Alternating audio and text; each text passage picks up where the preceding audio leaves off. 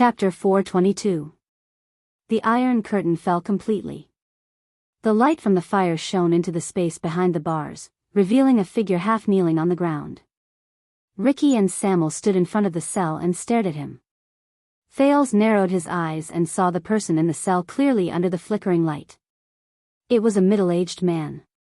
He knelt on the ground behind the bars and placed his hands on his chest. His head swayed continuously as he mumbled to himself. "Of course, I will bear my responsibilities, and I will face my sins." It was as if he did not hear the iron curtain fall, nor did he see the flickering light. No wonder Ricky said it sounded like he was praying. But Thales stared at the man in a daze. What is he doing? Ricky and Samuel looked at each other again. They were puzzled. With faint emotions, Samuel took a step forward and asked tentatively, "Zachriel?" Zachriel? With his previous experience, he was especially careful this time. He did not even hope for a response. But the man responded. The man who was kneeling on the ground and mumbling to himself slowly stopped speaking. He raised his head slowly. The movement of his shoulders was so slight that he looked like a porter who was carrying a heavy burden. As he raised his head, Thales saw his face clearly. He had brown hair, a long face, and sharp features. He looked even younger than Putre, who looked like a little old man. Obviously, compared to the 7 miserable and filthy former royal guards locked up, this man took care of himself well. At least his messy hair did not reach his chest, and the ends of his hair had traces of being cut. The beard on his chin did not look like a bird's nest either. Instead, it was only a few inches long. In fact, at first glance, he did not look sallow and emaciated. In the center of his forehead, there was a clear brand on his exposed skin. If it were not for his dirty clothes, stained face, and the smell that could not be underestimated, Thales would have had a hard time suspecting that the person in front of him was a prisoner. The man stared at the light in front of him. He narrowed his eyes and looked puzzled. A few seconds later, he raised his palm to block the glaring light. He seemed to have just come to his senses. Light and sound? The middle-aged man revealed a dazed expression. He seemed a little slow. "There's someone else?" But very quickly, the man hid his face behind his palms again. He pressed his head against the ground and curled up on the ground, letting out a painful cry. "No, no, no." Samuel and Ricky looked at each other in surprise, not understanding what was going on. The middle-aged man who buried his face in his hands asked vaguely, "Is this another test for you?" "Saw you." Samuel took a step forward and stared at the reaction of the person in front of him in disbelief. He wanted to say something, but in the end, he still answered him. "What test?" In just a few seconds, the middle-aged man suddenly raised his head. "The test before us." This time, the long-faced man looked nervous. He finally shifted his gaze to the 3 visitors. 3 of them. They look like they're alive. 2 of them are armed, and 1 is young and immature. What is this? An opponent that must be defeated, or a hostage that must be saved? Or is it an illusion forged by hope to lure me into a trap of despair? The 3 people who were mentioned shuddered. Very suddenly, the long-faced man's expression changed again. He turned to Ricky, who was outside the prison cell. "Hey, are you a demon?" The torch in Ricky's hand trembled slightly. The disaster swords gritted their teeth and looked at their companions in confusion. Samuel shook his head. His expression was grave, and there was pain in his eyes. The long-faced man did not seem to want them to answer him. He took a deep breath, got up from the ground, and smiled. "I have to admit that I always see them. They are the demons who bewitch people in legends, the monsters who never see the light of day in hell. Their claws are always scratching my heart. Their tongues never stop whispering in my ears. Their gazes are always hidden in the dark. Every minute, every second, they change their own scenes, trying to tempt me into falling into the abyss, into hell." The man leaned against the wall and stared into the distance with a profound gaze. He seemed to be talking to them, but he also seemed to be talking to himself. They will tell us to give up, accept it, and compromise. There's no hope in your world anyway. Samuel could not take it anymore. He took a step forward, and the torch illuminated the man's face. He shouted his name loudly, Zacriel. His voice was so loud that it shook the hall. The long-faced man in the prison cell shuddered. He froze for a moment. His dazed gaze slowly focused. Zacriel, the middle-aged man repeated slowly, almost enunciating each syllable. Samuel gritted his teeth. An inexplicable resentment rose in his heart. He waved the torch in his hand fiercely, making it burn even brighter. Yes. Samuel hit the bars with the torch, and sparks flew. It's me. Samuel. Wake up. Zacriel, the night of judgment. The man named Zacriel froze. He breathed slowly and asked in puzzlement, the night of judgment? But immediately after, Zacriel shook his head and laughed out loud. In the past, yes. Over the endless years, the demons in my heart always liked to use this to bewitch me. The glory of the past, the regrets of the past, and the remorse of the past. But those were all fake. They lied to me, and wanted me to believe in them. As he spoke, Zacriel seemed to have sunk into a mumble. Maybe I'm not perfect enough. Maybe I'm not determined enough. Maybe I'm not strong enough. That's why they're taking advantage of me again. They're trying to defeat me and defeat me. But at least I'm glad that I'm aware of their existence and that we'll have to fight each other. The communication failed. Samuel stared at the person in front of him in a daze. Beside him, Ricky let out a faint sigh. Ricky suddenly noticed that Thales was staring at the man who did not seem to be in his right mind. His eyes were fixed on him. He seemed to have remembered something. But as Zacriel spoke, his expression slowly changed. But yes, I will pull myself together. I will remember that I once fought to the death against the most powerful enemy, and I once sacrificed myself for the noblest ideals. Everything before me is just a fork in the road when I am lost. The middle-aged man's smile slowly disappeared, and his breathing quickened. He seemed to have remembered something. He grabbed his hair with both hands and knelt on the ground again. The man's lips trembled, and his entire body trembled. Wait, Zacriel, Zacriel, Zacriel?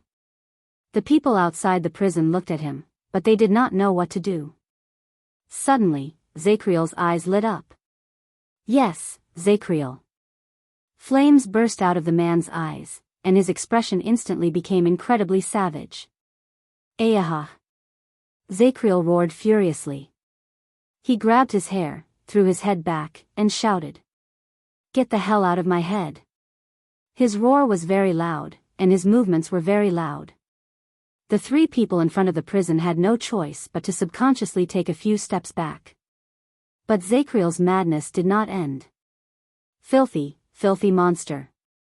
Despicable, despicable *tch.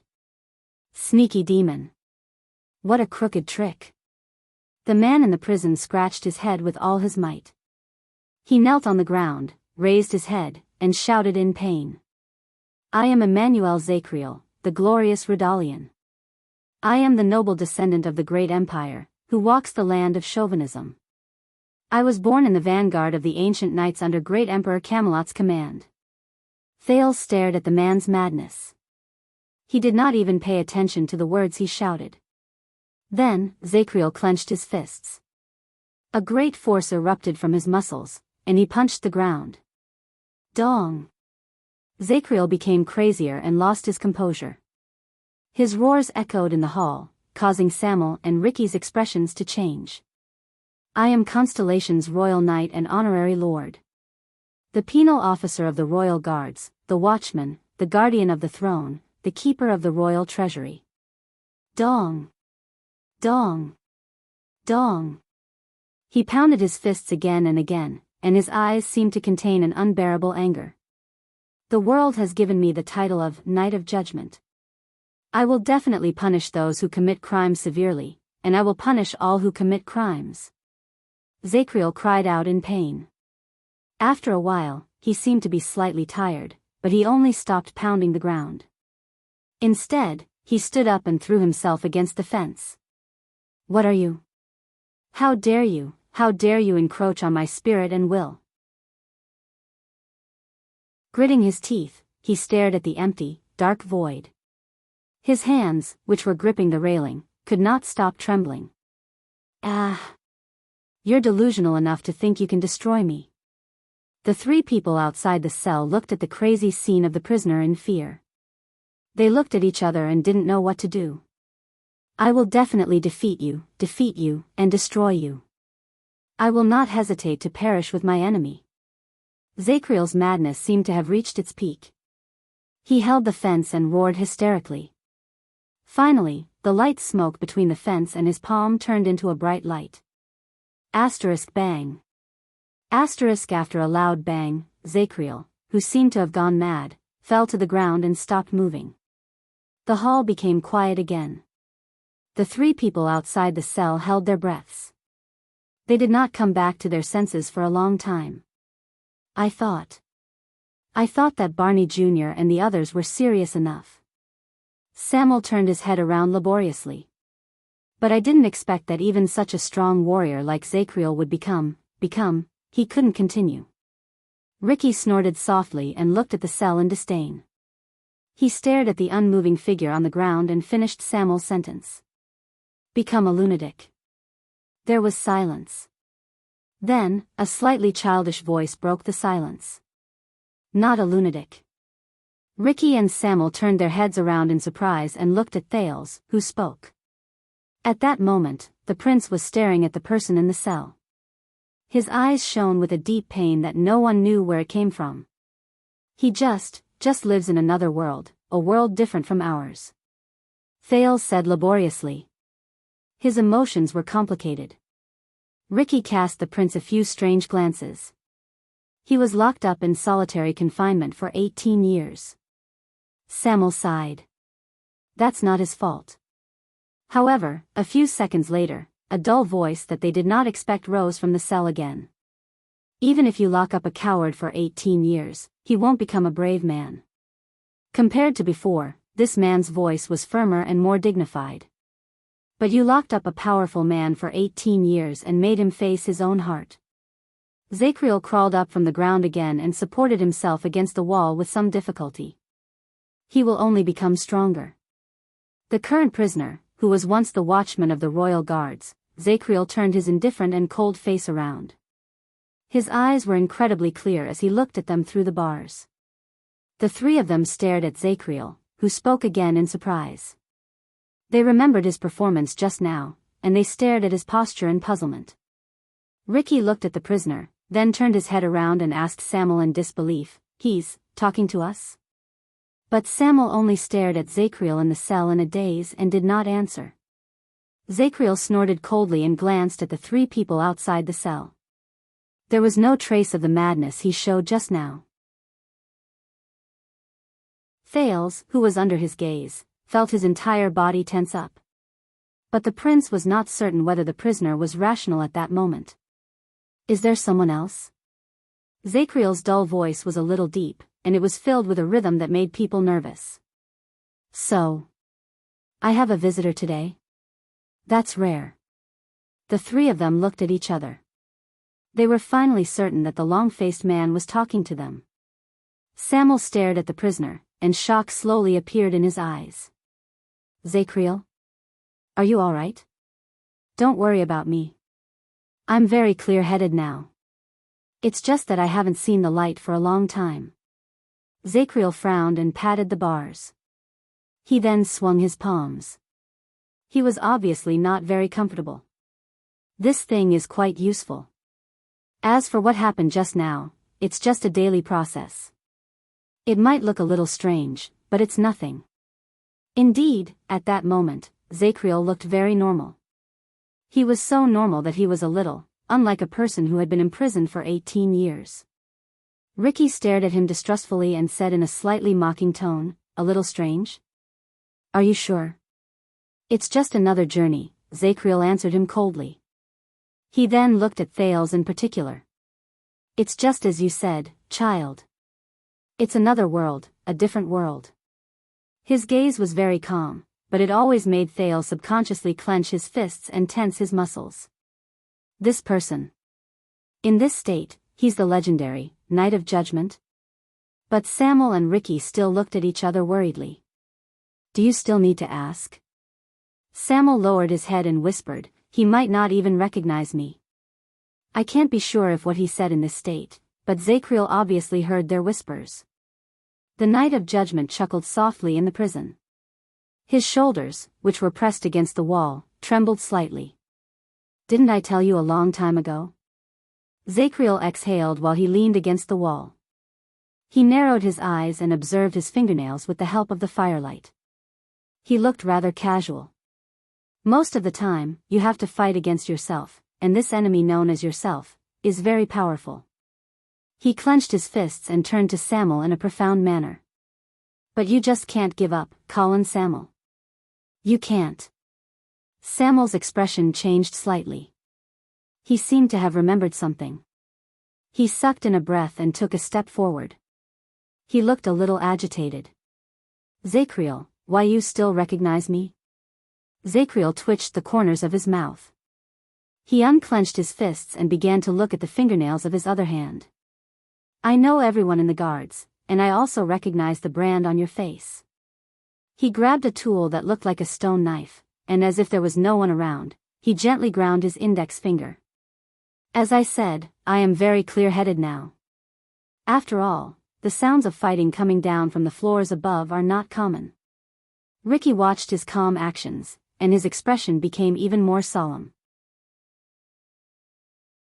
Zacriel blew at his fingernails, which were ground flat by the stone knife, and stared at Samuel from afar. You just said that it was 18 years, right? Samuel's cheeks trembled. 18 years. Ricky and Thales moved at the same time. This is what I just said when Zacriel went mad. He actually remembers all of it. So, fugitive Colin Samuel. It's been 18 years. They finally caught you and sent you down here to rot. Zacriel narrowed his eyes and looked at his old colleague. Or did you break the rules and laws again, and appear here not quite legally? Thales sized up the legendary figure of the royal guards who did not seem to be normal again. He wondered what kind of person he was. Samuel pursed his lips. After the previous reunion with the guards, he did not know how to speak. Ricky, who had been suspicious all this while, said, very good, he can still talk. Although he still doesn't look normal. He nodded at Samuel. Let's try. When he heard the leader of the disaster sword speak, Zacriel's gaze swept past Ricky and Thales. His eyes sparkled, and he seemed to be thinking about something. Samuel took a deep breath and said in a tactful but serious manner, Zacriel, listen, it's been 18 years. You shouldn't be trapped here. We came here because, but Zacriel quickly cut him off. Prison break, rescue, treasure hunt, revenge, suicide, atonement, and answer questions. The former prisoner of the royal guard sneered. There are only these few reasons why you came here. He propped himself up from the wall and turned his head. I'm not interested in any of them, Zacriel said coldly without turning his head around. You can leave now. At that moment, Ricky and Samuel were stunned. Both of them were rendered speechless by his uncooperative attitude. However, Zacriel did not even look at them. He only showed the people behind him his heavy and dull back. The three people outside the prison looked at each other at a loss. In the prison, Zacriel stroked his rough chin and said softly with slight regret, maybe.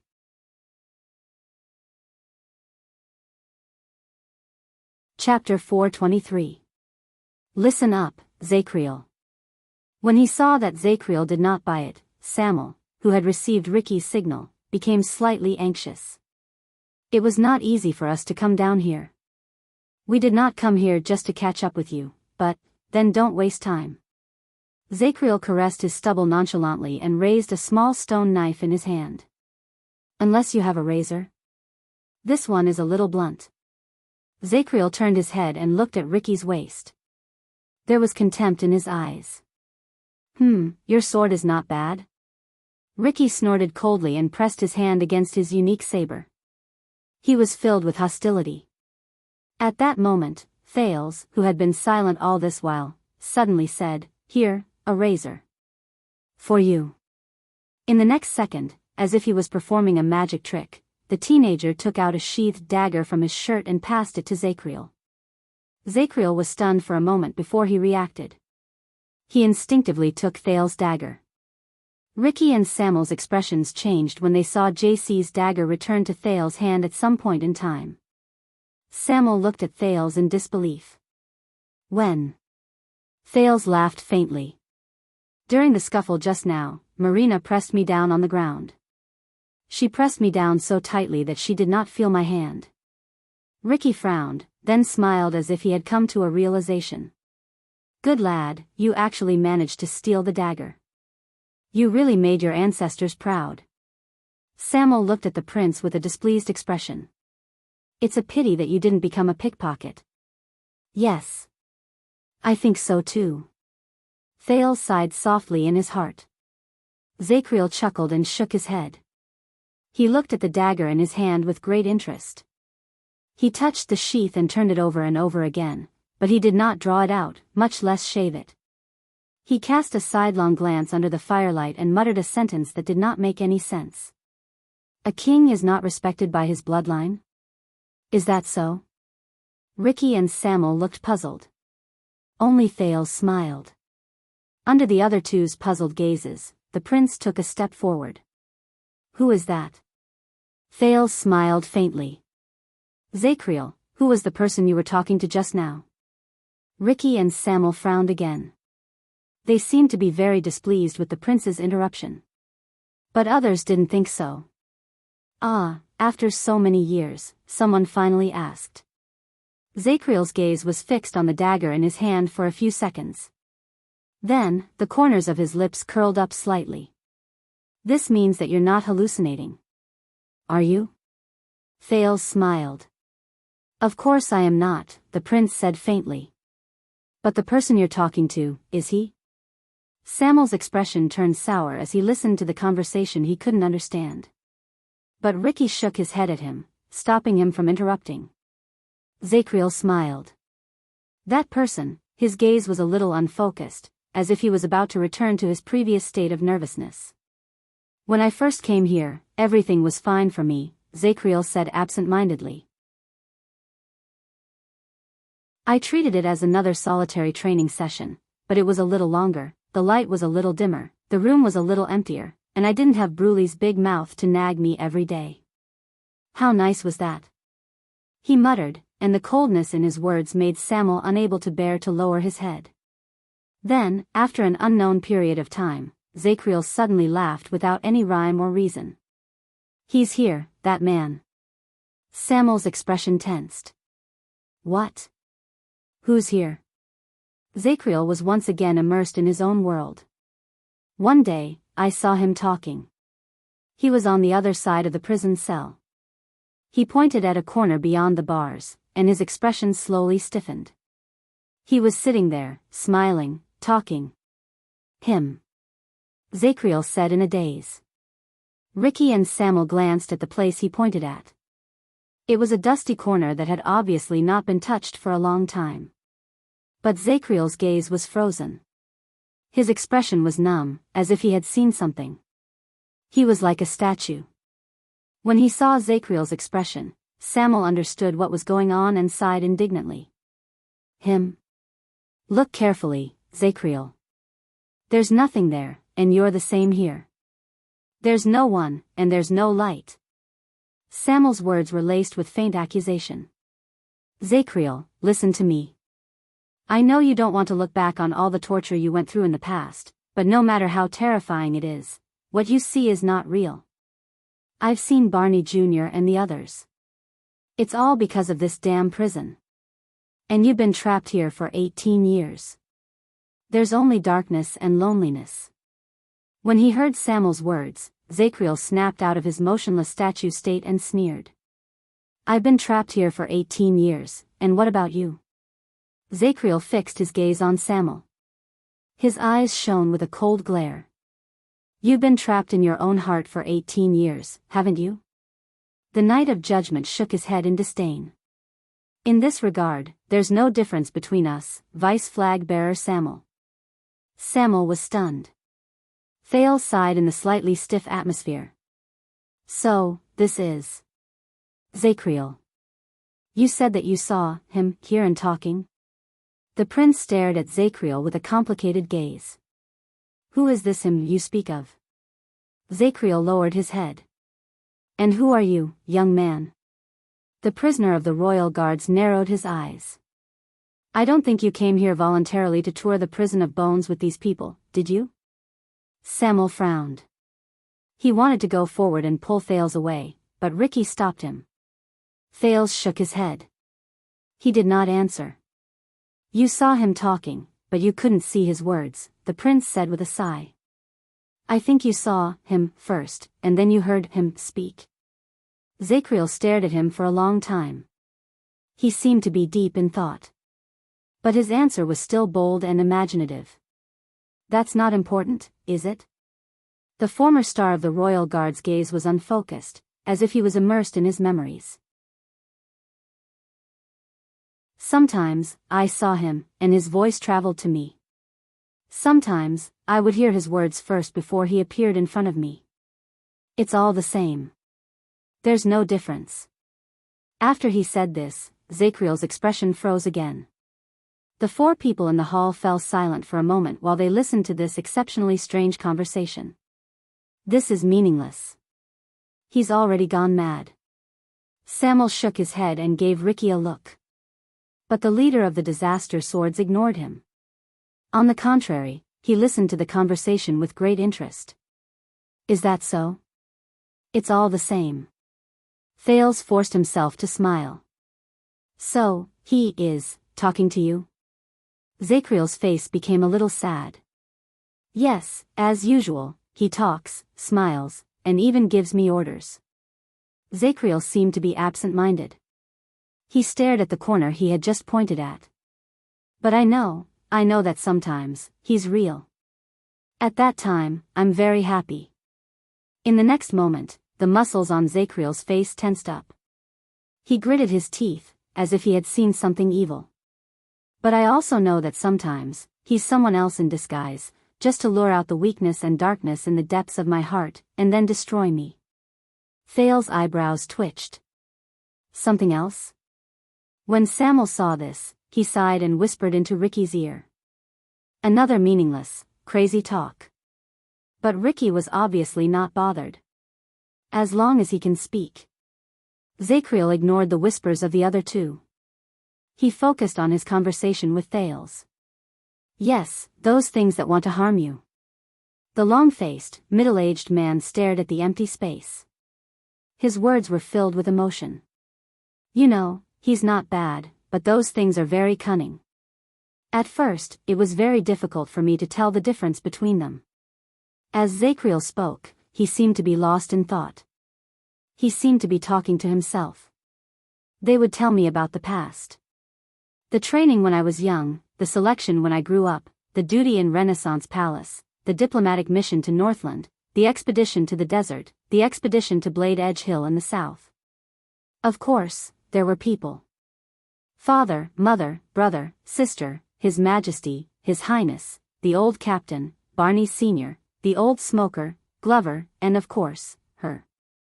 Then, when he said this, Zacriel shuddered slightly. Thales watched him attentively, encouraging him to continue. Those things are especially despicable. They like to whisper in my ears when I sleep. Zacriel seemed to have returned to his previous state. He gritted his teeth, and his expression was ferocious. Then, they would show me something else. They tried to destroy me. He stared at the dagger in his hand. His gaze was deep and cold. What was it? Thales asked softly, as if he was guiding a child to learn. What did they show you, Zacriel? Zacriel raised his head swiftly and gritted his teeth like a wild beast. His eyes were bloodshot as he stared straight ahead, as if his mortal enemy was there. Sometimes, I can see rotten skin with maggots and flies on it when I open my eyes. Zachriel's words were filled with a chilling aura, and his body trembled along with it. They're so rotten that they can't be recognized, but they're still moving. But I know that they're the royal guards. It's their faces that appear from the darkness and suddenly appear in front of your eyes. Samuel looked at him with a pained expression and shook his head softly. He's really crazy. Ricky ignored him. Sometimes, there are countless heads stuck on the tips of spears. They fill every corner of the cell, leaving me with no place to hide. Even when I sleep, I can only stand with my back against the wall. Thales listened quietly. His gaze was compassionate. Those heads have been dead for a long time, but they can still speak. They like to suddenly open their eyes and speak when I squeeze past them to get food. Some of them even try to bite me. Zachriel clenched the dagger in his hand tightly. He covered his shoulder with his left hand, as if the monster he spoke of had bitten him there. I have to say that the head that looks like Prince Banker is quite similar. His words made me unable to sleep for a few days. Zachriel squeaked with the ghost of a smile on his face. He widened his eyes and stared at Thales in a rather frightening manner. One day, when I woke up, I saw hanging corpses all over the ceiling. All of them had their eyes rolled back and their tongues hanging out, but they seemed to be looking down at me. Zachriel pointed at the top of his head. His breathing became increasingly rapid. They swayed back and forth above my head, twitching slowly. Sometimes, the feet and robes of the dead would brush against my hair. This would last for about the time it takes for 3 meals. He said faintly. Samuel could not help but speak. But you don't even have light here.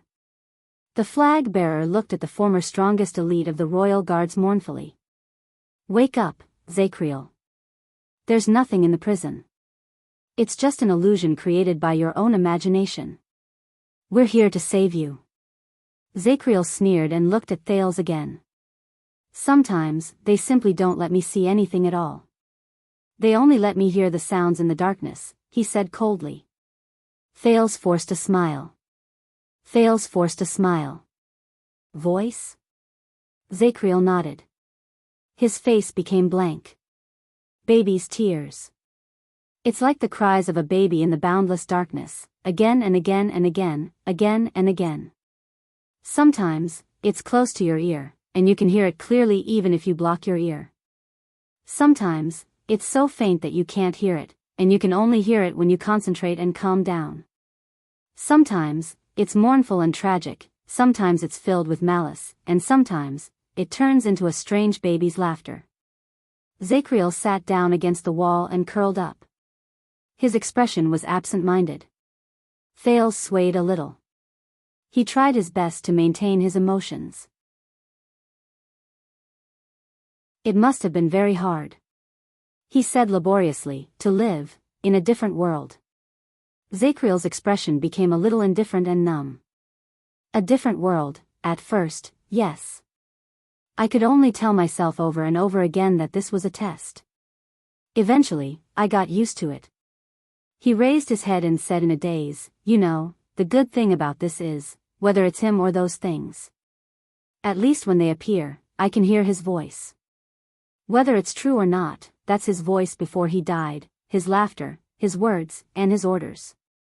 Zachriel pressed the hilt of the dagger against his forehead. Let me console myself in this eternal purgatory. Thales was a little sad. He took a deep breath and asked, Who? Whose voice is that? This question attracted the attention of the other two. Zachriel was dazed for a moment. Of course it's him. The former watchman of the royal guards showed a sad but gratified smile. The former crown prince. Samuel swayed slightly. Thales was also slightly stunned. The one I saw, the one who spoke to me, the one who smiled at me, the one who tested me, the one who tortured me, the one who visited me all the time, was him before he died.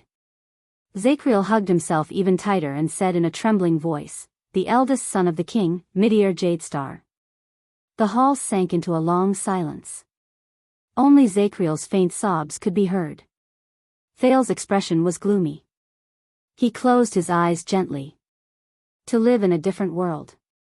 He repeated this in his heart helplessly. But when he closed his eyes, Thales felt as if he was thrown into a stormy sea in his thoughts. He rose and fell with the waves. Then, he ran into a memory fragment that he had not seen for a long time, and it brought him back to a world that he had not cared about for a long time. It stimulated the same unfamiliar feeling that he had not felt for a long time. That voice. It was still that voice. It was a pleasant, gentle, soothing voice that always made him laugh heartily. Chiron, are you afraid of ghosts? This despicable man, asking even though he already knows the answer. He's probably going to laugh at me again.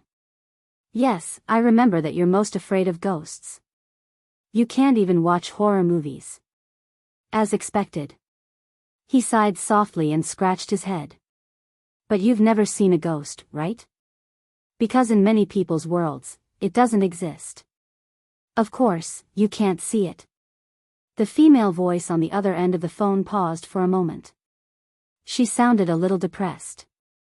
But why don't you imagine that there is a kind of person who sees, ghosts exist in the world they see? Exist. He frowned. What?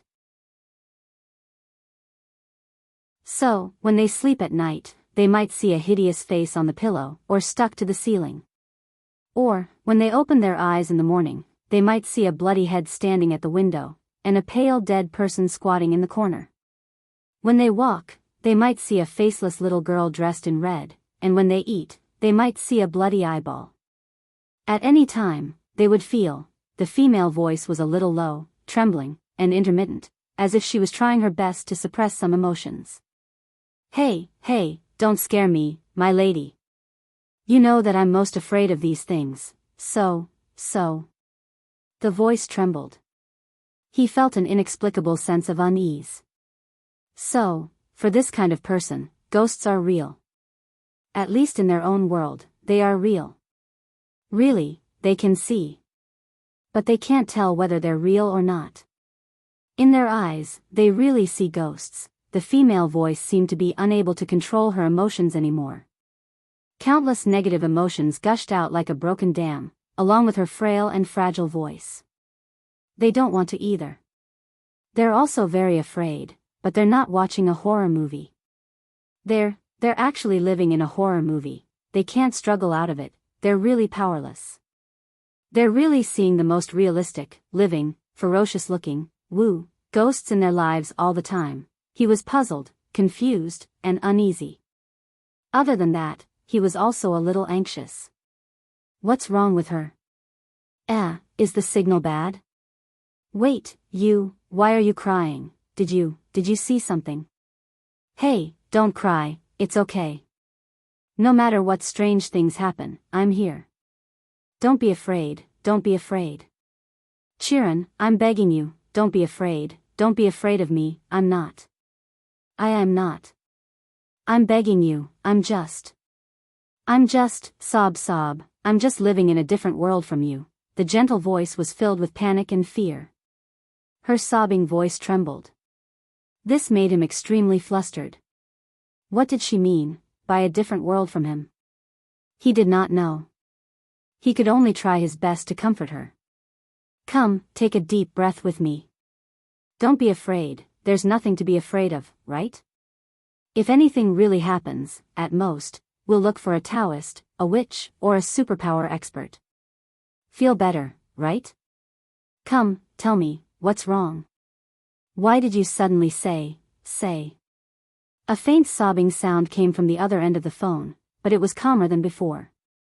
Chiron, today, the doctor told me the diagnosis. The female voice was much more dejected. There was even a hint of despair in her voice. He wanted to say something, but the words were stuck in his heart. He could only say 3 words. How is it? The female voice laughed. Have you heard of schizophrenia? A sudden wave of fear seized his brain. Schizion, and phren. The Greek roots for schizion and phren are disjointed and split, as well as mind and thought. The doctor said that this is the disjointed and separation between perception and thought. So, some people translate this as mental disorder. The voice sobbed softly, as if she was forcing herself to laugh. She wanted to laugh, but could not. It made his heart feel as if it was covered in a haze, and he felt incredibly sad. He could only remain silent. But here, we have a more common translation. He gulped. What is it called? The female voice snorted and spoke weakly and weakly. Schizophrenia. At that moment, Thales opened his eyes abruptly and broke free from the boundless sea of memories. He returned to the dark and silent black prison underground, drenched in cold sweat. He panted heavily and looked at Zacriel, who was rooted in the prison like a wooden statue. He felt an emptiness in his chest.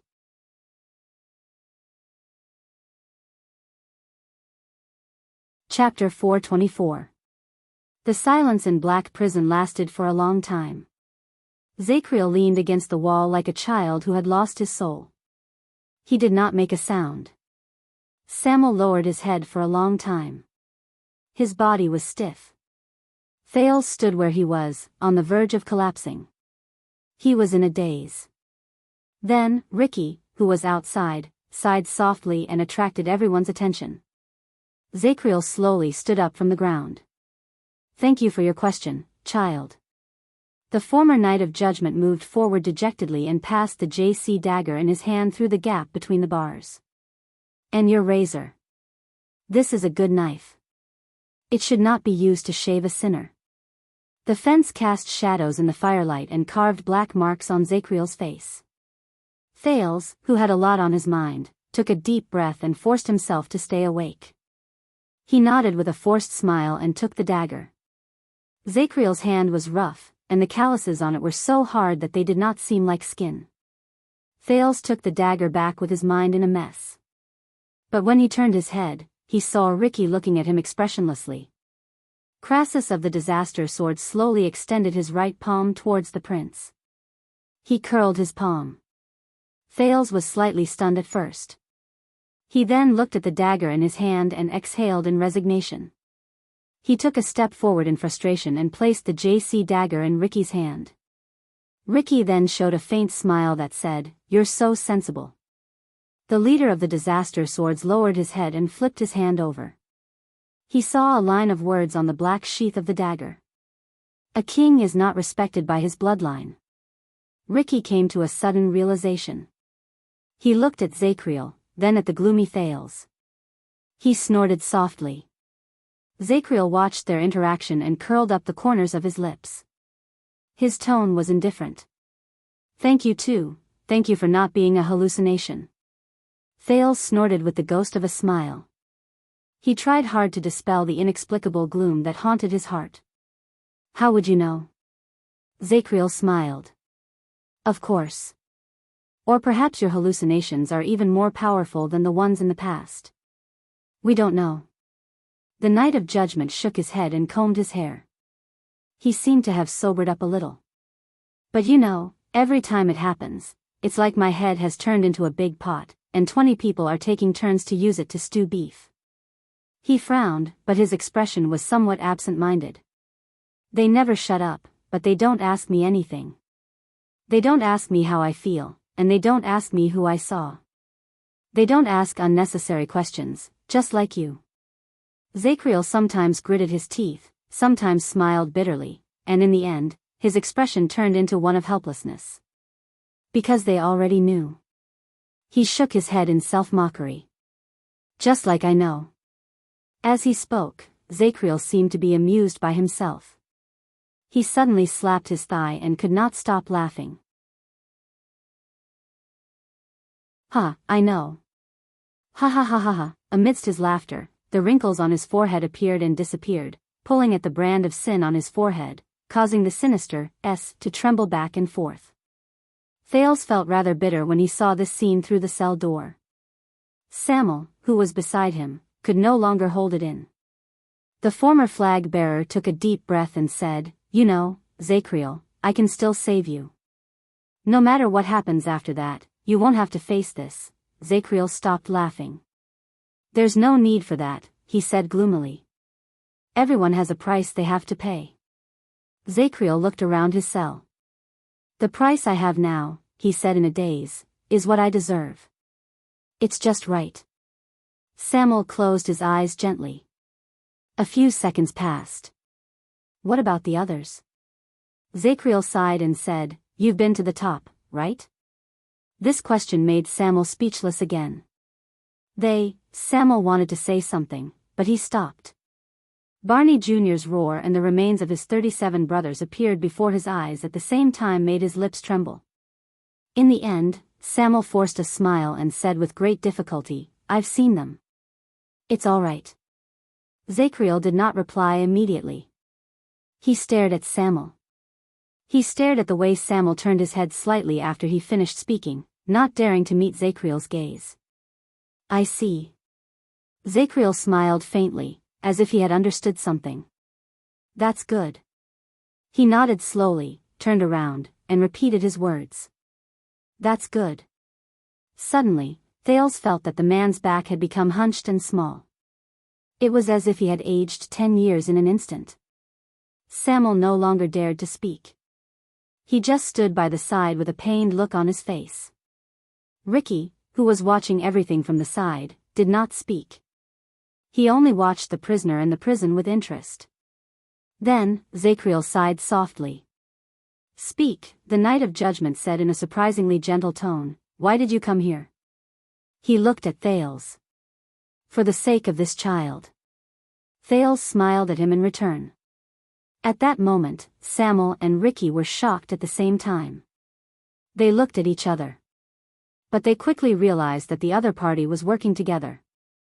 With faint joy and excitement, Samuel nodded at Ricky and spoke resolutely. We just want to verify some things, Zacriel. Zacriel did not speak. He only lifted his chin slightly. Samuel cleared his throat and furrowed his eyebrows slightly, as if he was recalling his own question. But the first one to speak was Ricky, who took a step forward. First of all, Zacriel, how much do you know about the Tower of Eradication? When he said this, Thales frowned slightly. He suddenly remembered what he saw and heard when he was held hostage in the tavern.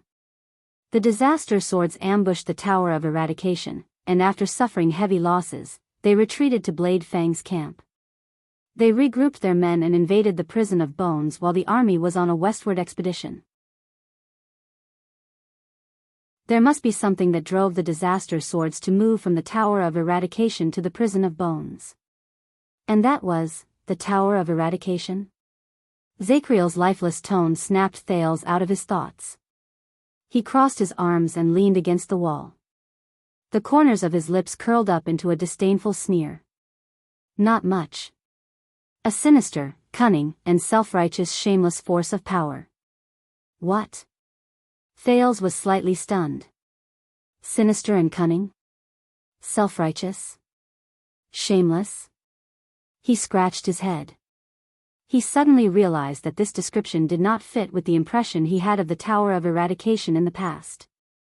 In the past, whether it was the loyal attendant Waya, the forthright and simple-minded Cohen, the scheming schemer Raphael, the cold beauty Miranda, the former enemy, the loud Croche, and even the old tavern head Caslin, who was known as a beast in human skin, Cohen's language, these people from the Tower of Eradication constantly used their ideas and actions to instill this impression in Thales. The Tower of Eradication was a noble and neutral place of inheritance. It taught people combat skills and their powers of eradication. It vowed to preserve the vitality and combat power of humans, and to pass on the spirit of being united and treating each other with sincerity during the battle of eradication. It was to pass on from generation to generation the spirit of being united as one. But today, Thales frowned as he looked at the disdainful Zacriel and listened to him continue to describe his impression of the Tower of Eradication. They claim to be neutral and never build a country, but in reality, they are a separatist force, and are no different from local military leaders. They sway left and right on international affairs, act according to the situation, have no shame, and constantly encourage their subordinates to go out and do dirty mercenary business, which is dirtier than most countries. They call it training. The more Zacriel spoke, the more ferocious he became. He seemed to have a deep prejudice against that place. For centuries, that group of hypocrites who call themselves swordsmen lie on the bones of their ancestors that have been cold for centuries. They bask in the fame and glory that do not belong to them. They habitually use hypocritical and pretentious excuses to attract generation after generation of hot-headed youngsters. In the name of passing down skills and protecting humans, they are actually training their minions and gathering troops to strengthen themselves. He gritted his teeth. When he spoke to the extreme, he even spat on the ground. Samuel, who was outside the prison, frowned. Ricky's eyes lit up. They study how to kill all day long, then teach their subordinates so that they can wield their swords and risk their lives for the wars of other countries. They kill more people, shed more blood, fight more wars, and make the world more chaotic. It's all thanks to those disgusting scumbags from the Tower of Eradication. After that, generation after generation of war orphans, filled with the hatred and ambition left behind by the previous generation, came to the Tower of Eradication's doorstep again, and handed over their loyalty and allegiance to those hypocrites who consider themselves to be virtuous in exchange for the skills to kill. Then, they continue their fated cycle. Zachriel clenched his fists, as if he was in that situation. He looked like a hero who hated evil. And those despicable and shameless people still stay out of it. They still have the nerve to maintain their so-called noble integrity and valuable neutrality, because they only give out swords, and the ones holding the swords are only others. It's as if the filth and despicable acts have nothing to do with them. Bah! The night of judgment cursed. Damn the Tower of Eradication. Thales stared at Zachriel with a strange expression. He thought that Ricky had asked him how much he knew about the Tower of Eradication. You call this not much? However, Zachriel's evaluation, or rather, accusation, had not ended. Have you ever seen shameless scumbags who carry out their missions with a face full of compassion, shout that they love peace, and protect mankind, but never stop for a moment, and never hesitate to sell weapons that kill people all over the world? Zachriel curled his lips and fiercely bared his teeth. That's them. Scumbags from the Tower of Eradication. Once he finished speaking, Zachriel snorted through his nostrils and ended his brief sharing of his thoughts. The atmosphere in Black Prison became awkward for a moment. Samuel did not know how to continue the conversation. Thales also raised his eyebrows. Ricky, on the other hand, laughed out loud without a care in the world. I like this guy. Ricky was done laughing. He scratched his chin and looked at the Night of Judgment with interest. Are you sure you don't want to get out of prison? We will work well together. Zachriel returned him a cold smile. Samuel coughed and whispered to Ricky. Because of many things in the past, he has a deep prejudice against the Tower of Eradication. Ricky shook his head nonchalantly. Back to the topic. Samuel sighed and took out a piece of paper from his bosom. This action attracted Thales' attention. He had a feeling that this was the Disaster Sword's true goal. Samuel gently opened the paper and spread it out in front of Zachriel through the bars. He used the light from the fire to illuminate it. Zachriel, do you remember this? Zachriel narrowed his eyes. At first, he shrank a little because of the approaching firelight, but as he gradually got used to the light, he walked forward slowly and stared at the paper in Samuel's hand. At that moment, Thales suddenly felt that Zachriel's aura had changed. His gaze became fierce, and his expression was no longer as casual as if he did not care. It was as if he had turned from a pitiful man who had experienced the vicissitudes of life and was exhausted back into the Emperor's Praetorian Guard he once was. But he only scrutinized the things on the paper without saying a word. This made Thales even more curious. What is written on the paper in Samuel's hand? But Samuel was standing closest to the prison cell, and Thales could only see the blank back of the paper. Samuel also held the paper up so high that Thales could not see it. Just as the prince was hesitating whether he should stick his head out to peek at the paper in front of the two powerful kidnappers, Zachriel, who had become serious, suddenly extended his hand and took the paper. It crushed Thales' hope of seeing the truth. Zachriel furrowed his eyebrows and stared at the contents of the paper. Outside the prison cell, Samuel and Ricky waited quietly. Thales could feel that they were holding their breaths and staring at each other, waiting for each other's response. After a long while, Zacriel finally raised his head. His expression was solemn. He waved the paper in his hand and slowly asked the two uninvited guests. "What is this?" Samuel was obviously encouraged by their unusual reaction. He curled up the corners of his lips. "This is a sketch I drew based on my impression of it after I saw it once. As you can see, the real thing has color, and it is much brighter." Zacriel's eyebrows furrowed even more. He first cast a glance at the two people outside the prison cell, then snorted coldly. "How would I know what it is just based on this piece of paper?" Samuel stared coldly at his former colleague. If it were someone else or something else, the answer might be no, but Samuel raised the torch high and shrouded Zacriel's entire face in its light, but Thales only felt that the latter's expression was a little gloomy. "Do you see its outline? Do you see how special it is? More than 10 years ago, when I was still in Renaissance Palace, I saw it when I was on duty at the entrance of the royal treasury." Samuel stared at the prisoner very seriously. "At that time, I only caught a glimpse of it from afar, but I will never forget it." Thales' heart skipped a beat. The royal treasury, in Renaissance Palace? Zacriel did not answer. He only shifted his gaze to the paper, and his grip on the edge of the paper gradually tightened. As if talking about the past, Samuel's tone became a little gloomy. "The secret treasures in the royal treasury are all invaluable and hold great significance. In all of Renaissance Palace, aside from the royal family, there is only one position in the guards who can directly come into contact with them. That position protects the inheritance of the royal guards and knows countless secrets.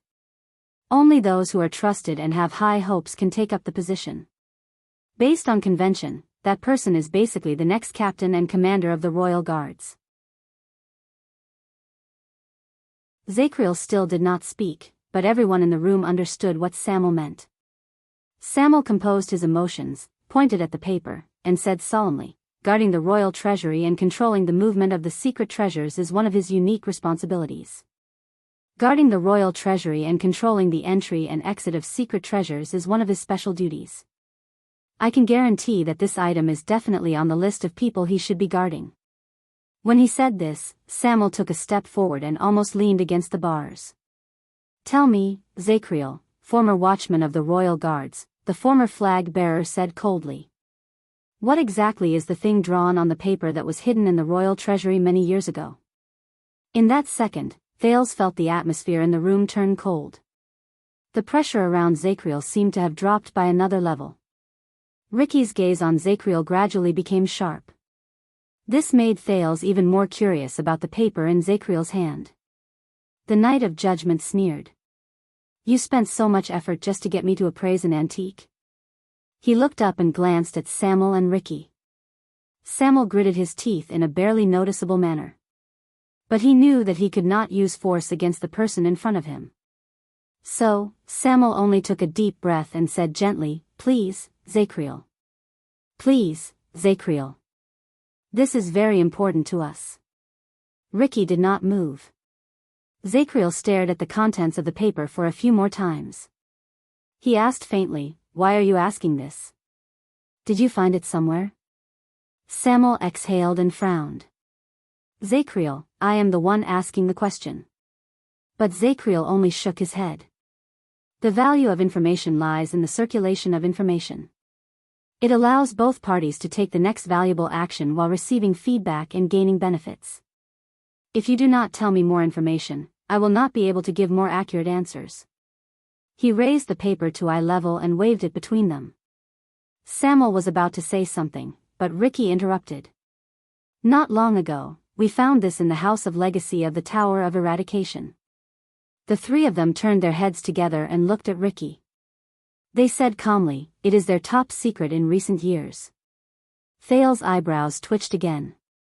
"The Tower of Eradication's top secret? The Tower of Eradication?" Zacriel's expression finally changed. He looked like he was deep in thought. "I'm guessing you weren't invited to visit, right? The House of Legacy is their core area. Zacriel pondered for a while, then revealed a gloating smile. By the way, well done. But Ricky only shook his head. We did not get it. The Tower of Eradication has always protected it very tightly. Even though we paid a terrible price, we could only get a glimpse of it. Samuel's expression darkened. He nodded quietly. And according to the information, the master of the Tower of Eradication, the old Far Easterner, values it very much. Ricky looked at Zacriel with a serious expression that was rarely seen. According to him, this may be the key to changing the world. Zacriel frowned. Shall? His face was filled with disgust. That stupid, old fool of a gray-robed sword guard? Thales did not listen to Zacriel's disrespectful words about the Tower of Eradication, but his attention was attracted by Ricky's words. The Tower of Eradication has the key to changing the world? What is that? Thales stared at the piece of paper curiously, imagining what was drawn on it. Now you have the information you wanted, Knight of Judgment. Ricky gestured at the piece of paper with his chin. We found it in the Tower of Eradication, and Samuel was the only one who recognized it. This brought us here, to you. Even if it's for the sake of us barging in to relieve your boredom. Zacriel, answer us. What is this? He focused his gaze on Zacriel's calm and dark face, as if he was trying to see something from it. Zacriel was silent for a long time, staring at the piece of paper. But Ricky and Samuel seemed to be very patient. Until the former watchman of the Royal Guard spoke faintly. 300 years ago. Samuel's expression froze. What? Under the illumination of the fire, Zacriel walked closer to the bars, revealing his half-glowing, half-dark face. The ferocious brand on his forehead was very clear, and the lower half of his face was completely dark. But his eyes were full of life. He swept his gaze over the guests outside the prison cell, and his eyes shone like swords. He did not look like a person who had lost his mind at all. Zacriel continued to speak. In the year 349 of the calendar of eradication, Ixora Yarrow married into the Jade Star royal family and became the queen of Midir IV. Thales, who was listening carefully, was instantly stunned. Midir IV. Isn't that? Ricky was still frowning and confused, but Samuel, who was familiar with Constellation's history, had his expression change slightly. Yarrow. You mean, the only elf queen in Constellation's history, Queen Ixora? Zacriel nodded slowly with a serious expression. And the thing on this piece of paper that you claim to have found in the Tower of Eradication is one of the dowries that Queen Ixora brought into Renaissance Palace from the Sacred Tree Kingdom. His voice was steady, and his tone was solemn. As the people outside the prison looked at each other, Zacriel raised his right hand and gently flipped the piece of paper in his hand so that it faced Thales. At the moment the light from the fire illuminated the paper, the prince was first slightly confused, then he was greatly shocked. The outline of a short sword was carefully drawn on the paper. A strange counterweight ball. A gemstone in the middle of the sword's guard. A handguard that was curved in the opposite direction of the blade. Thales was stunned. That's, even in the royal family's treasure vault, which is full of treasures, it is a rather special one. Because this is the last weapon left in the world since the uncivilized era. It is said to be an ancient weapon that can slaughter great dragons. Thales stared at the picture on the paper.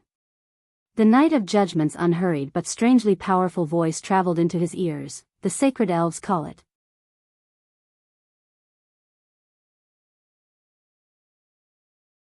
Chapter 425. Blade of Purification. This name, which he had not heard for a long time, echoed in Thales' mind again. How could it be? He stared at the dragon breaker on the piece of paper. He had countless questions, and his emotions were a mess. Previously, when he was in Heroic Spirit Palace, Thales obtained the Precious Against the Heavens book from Saroma. It described the dragon breaker, which was exactly the same as the Blade of Purification. But Thales did not expect that these strange-looking weapons would be so close to his family name and bloodline. Dragon Breaker. Blade of Purification. Is this a coincidence? Or is this the weapon that sealed Giza? So, this is just Queen Asora's dowry. Samuel stared at Zacriel with a puzzled expression, snapping Thales out of his memories. When the Night of Judgment mentioned the past, he seemed to have entered a dazed state again. Not only that, it is also a testimony to a period of history. Every item in the treasury is of great significance. Samuel and Ricky frowned and looked at each other. Zacriel gently touched the bars of black prison. Before it could take effect, he quickly left his hand. He was deft and skilled. That was probably one of the most tense times between Constellation and Extet. The former watchman's gaze was lost. The Nightwing King's invasion and the disaster of the Third Peninsular War broke the political balance, causing countless small and medium-sized forces to perish. The big countries that survived the disaster did not have it easy either. The Western Peninsula welcomed another round of reshuffling. Hence, the struggle for supremacy in the Western Peninsula and the conflict between the descendants of the Empire and the Dragon's children reached its peak again. 2 of the 3 heroes of Dawn ascended to high positions. Chara the hero became the regent of Dragon Cloud City and the actual ruler of Extet, while Midir Jadestar was crowned as the 4th King Midir in Constellation's history. But due to the hatred between their countries and their families, they turned against each other. Samuel and Ricky looked at each other. They seemed to be dissatisfied with the prisoner's rambling and aimless words. Thales listened quietly to the man's narration, which sounded as if he was sleepwalking. He remembered the poem Putre sang in the Black Sand military camp 6 years ago. When Dawn Rises. He still remembered Putre's tune, as well as the 3 main characters in the song. In fact, the Prince of Constellation did not attend to his proper duties, and learned to play the lute and sing bardic poems. It was one of the few pleasures in the palace of the Northland nobles, who lacked entertainment. After the Night of Dragon's Blood, the Star Killer, who was not that amiable to begin with, became even more extreme. He treated any stranger who entered Heroic Spirit Palace as a potential assassin, and the bards who entertained the banquets were no exception. Zacriel continued to speak. The political chess game between the 2 countries has begun again, and it's even better than before. Under such circumstances, due to political needs, the Sacred Tree Kingdom and Constellation realized a royal marriage that was rare even in the history of the elves and humans. Zacriel picked up the paper in his hand and stared at the outline of the strange short sword on it. His expression was mournful, as if he was reminiscing about the past. Hence, after the disappearance of the Great Dragon, this weapon, which had been lying around for an unknown number of years, became more of a treasure than a battle treasure, and more of a souvenir than a practical weapon, was intentionally given as a political gift. It followed King Ixora to Constellation and entered the royal treasury. Zacriel looked at the sketch in his hand and spoke softly. The Dragon Breaker. A few years later, the large fortress built beside Cold Castle between Black Sand region and the Northern Territory was named after it. For the next 100 years or so, Constellation and the Great Dragon used that fortress to attack and defend against each other, until Queen Erica defeated the Extension Alliance army 6 times in the famous Three Pockets battle. She finally seized Cold Castle and forced the Northland barbarians to retreat to the northern plains, causing Constellation's might to reach its peak. Under the dim firelight, the Night of Judgment's words floated in the dust-covered black prison, which had been abandoned for a long time. One could vaguely hear the excitement and loftiness of that era. Zacriel gently loosened his fingers and let the paper fall to the ground. He slowly retracted his gaze from the void. His gaze became clear again. Of course, perhaps one of the reasons why Constellation's ancestors brought this weapon was because they were worried about the legendary Queen of the Sky. They were worried that it would intervene in the political situation when Extet was at its weakest. This way, they at least had a weapon that could theoretically restrain it, even though it never showed up. Zacriel said faintly. It showed up. Samuel, who had been silent for a while, said softly, that legendary dragon was in Dragon Cloud City 6 years ago. This sentence made Zacriel tremble slightly, and Thales sank into deep thought.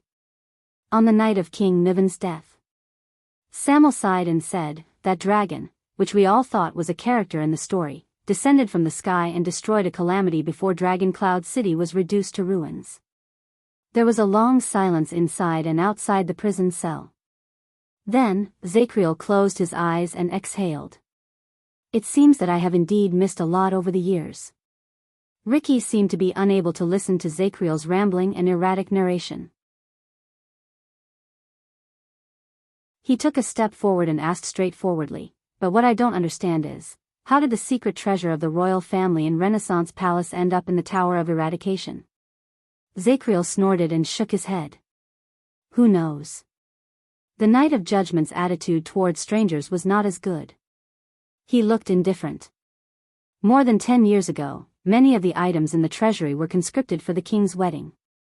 Perhaps this item is also on the list. Who knows? Wait. Thales's ears twitched. The king's wedding? Which king? Is he talking about Kessel V? The wedding when he was still a prince? Anne. Queen Kia. A beautiful figure holding a doll appeared before Thales's eyes. He felt sad. So, we can confirm it? As he watched the paper fall to the ground, Samuel turned to look at Ricky, as if asking for his opinion. More than 10 years ago, under the king's orders, the dragon breaker was moved out of the treasury. But Zacriel only looked like he did not care. He leaned against the wall casually. Is it important whether it is or not? Samuel was about to retort, but Ricky was faster than him. Very well, then let me change my question. The leader of the disaster sword still looked relaxed. He had the ghost of a smile on his face, but Thales could vaguely sense the seriousness hidden in his tone. What is so special about the dragon breaker? Does it have no other secrets? Zacriel changed his posture. The light from the fire drew a long shadow on the wall. Then what do you want to know? His words gradually showed his impatience. According to the records, this ancient weapon has been covered in dust for a long time in the Sacred Tree Kingdom. Even the sacred elves themselves know very little about it. That's why they sent it as a political dowry, let alone us, who have reached the end of our lives. The Knight of Judgment said coldly. Ricky stared at him carefully, but his expression gradually changed. It was as if the air around them had started to become oppressive. Zacriel. The last trace of warmth on Ricky's face disappeared. Do you really not know, or are you playing dumb? Zacriel narrowed his eyes and stared at the stranger outside the fence through his slits. I'm tired. You should leave quickly. The Knight of Judgment did not show any intention of cooperating with the other party. Instead, he said coldly, before the guards show up. Samuel looked a little anxious. He looked at his old colleague's unmoved expression. Just as he was about to say something to ease the situation, Ricky sneered. But Thales could feel the chill in his laughter. Do you know why we paid such a huge price to come here and ask you these questions, Knight of Judgment? The leader of the disaster sword spoke slowly with a cold smile. Because what we really want to know is, Zacriel still leaned against the wall without moving. As if he was distracted, he started to observe his nails again. It was as if he was indifferent to everything. That was until Ricky asked his question. 18 years ago, this was the so-called dragon breaker that Samuel saw. You personally guarded it. Ricky said softly. Is it a legendary anti-mystic equipment? Ricky's soft words echoed in the hall. At that second, the light from the fire flickered slightly, but the inside and outside of the prison fell into absolute silence. Soon, Thales' breathing became chaotic without him realizing it. He had to rely on the sin of Hell's River to stabilize it.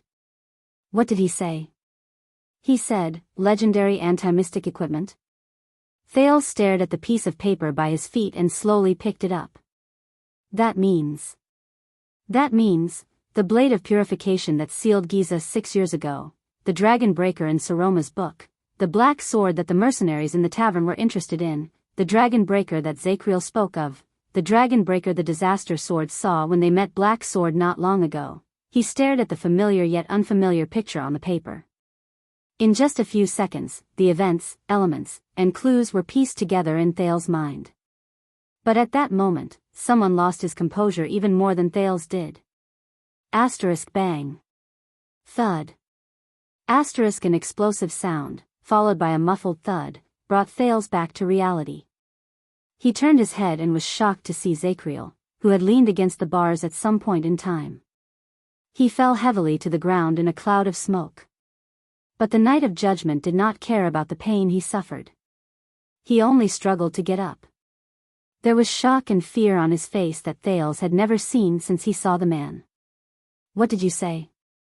Zacriel gritted his teeth and stood up straight.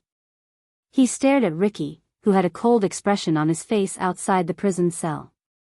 There was a rare tremor in his voice. "What equipment?" It was as if he saw the end of the world. When he saw Zacriel like this, Thales, who should have been the most shocked, calmed down. He sensed that something was happening. And the people in front of him were the ones who knew about it. Aha!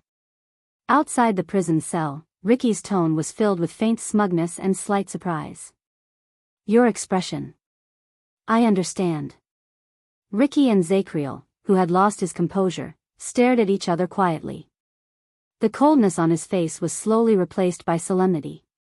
"I see. It seems like you really don't know." On the other side, Samuel was obviously not aware of the situation. He looked at Zacriel, then at Ricky. With the same question as Thales, he asked, "What's wrong?" But neither Zacriel nor Ricky seemed to care about his idle mood.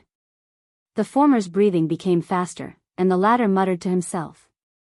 Zacriel's chest rose and fell. His breathing was incredibly rapid, but this could not compare to his uncharacteristically anxious attitude.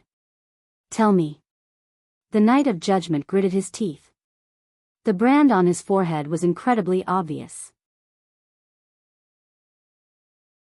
"Did you just say, what legendary anti-mystic equipment? Tell me." Ricky stood where he was with a slight frown on his face. A few seconds later, in the face of Zacriel's anxious gaze for an answer, he nodded at Samuel. "Tell him." Zacriel immediately looked at Samuel. His gaze was sharp, aggressive, and vaguely ferocious. Samuel cast a strange glance at Ricky, but he still spoke quietly.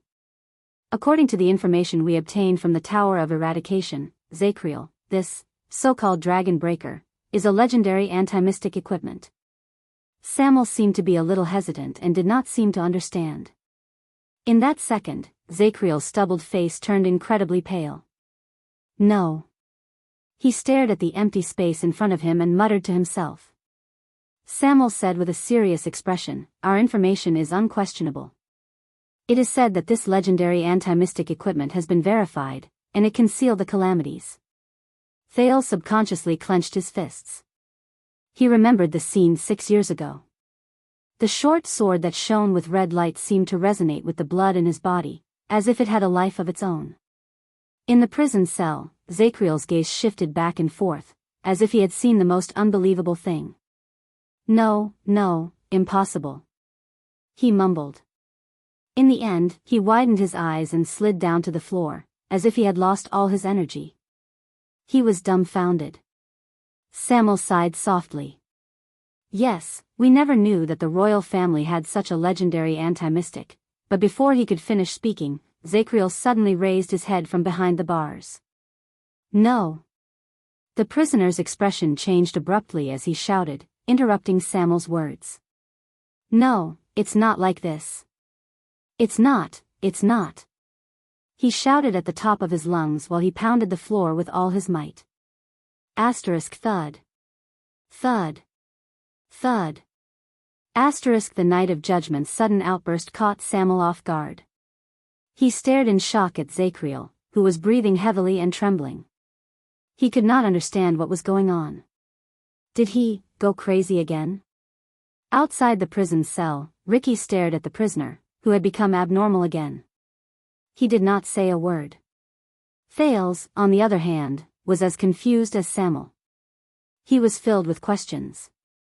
"No." Finally, Zacriel stopped pounding the floor with much difficulty. In a daze, he supported himself against the floor. "Dragon Breaker. Dragon Breaker?" He shook his head in disbelief, as if he wanted to ask for help from the people in the void. The light from the fire dimmed slightly. The air was filled with the shock of the few people outside the prison cell. Ricky sighed softly and said something profound. It seems that you understand as well, don't you? Zacriel's expression changed a few times. All sorts of emotions surged within him. A few seconds later, the prisoner in the prison cell seemed to have figured something out. His shocked expression slowly faded away. His shoulders began to tremble. In the next moment, the long-faced man raised his head. His face was filled with panic and helplessness. He laughed loudly as if he had gone mad. Ha, ha, I see. For a full 10 seconds, Zacriel's laughter echoed in the hall. Ha ha ha ha, his laughter was filled with sorrow after he was relieved of his burden. It also seemed to contain pain that could not be resolved. It made the puzzled Thales feel uncomfortable. Ha ha ha, in the end, Zacriel's broken laughter slowly disappeared. He knelt on the ground, slowly closed his eyes, and let out a cry filled with regret and pain. Your Majesty! Your Majesty! Thales furrowed his eyebrows tightly. He did not understand. Zacriel's laughter died away, but another one followed. Ha ha ha ha, 82nd, what a great king of eternal rule.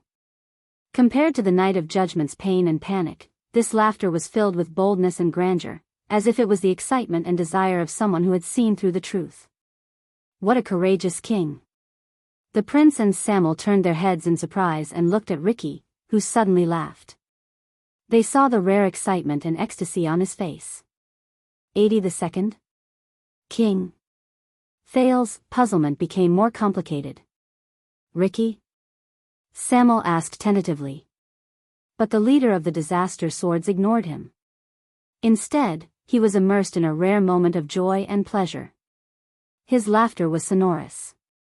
Whether it was the king of Renaissance, the Dragon Knight King, the king of vanguards, or Senior Cattle, these so-called peerless heroes in human history, their achievements, courage, and heroic spirit were not even 1/10,000th of yours. Ricky laughed so hard that he slapped his thigh in delight. It was a stark contrast to Zacriel's pained moans and trembling in the prison. 18 years ago, 18 years ago. What a pity, what a pity.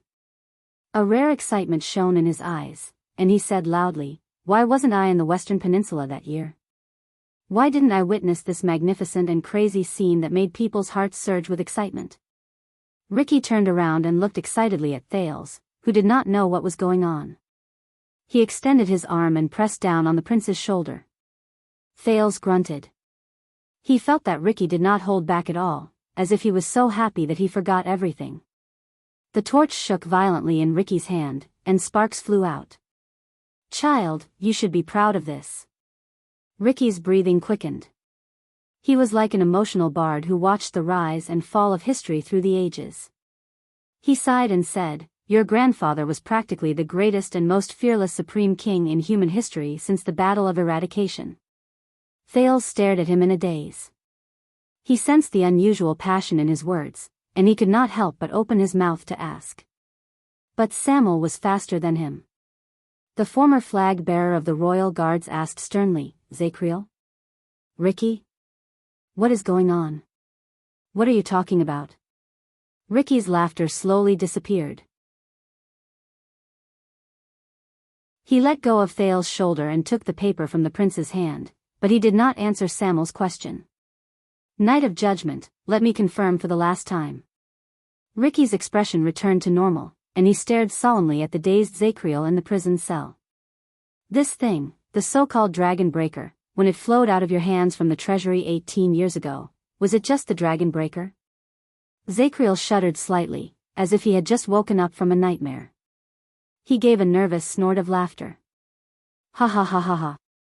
Zacriel's gruff laughter came from his chest, and it was hollow. Look at the present, think of the past. The Knight of Judgment lowered his head and said softly, do you still need confirmation? Ricky smiled. He turned around. Samuel, let's go, Ricky said casually. Ricky said casually, but his eyes were filled with unprecedented confidence. We didn't come here for nothing. He strode forward, leaving Zacriel behind him. He remained in the boundless darkness. But Samuel made a low sound. Ricky. The flag bearer raised his head coldly and raised the torch. His tone was filled with dissatisfaction. I need an explanation. Ricky stopped in his tracks. Thales frowned as he watched the interaction between the two men. Ricky let out a sigh and turned his head. Samuel, you are a noble in the capital. Tell me, how did we win the battle of eradication? His expression was indifferent, and the corners of his lips curled up slightly, as if this was just a normal conversation between friends. Samuel was slightly startled at first, then he instinctively said, the legendary anti-mystic equipment. Ricky snapped his fingers, which showed how relaxed he was at that moment. He turned around and walked closer to Samuel, completely ignoring Zachriel, who lowered his head and trembled in the prison cell. It was as if he had already lost his value. Yes, for more than 600 years, as their greatest nemesis, every legendary anti-mystic equipment can seal the calamities. Ricky said softly, but the irony is that every legendary anti-mystic equipment that can seal calamities was forged during the battle of eradication with the power of the two most powerful calamities, along with the wisdom of human wizards, as well as countless costs as a foundation. At that moment, Thales shuddered. Wait. They're talking about. A pleasant male voice rang in his mind, awakening memories from not too long ago. Unbeknownst to us, the two mystics, who had always seemed to stay out of the matter and remain neutral, had long since started working together with the humans and the survivors of the Magic Tower. They created the mystics' greatest nemesis. Legendary anti-mystic equipment. In Black Prison, Ricky faced Samuel's burning gaze and continued to speak. When the war was won, the wizards were wiped out, the two magic empresses went their separate ways, the human alliance collapsed, and the Calamity Hunters group, which was famous for a time, disbanded. The limited number of legendary anti-mystic equipment was scattered everywhere with them. However, what most people don't know, Ricky said with a cold smile, Blood Spike and Helen, the two most powerful calamities who were once on the same side as us, were the creators of the legendary anti-mystic equipment. They secretly tampered with their works. Samuel was slightly startled. Tampered with? Thales' breathing quickened, and he subconsciously straightened his body. Memories of the past seized his mind again. Wait, I thought of a problem. If the legendary anti-mystic equipment is the mystic's greatest nemesis, what about the two empresses? Won't the weapons they created pose a threat to themselves? At that moment, what appeared before Thales' eyes was the elegant smile of the man in blue, as well as his faint gaze, which was suffused with blue light. Good question. You're getting closer to the truth of the world, Your Highness. Thales was stunned. He understood something. Then, Ricky's faint voice traveled into his ears. After the war, the human heroes used tragic facts to prove that all the existing legendary anti-mystic equipment could not seal Blood Spike and Helen. In Black Prison, Samuel raised his eyebrows slightly. Ricky smiled and threw down the torch. That's right.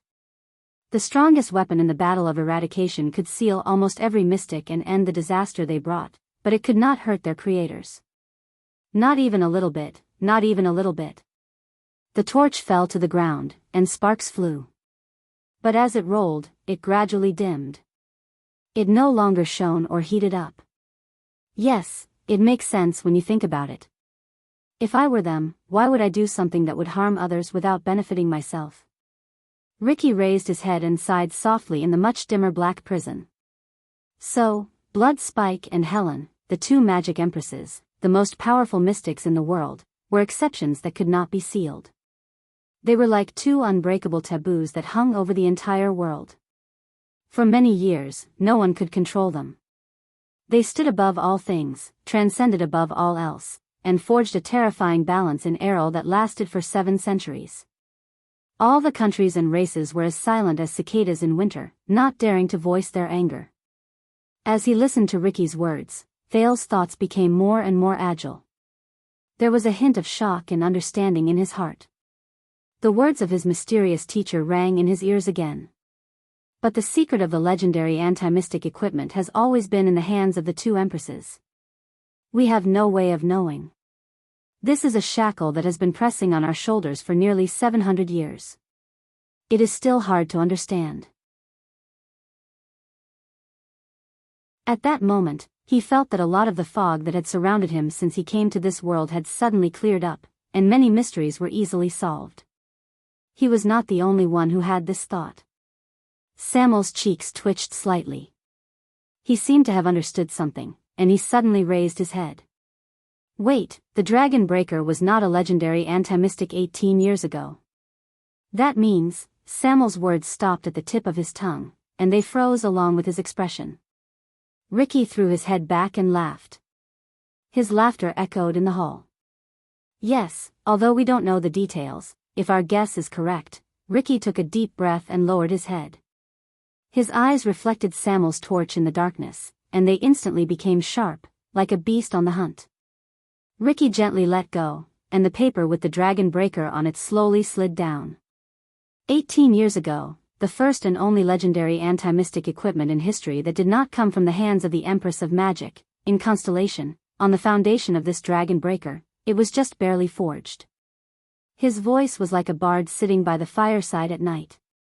The rhythm was orderly, and the tone was mysterious. Samuel's entire body froze.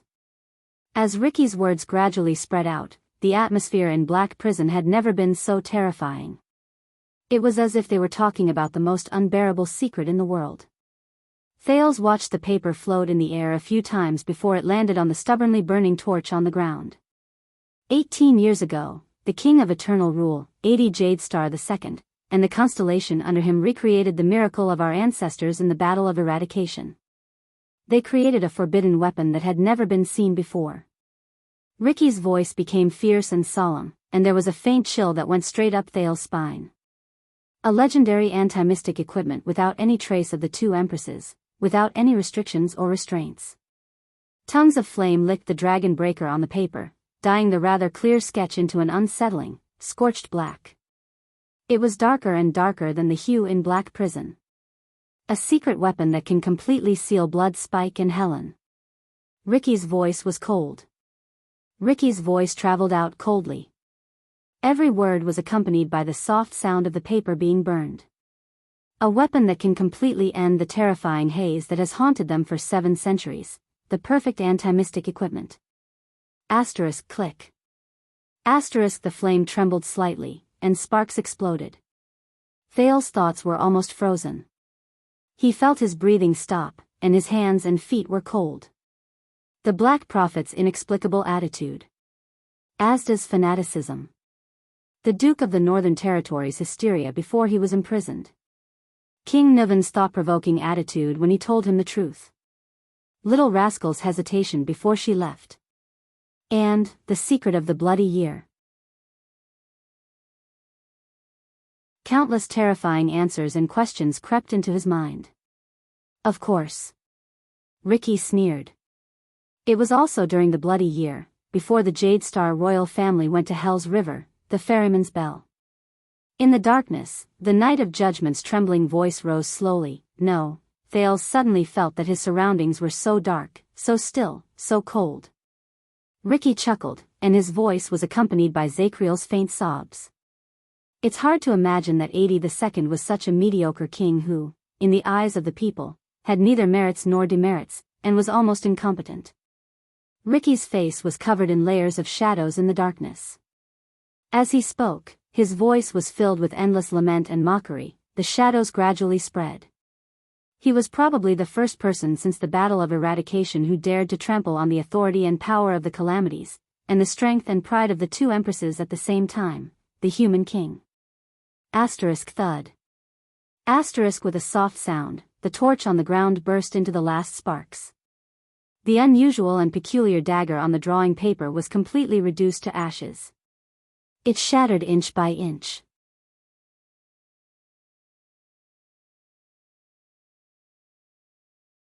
Chapter 426.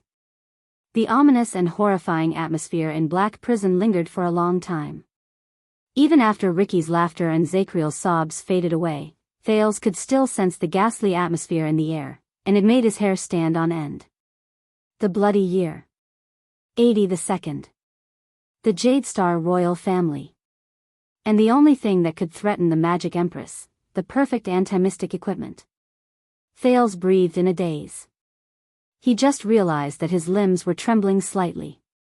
The secret just now had shocked the prince too much. Thales lowered his head in a daze and looked at his left hand. There were a few shallow wounds on his palm. If he did not look closely, he would not have been able to see them. 6 years ago, I used this hand to hold the forbidden weapon, and seal Giza. That weapon is highly likely to be the culprit behind the Jade Star royal family's death, Blade of Purification. Thales could not help but clench his fists when he thought of its name, which should not be a coincidence, and the strange call that seemed to have a life of its own. His chest tightened. What is that thing? Countless questions and goosebumps surged into his body and engulfed him. We should go. On the other side, Ricky put away his reminiscing and joyful expression. He became indifferent again. That's all for today. But just as he turned around, wait, Ricky. Samuel, who was also stunned, sighed and looked at Zacriel in the prison. One last question. Under the dim light, the Knight of Judgment's figure seemed to be sitting dejectedly on the floor. His face was filled with sadness. Ricky frowned slightly, but he did not say anything in the end. Samuel walked towards the bars step by step. The light from the fire forced the shadows of the bars to come close to him, and he continued to approach the corner where Zacriel was hiding. Just now, Zacriel. Samuel inhaled and hesitated for a moment. Barney Jr. told me that there was a traitor among the royal guards who betrayed His Majesty and His Highness. Zacriel shuddered in the prison cell.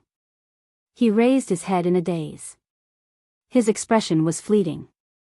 Thales forced himself to put away the chaotic thoughts in his mind and looked at the scene.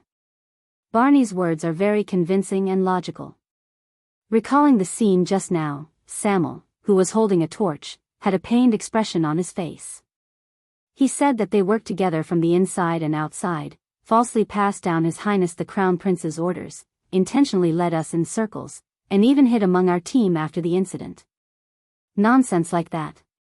Zacriel, who was sitting against the wall, continued to stare at Thales in silence. His face was slightly lowered, and he was immersed in the shadows. Thales could not see him clearly. Samuel chuckled, unsure if it was sarcasm or self-mockery. It seems like traitors really do exist. Samuel's tone was filled with indescribable sorrow. It's as if as long as we find him, Barney Jr. and the others will be freed, or at least atone for their sins. Zacriel exhaled softly in the cell, as if he had not recovered from the shock just now. But at least he spoke. His tone was casual, as if he was sleepwalking. Really? Samuel's expression tensed. He seemed to have made up his mind. He gritted his teeth and said firmly, So, Zacriel, I have to ask you this. Was it you? The so-called traitor back then, was it you? This question caused Thales and Ricky to have different expressions on their faces. The former was silent, and the latter was indifferent. Zacriel was like a slow-witted old man. He only reacted to the question after a few seconds. He slowly raised his head and stared at Samuel in a daze in a dark corner where even light could not reach. That year, when the situation was urgent and we were surrounded by enemies, as Samuel exhaled, he gritted his teeth and said with slight difficulty, whether it was at the palace gate or the Hall of Stars, whether it was Captain Cullen, Barney Sr., or Tony, they handed over the elite main force of the royal guards to you. The 46 people who were later sentenced were among them. They either watched you leave, or hoped that you would come to their aid. He clenched his fists subconsciously. Because they knew and believed that no matter how powerful the enemy they faced, as long as the Knight of Judgment led them and the next captain of the royal guards whom they thought highly of, they would be able to turn misfortune into fortune, and everything would be fine. Samuel turned his head away, as if he could not bear to hurt the traumatized and wounded man in front of him. Unless he was a traitor. The flag-bearer closed his eyes gently. Was it you, Zacriel? Both Thales and Ricky listened to him quietly. In the prison cell, Zacriel took a few breaths and slowly raised his head. Was it me? he repeated in a daze. His eyes were filled with bewilderment. Samuel opened his eyes slowly. Even though he could not bear it, his tone was still firm. Zachriel, you may not be good at forgery or spying, but you are the trusted aide of the Crown Prince's guards. You are also the best in combat, not to mention that you are also the chief flag bearer. Zachriel twitched the corners of his lips with the ghost of a smile. Thales could not see the exact expression on his face due to the limited light. Was it me? He repeated faintly. Samuel sighed, as if he was not confident in Zachriel's condition. But he paused for a few seconds before he spoke resolutely. Zachriel, I know that your mind is not clear. The flag bearer gritted his teeth and said fiercely, but it's okay. I believe that, like many people and me, there is only one thing in your memory that will never fade. Asterisk thud. Asterisk Samuel raised his fist and smashed it against his chest. The three people in the room could not help but look at him. Swear, Zachriel. Swear before me, before the Jade Star bloodline. Samuel said resolutely. A cold glare flashed in his eyes. With your honor, your dignity, your blade, your ancestors, and the name of the Zachriel family, the noble descendants of the Redalians who have been loyal to the minister since the age of the Empire, I solemnly swear this oath. Finally, when he heard these words, Zachriel shuddered. The Knight of Judgment stood up slowly. His branded face was revealed in the dim firelight. His eyes slowly regained focus. Ricky was deep in thought. Samuel's breathing quickened. With a pained expression, he continued, Swear, Zachriel, that in your entire life, you have never betrayed the Jade Star royal family, the royal guards, or the Praetorian oath. Zachriel's expression slowly became solemn. Thale's breathing gradually became softer. Tell me with your own mouth that you are not a traitor, Samuel said softly. There was a hint of helplessness in his tone. Tell me. But Zachriel did not answer. He only stared at Samuel from a distance. His gaze was slightly cold. For a time, only the breathing of the four people could be heard in the air. But in the next second, asterisk thud. Asterisk Samuel took a fierce step forward and grabbed the bars of Zachriel's cell. Ricky's expression changed slightly. I beg you. Samuel's back was facing Thales. His expression was unclear, and he sounded as if he was gnashing his teeth. But Zachriel still did not make a sound. He only stared at him. I beg you, answer me, penal officer. Once again, Samuel's words were tinged with a pleading tone. This is too important. His hand, which was holding the bars, began to tremble. Finally, Zachriel snorted softly. His unfocused gaze regained its clarity. Too important? Why did Barney Jr. question you, Samuel? He curled up the corners of his lips and shook his head quietly. To question whether you are a traitor or not. Samuel's face paled. He did not know whether it was because he could not bear the pain or because of other reasons, but he subconsciously let go of the bars and took a step back. His palms trembled slightly.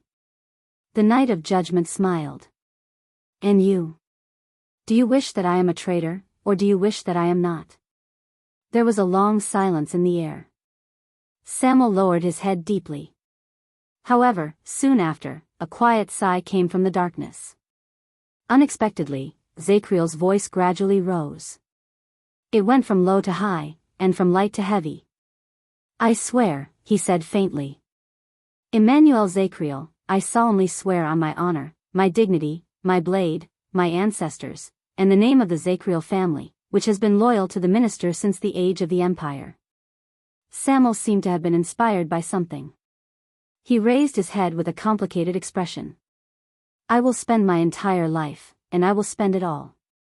As he spoke, Zachriel's tone became more and more solemn. I have never betrayed the Jade Star royal family, and I have never betrayed the Praetorian oath. Thale's eyebrows twitched. He seemed to have missed something. As expected, Zachriel's sigh came again. The only people I have let down are all of you. Samuel's breathing seemed to have been cut off. The Knight of Judgment's dispirited and sorrowful voice continued to rise. It's Captain Cullen, Tony, Morian, Belden, Kamal, Rogo, Tardin, Bruley, Nair, and you, Samuel. It was all the brothers of the Royal Guards. He sounded like an old man with one foot in the grave, repenting for the sins he committed when he was young. Samuel did not move. Zacriel stared at Samuel, then at the brand on his face.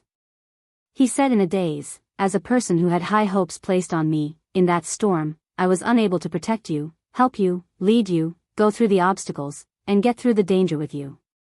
He said in a daze, I could only sit here, day after day, year after year, and watch all of you sink into this state and suffer.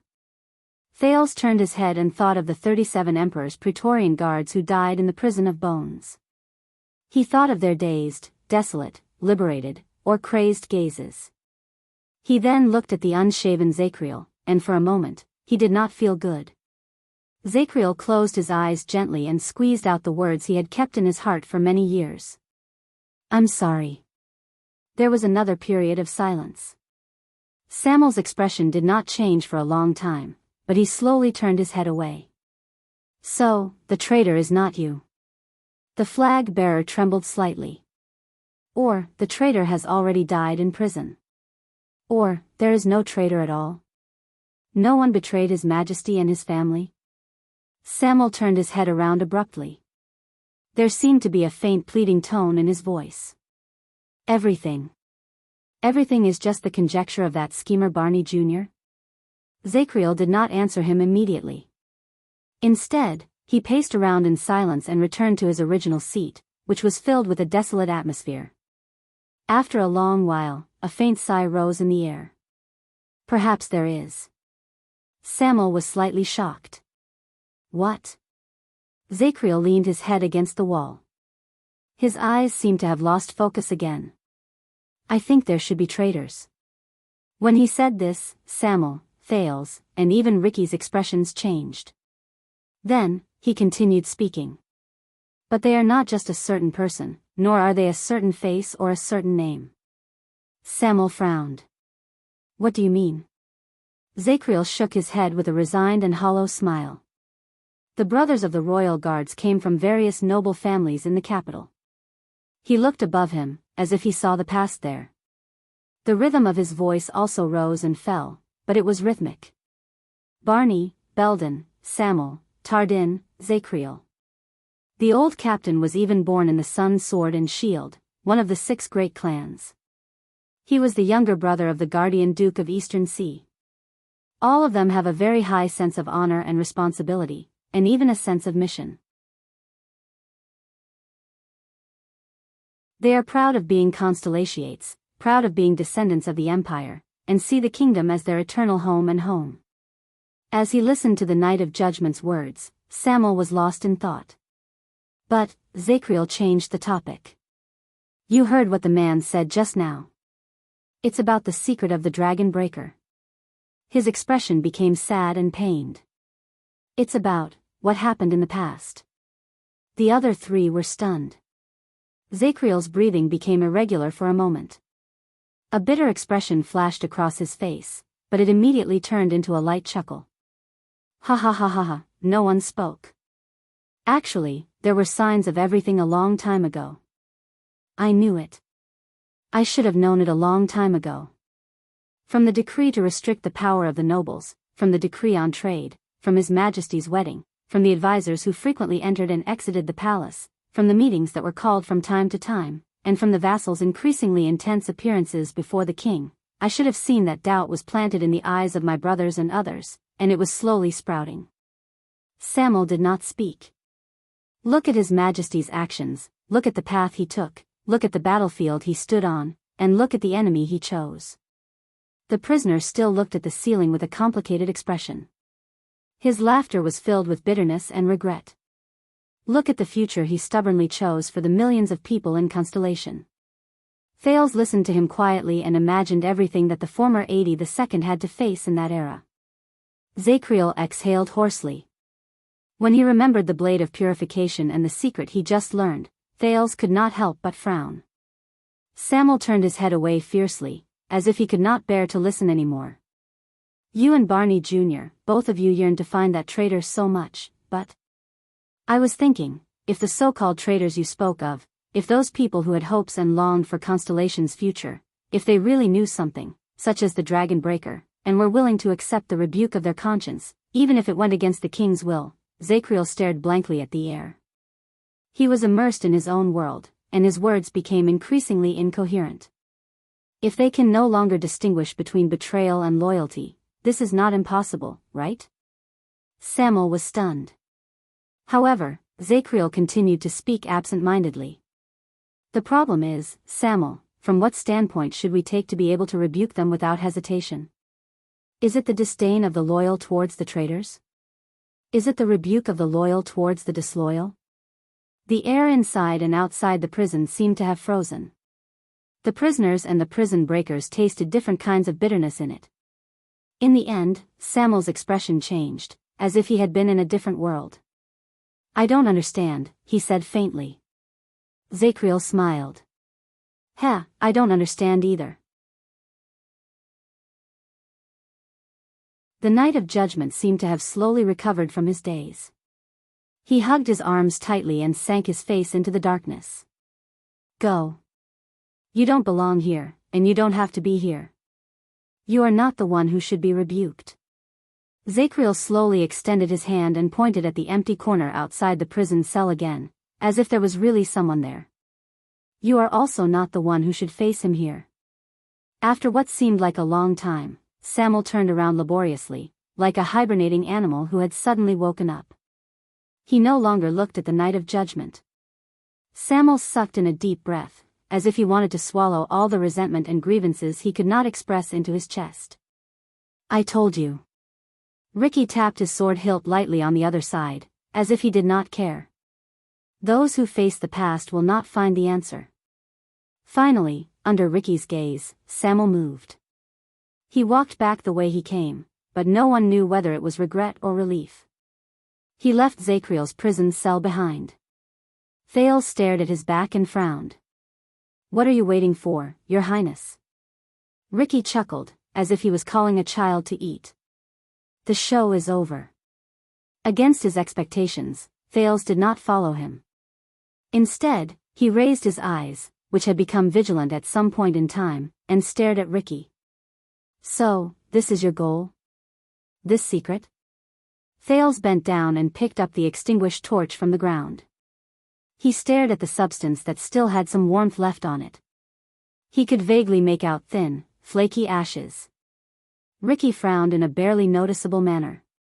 The prince slowly raised his head and exhaled softly as Samuel walked further and further away from him. And then? Samuel's footsteps stopped. He also noticed Thales' behavior. And then, we go home. Ricky sized up Thales coldly. He was not very satisfied with the latter's uncooperative behavior.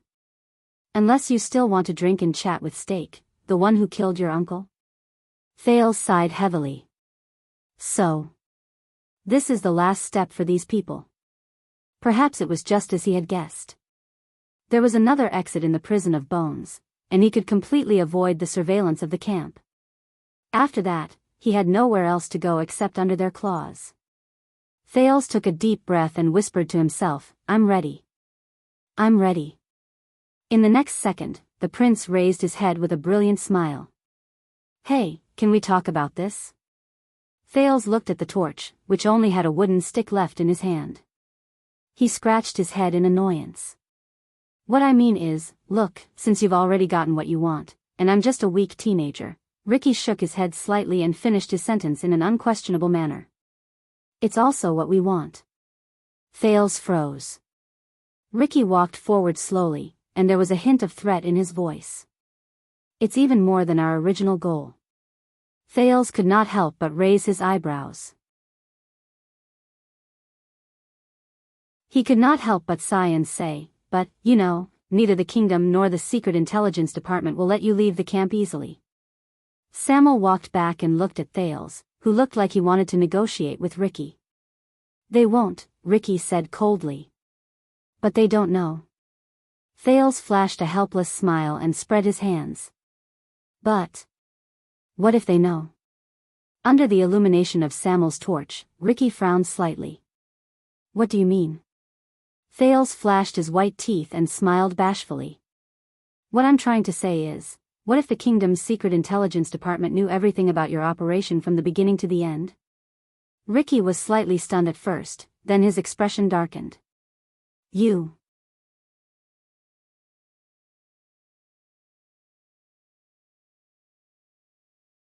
Chapter 427. Blade Fang's camp, prison of bones, not far from the surface exit. In the dark night, a slightly plump man stood in a short alley and quietly watched the huge hemispherical fortress in front of him. It was the most famous prison in Western Desert and even all of Constellation. He rolled up his sleeves and stared into the darkness. He smacked his lips and clicked his tongue. A slightly heavy footstep came from behind him. No matter how many times I look at the prison of bones, it's just like Ghost Prince Tower. The plump man did not even look at the scene behind him because he knew who it was. He only sighed and said, "These two things are equally annoying." The slightly heavy footsteps stopped behind him. The plump man yawned in the darkness and cold wind. He still did not turn his head around. "You're out, so fast?" The person behind him seemed to nod. A slightly rough voice traveled faintly. There was a hint of coldness and alienation in it. Around 10 minutes ago, their security on the surface was lax. The chubby man shrugged as he listened to the unapproachable tone of the man. But he knew that the person behind him had always been like this, so he did not mind. Then, the plump man turned around and glanced at the person behind him. That one glance scared him out of his wits. He jumped up from the ground and jumped 3 feet horizontally. He wanted nothing more than to stay as far away from the person behind him as possible. Oh my God. Norb. The plump man desperately suppressed his voice. He placed his hands in front of him and looked at his colleague beside him in shock. He looked at the latter's revealing and alluring attire. He looked at his colleague's eye-catching makeup with red eyelashes and bright lip gloss. Looking at the other party's slender figure and charming movements, she nonchalantly tugged at her loose shoulder strap. The exposed skin on her shoulder, along with the bulging view of her chest, were all covered by the gauze-like material. But, the plump man could not stop his body from trembling. He pointed at Norb with a trembling finger. "I know this is a job requirement. I have to disguise myself and sneak into the crowd, but, he looked at his colleague in horror. "But do you have to dress up and act coquettishly like a prostitute who solicits customers on the streets?" Norb turned his head away, allowing his thin clothes to flutter in the cold wind, almost unable to cover his body. This made the slightly plump man shudder. "Is there a problem?" His tone was light. The slightly plump man forced himself not to look at him and forced a smile. "Of course there's no problem, except for one thing." The fatty sucked in a sharp breath and told the truth in pain. "You're AF** King Burly, men." The man named Norb deliberately lowered his voice as he screamed in pain. He only glanced at his sturdy body that was covered by a thin veil. "Is there a problem?" Fatty almost fainted. He hid back in the alley and pressed his forehead. "My God, Norb, do you know that the way you cross-dress is simply polluting the environment? Look at your green stubble under your lipstick, your bloody mouth, your stocky waist." Norb couldn't help but turn around to look at him. "Oh no, please don't turn your head, please don't turn your head to look at me. I have to go back and wash my eyes today. Your visual damage after you cross-dress is just too great." Out of the corner of his eye, Norb caught a glimpse of Norb's soft and sexy dress. He saw the faintly visible thick thighs and thick leg hair. His cheeks twitched involuntarily. Coupled with his large pectoral muscles, and he had a serious expression on his face, Fatty felt his stomach churn. "Bright moon goddess above, don't wait until the end of the game. Throw a meteor down now and crush me and him to death." Norb looked at his shocking attire again and grinned lightly without a care in the world. The smile with the stubble on his face was charming, and it almost made the man, who had just caught his breath, feel his heart stop. This is the essence, Gomez, just like how you're reacting right now. Norb spoke to Gomez with faint confidence. After I dress up as a woman, the ugliness and discomfort brought about by the intentional contrast will make people subconsciously turn their heads away and avoid me. You won't be too interested in whether a lousy male prostitute with a fetish for cross-dressing has other secrets, such as whether he's someone with ulterior motives who deliberately lurks in the shadows. As Norb spoke, he habitually extended his hand and combed his non-existent fringe.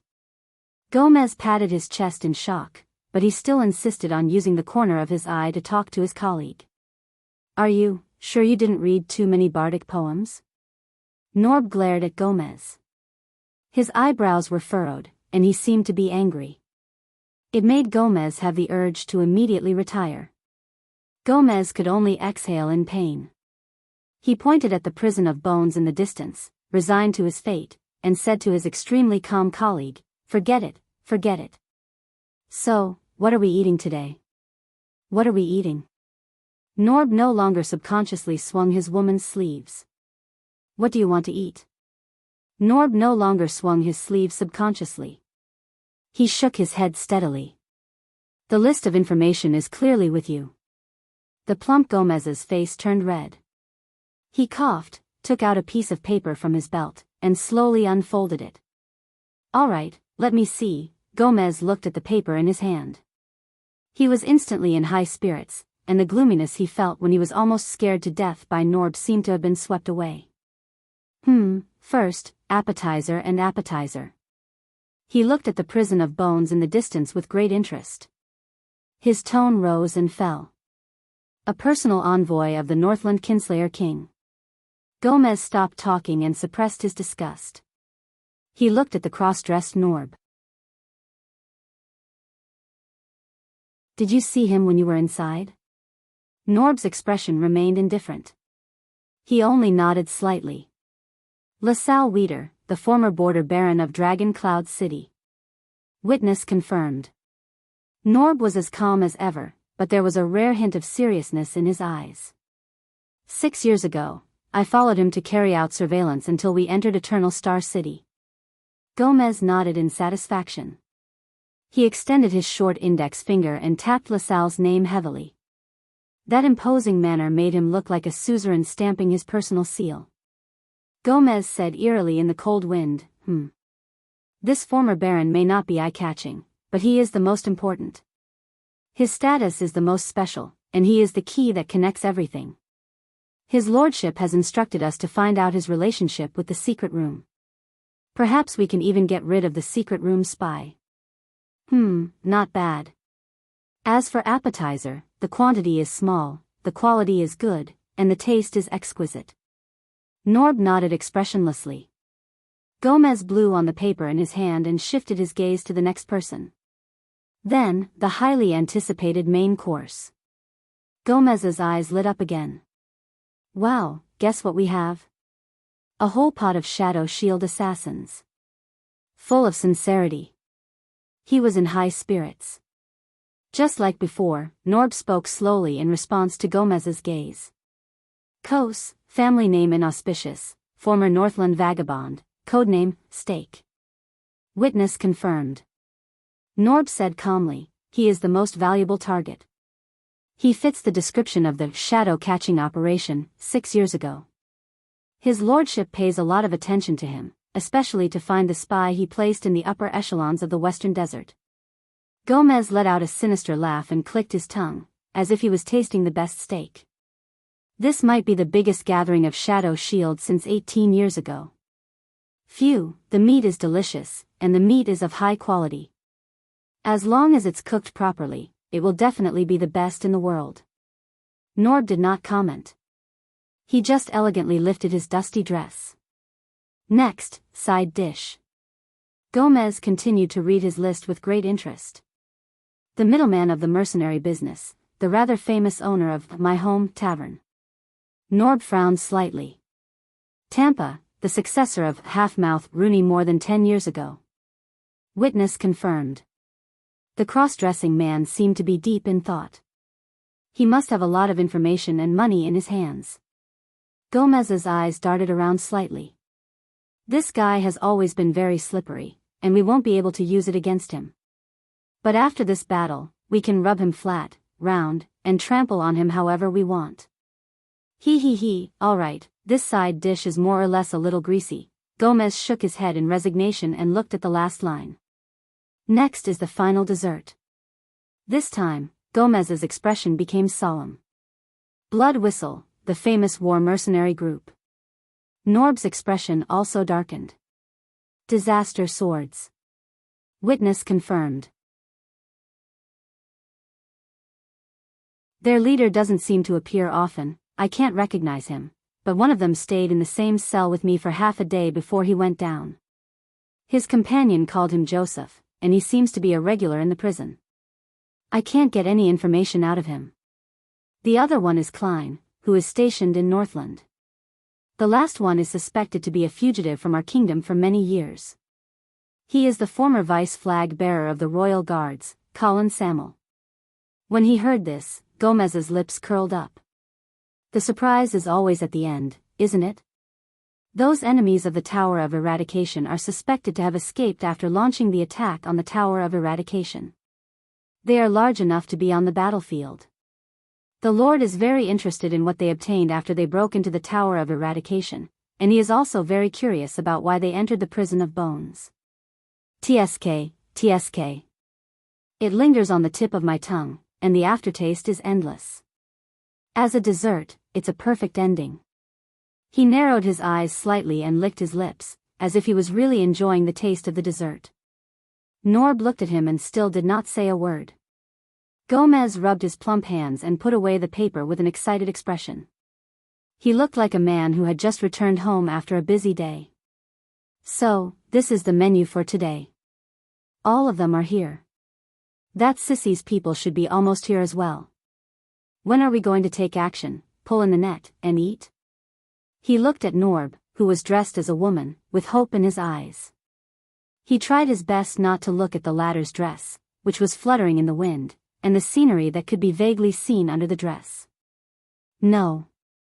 But Norb only shook his head firmly. We are not going to take action. Gomez's smile froze. Say that again? The plump man seemed to be in disbelief. The prince is still inside, Norb said bluntly. We cannot take action. So what? It's just a prince. The plump man was very displeased at first, until he understood what Norb said. Gomez's expression changed. The prince? Wait, you mean the heir of the kingdom who came back from Northland? Norb did not say a word. He only nodded slightly. Gomez's lips opened and closed, and he twitched soundlessly. The decoy and fake bait for our operation this time. That troublemaker who ruined countless of our plans, Your Highness? Norb nodded. Gomez looked as if he had seen something unclean.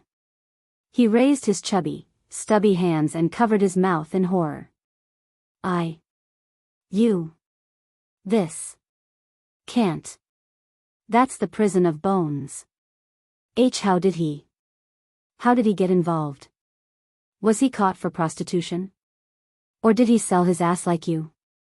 The plump man stared at Norb in shock. He even forgot about the latter's clothes and dignified appearance. I wish I knew. Norb shook his head. But that's what Nameless told me. The plump man looked like he wanted to argue. The words were at the tip of his tongue, but he could not say them.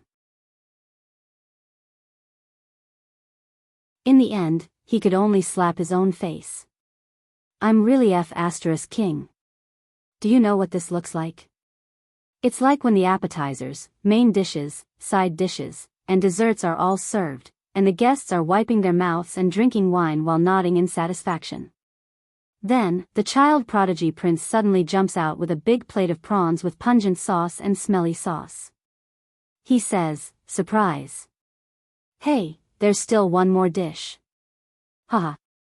Pinch your nose and eat it, idiot. Fatty Gomez waved his arms and legs as he cursed in a vivid and hateful manner. What a genius. He practically ruined the entire table of dishes. And the most coincidental thing is that we are that idiot. Gomez looked like he was about to break down. But Norb was unmoved. He only shook his head and said in a low voice, "The situation inside is unclear. Acting rashly will only be a meaningless risk. Nameless is the only person who can act. We must wait." Gomez finally calmed down. He gritted his teeth and said, "What's going on down there?" "I didn't ask much, but Nameless, you know." Norb lowered his head cautiously. "He doesn't talk much either." "That's great. Missions related to the Nameless are always thrilling and exciting." Gomez was full of sarcasm. "And we can't do anything now until that troublemaking prince is obediently rescued by the Nameless?" Norb tugged at the hem of his dress and nodded quietly. Gomez spat on the ground. "It's hard to imagine that our menu now depends on that arrogant Nameless who's like a lunatic." Norb furrowed his eyebrows. "Be careful with your words. That Nameless," the cross-dressing man said softly, "he's not from the department, but he's been able to act with us more than once. He's even able to grasp the key points of the situation so that we have to cooperate with him. Do you know what this means?" Norb pointed coldly upwards. Gomez's expression froze. He ground his teeth and said, "Damn nepotism." Norb did not speak. With a pained expression, the fat man exhaled a patriotic sigh about the darkness of the bureaucracy and the muddle-headed royal family. "All right, then we'll wait here. That cold-blooded sissy will definitely not be happy." Norb shook his head. "That's not our problem anymore." Amidst the sound of the wind and sand, the two of them waited in the alley beside the prison of bones for a while. Speaking of which, Norb. Perhaps he was tired of the silence, or perhaps he could not stand the cold. Gomez picked his ears and said, "Never mind about Nameless. Never mind about the Nameless one. He's always been mysterious and doesn't fight for it." "But," the fat man cast a cautious glance at Norb. "Are you really resigned to this?" Norb furrowed his eyebrows slightly. "You know, in terms of ability and achievements in the Western Desert, whether it's the Bloody Year or the Desert War, you're the most suitable person to be the Lord's successor." The fat man shrunk his neck and said in a seemingly meaningful manner, "But 10 years ago, when that Baron Bone kid came, the Lord groomed him as his successor." Norb suddenly turned his head. This time, the cross-dressing him no longer had an enchanting expression or a deliberate weakness. Instead, a pair of fierce eyes shot out a fierce and cold warning. It made the fat man subconsciously shudder. "Gomez." Norb enunciated each word clearly. "Do you know who dies the fastest in the kingdom's secret intelligence department?" Gomez felt a chill run down his spine. Knowing that he had said the wrong thing, he replied hesitantly, Someone who talks too much?" Norb smiled coldly. "No." The cross-dressing colleague gritted his teeth like a wild beast about to kill. "It's someone who thinks too much." The fat man's expression froze slightly, and he shut his mouth resentfully. The atmosphere became very tense. Until Norb added the last sentence with a chuckle. "And the fat man." Gomez's expression froze. He looked at his slightly plump body, then shrugged in embarrassment, waved his hand, and said, "Forget it, you're the boss. As long as you're happy." The two of them returned to their previous silence. They quietly stared at the dark horizon of the desert. After a while, "I say, Norb." "That." Norb turned his head around impatiently. The fat man's face was slightly red, and his expression was bashful. He coughed faintly. "Will you always wear female clothes in the future?" No one in the last level of Black Prison knew how all of this happened. Including Samuel. In that fraction of a second, the former flag bearer of the Royal Guards only saw a flash of darkness under the light of the fire. It gradually appeared in front of Ricky. It was as if the air had instantly turned into a piece of paper stained with ink, and the painter's creation was revealed. But this flash of darkness did not reveal a beautiful scene, much less a still life.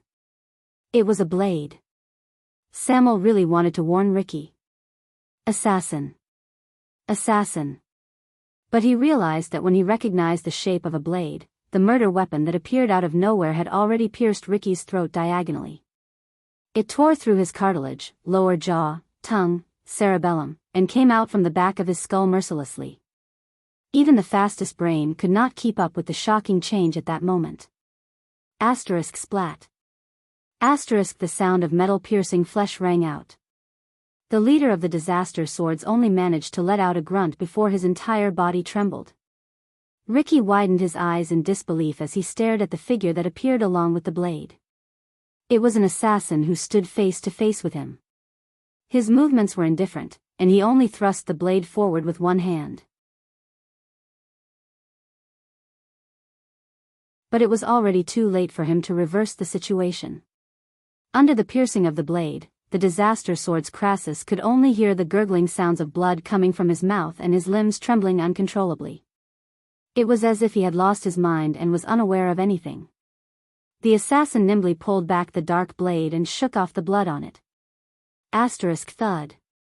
Asterisk Ricky fell to his knees and his upper body fell to the ground.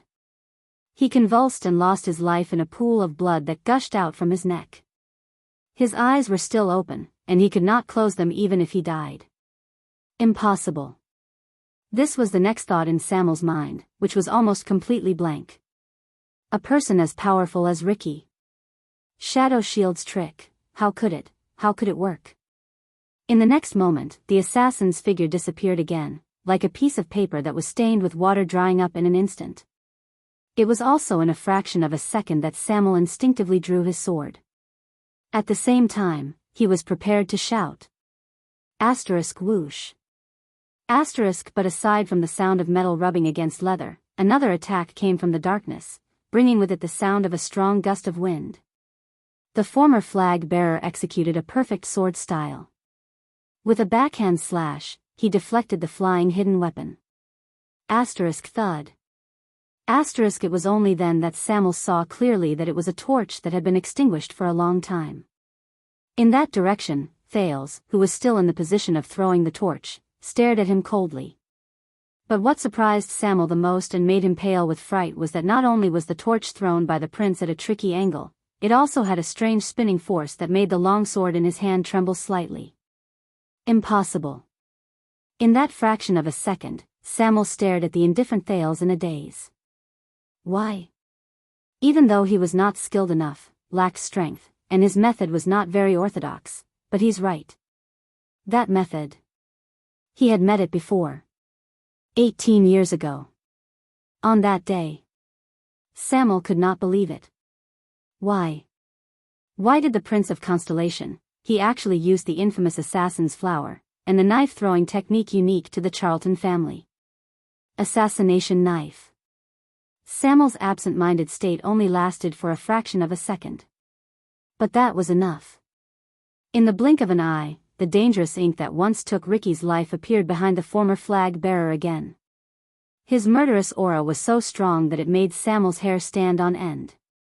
*T. Before he fell to the ground and lost his senses, the flag bearer heard the prince's slightly anxious shout. Keep him alive. *Thud. With a dull thud, Samuel fainted and fell to the ground. Clang. His torch and longsword fell to the ground at the same time. Not far away from him, Ricky's corpse lay motionless in a pool of blood. He no longer breathed. Phew. Thales took a deep breath. His nerves, which had been tense for a long time, finally relaxed completely. The sin of hell's river in his arms, waist, and calves gradually faded away. The soreness he felt after imitating Jayla's posture of throwing the knife suddenly surged into his body. He was so tired that he sat down on his butt. Phew. Thales gasped for air, but a smile appeared on his face. These disaster swords. Damn mercenaries. So what if they have more people? The prince criticized in his heart. After waiting for so long, I finally got the chance to be alone. A truly powerful person planned everything. They did not care about winning or losing in a moment, did not care about strength, and did not care about honor or disgrace in a moment. The one who laughs last is the winner. Asterisk whoosh. Asterisk Thales roared madly in his heart for a few seconds as he stared at Ricky and Samuel on the ground. Then, he wiped off the sweat on his forehead and smiled foolishly. Rustling sounds rose behind him. It seemed that even Zacriel, who was behind the fence, was secretly moved by this swift and decisive kill. But Thales had no time to care about him. He raised his head and looked at the dark figure in front of Samuel. Thales sat on the ground and panted. He massaged his sore right arm and watched the figure's back.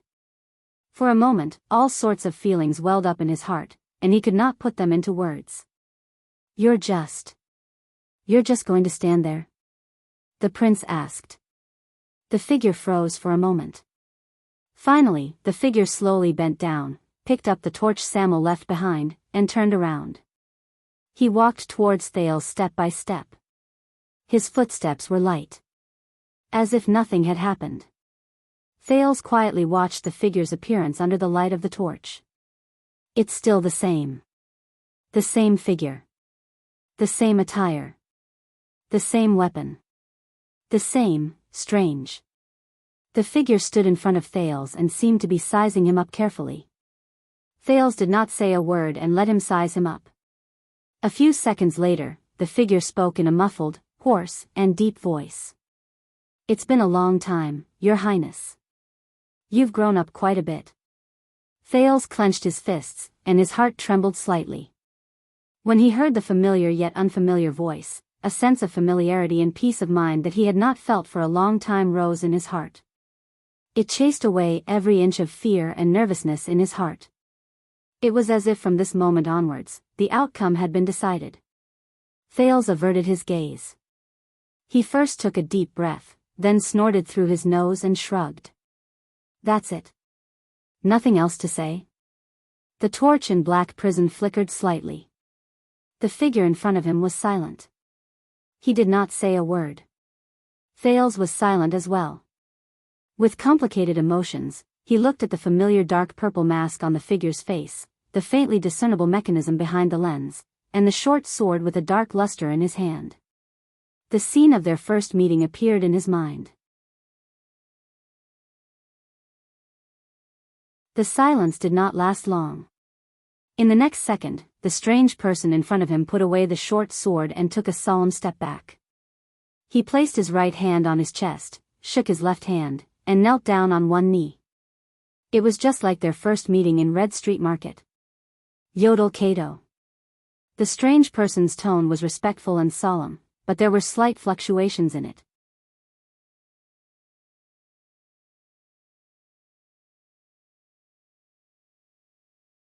Chapter 428. Yodel quietly knelt on the spot. The pair of lenses on his strange, dark purple mask were dark and without light. Thales suppressed all his thoughts and sighed softly. "So, you were there." Yodel's mask moved. "Yes." A hoarse and muffled voice rose from under the mask. "I am." The man behind the mask gently extended his gloved right hand. "I have always been there." Thales was silent for a few seconds. The soreness in his arm gradually disappeared. He sucked in a deep breath. "Yes." The prince raised his head and flashed a gentle smile. "I know.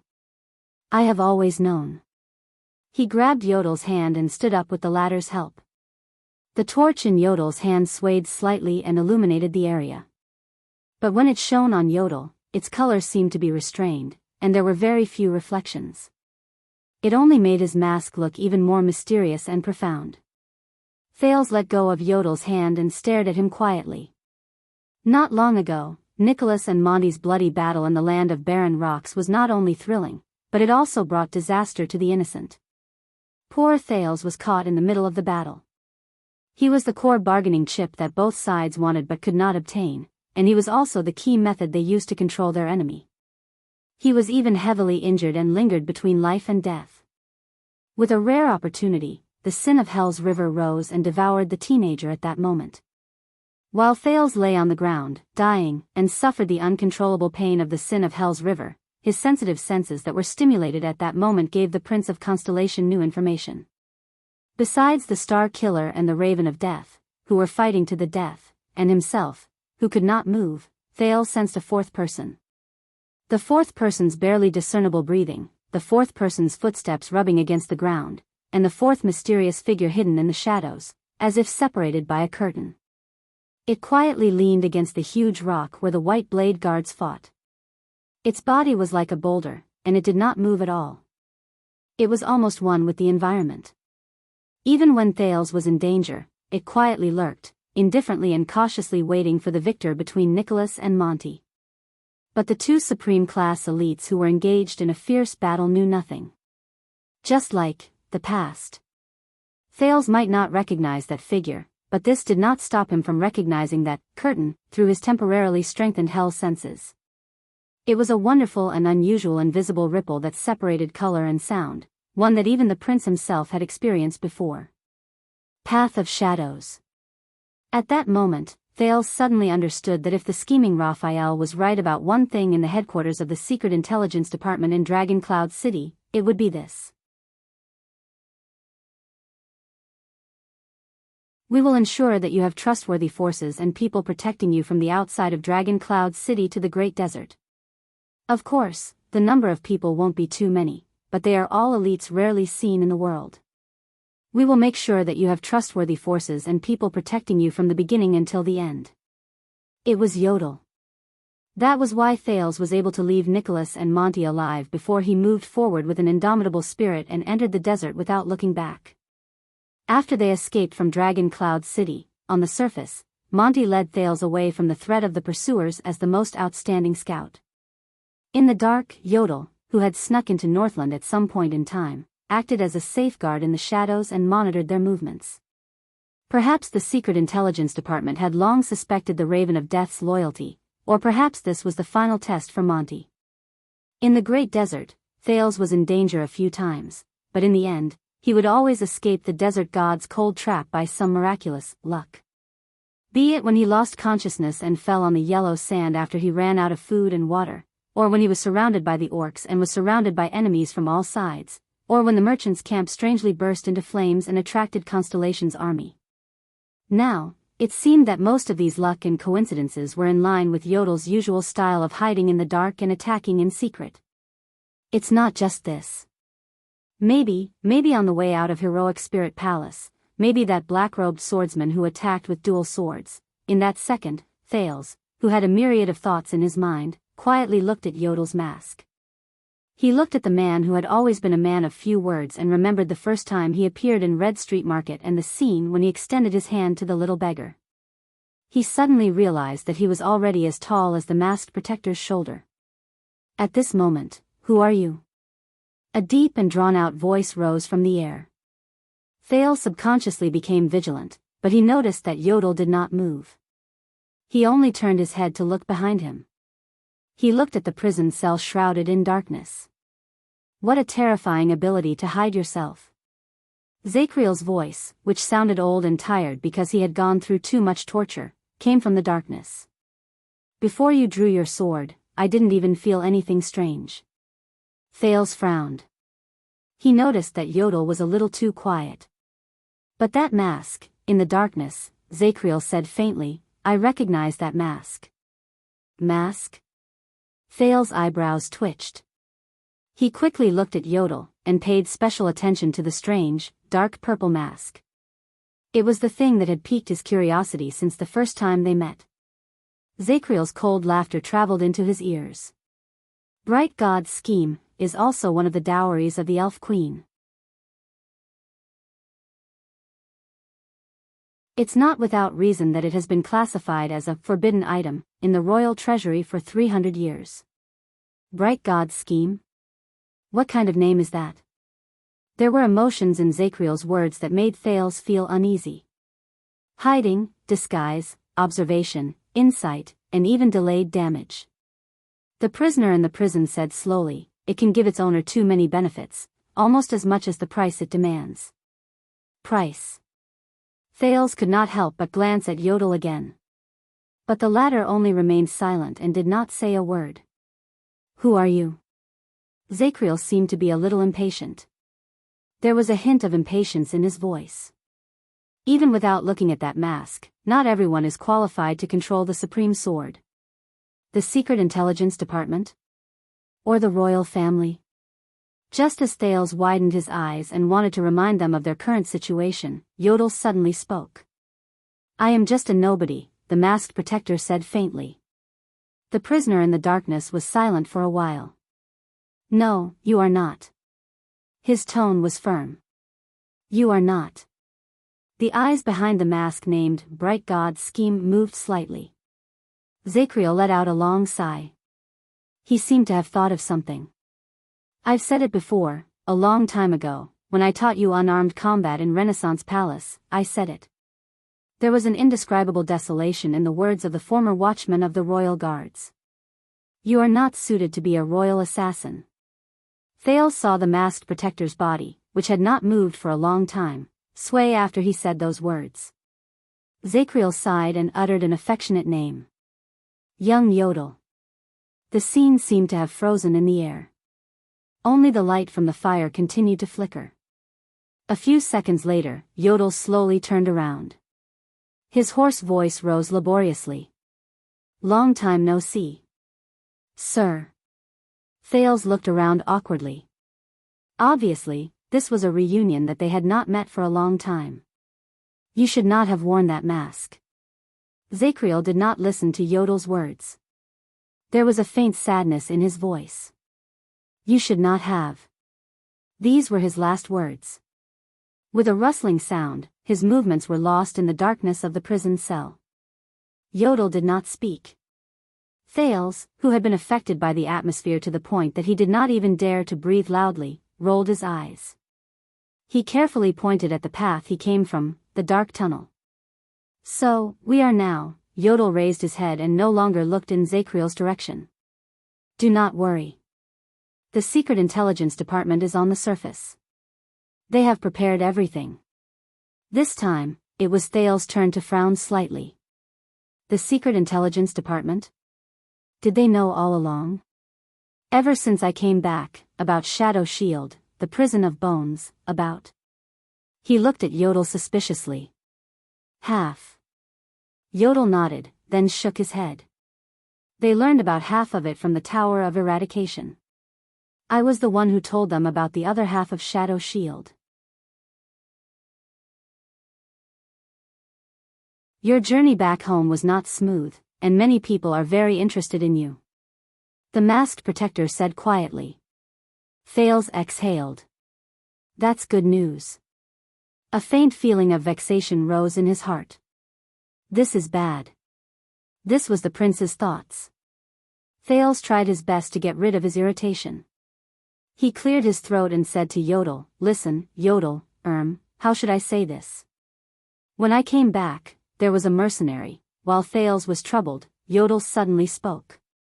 Quick rope. He spoke in a simple and straightforward manner. Thales was stunned. The Secret Intelligence Department doesn't know about him. Yodel seemed to know what Thales was thinking. Let's see what we can do. Thales opened his mouth, then closed it again. He looked at Yodel and suddenly felt very grateful to the man. He was grateful for the other party's understanding. But Yodel obviously did not need the prince to thank him. He consciously nodded slightly and turned around. We should go. Thales' eyebrows twitched. Oh, wait a minute. Under the prince's signal, Yodel held the torch and followed Thales to Ricky's fallen body. Thales looked at Ricky lying in a pool of blood. It was hard to imagine that just an hour ago in the tavern, this man had effortlessly taken him down. He's dead, just like that. The leader of the disaster swords. The prince could only shake his head in resignation. He squatted down and pushed Ricky's body flat. Ricky's empty and lifeless eyes were revealed. Sorry to disturb you, Honorable Crassus. Excuse me, Honorable Crassus. Thales stared at Ricky's pale face with complicated emotions. He took out the dagger that had been confiscated from Ricky's bosom, waved it at the dead man, and buckled it on his waist. He did not care whether Ricky could hear him. I believe this is mine. Yodel stared quietly at the sheathed dagger and watched the prince talk to a corpse. He remained silent. Thales searched Ricky's bosom again. His movements were skillful, and he went straight to the point quickly and efficiently.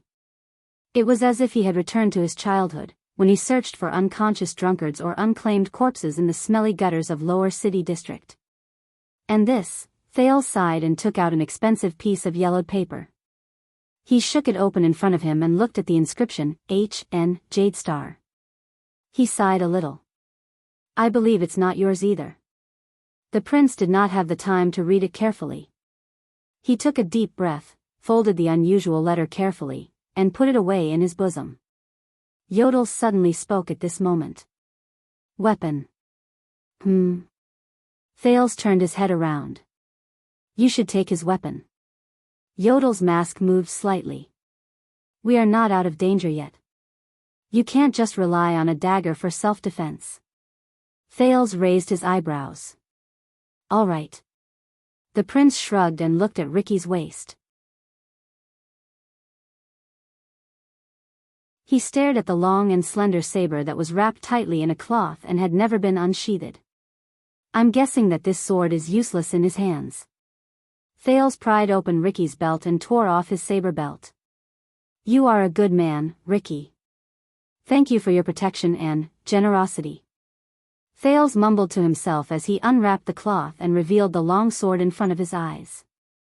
This is not an ordinary sword. Thales had this feeling the first time he saw it. He saw that the guard of the sword was inlaid with a soft silver diamond, which gave the weapon an elegant, quiet, and noble feeling.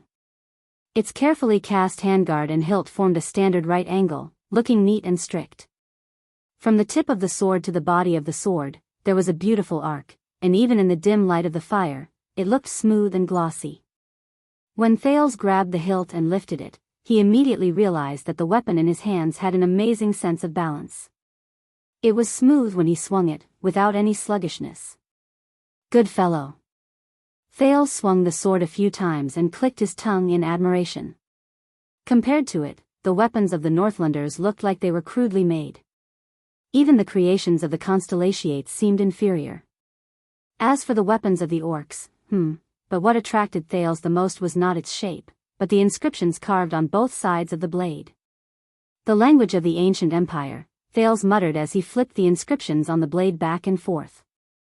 But compared to the other language of the ancient empire, this time, he could only recognize a few phrases on the 2 lines of inscriptions. What do you mean by endless? Thales looked at the inscriptions, which were completely different from most written words, with a headache. What do you mean by eternal, my God? I really need to cram on Constellation's culture. Thales shook his head and took out the last thing from Ricky's bosom. He only glanced at it before he casually tossed it to Yodel. Hey, take this. It will be useful. As for him, Thales glanced at the unconscious Samuel lying on the side. Remembering his sensitive and complicated identity, he sighed. Let the Secret Intelligence Department handle it.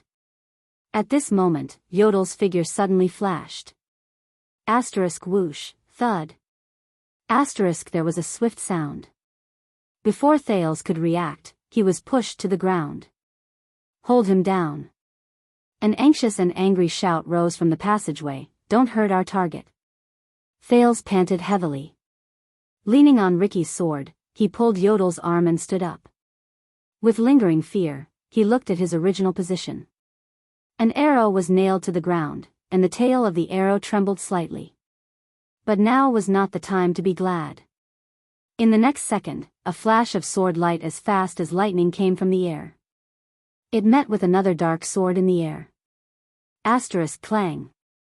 Asterisk a piercing sound rang in the air. Thales felt a burst in his eardrums. He was immediately pushed back by Yodel, and he took more than 10 steps back. The masked protector's figure flickered in the air many times. He tried his best to avoid the 2 subsequent attacks that were faster and fiercer than the first one. With a backflip, he landed in front of Thales. He looked more or less disheveled. When Thales saw the attacker who appeared out of nowhere, his heart tensed. This is bad. Klein, the middle-aged swordsman from Northland, stood coldly in front of them. He glared at Yodel with resentment, and the twilight longsword in his hand trembled non-stop. He was not the only one.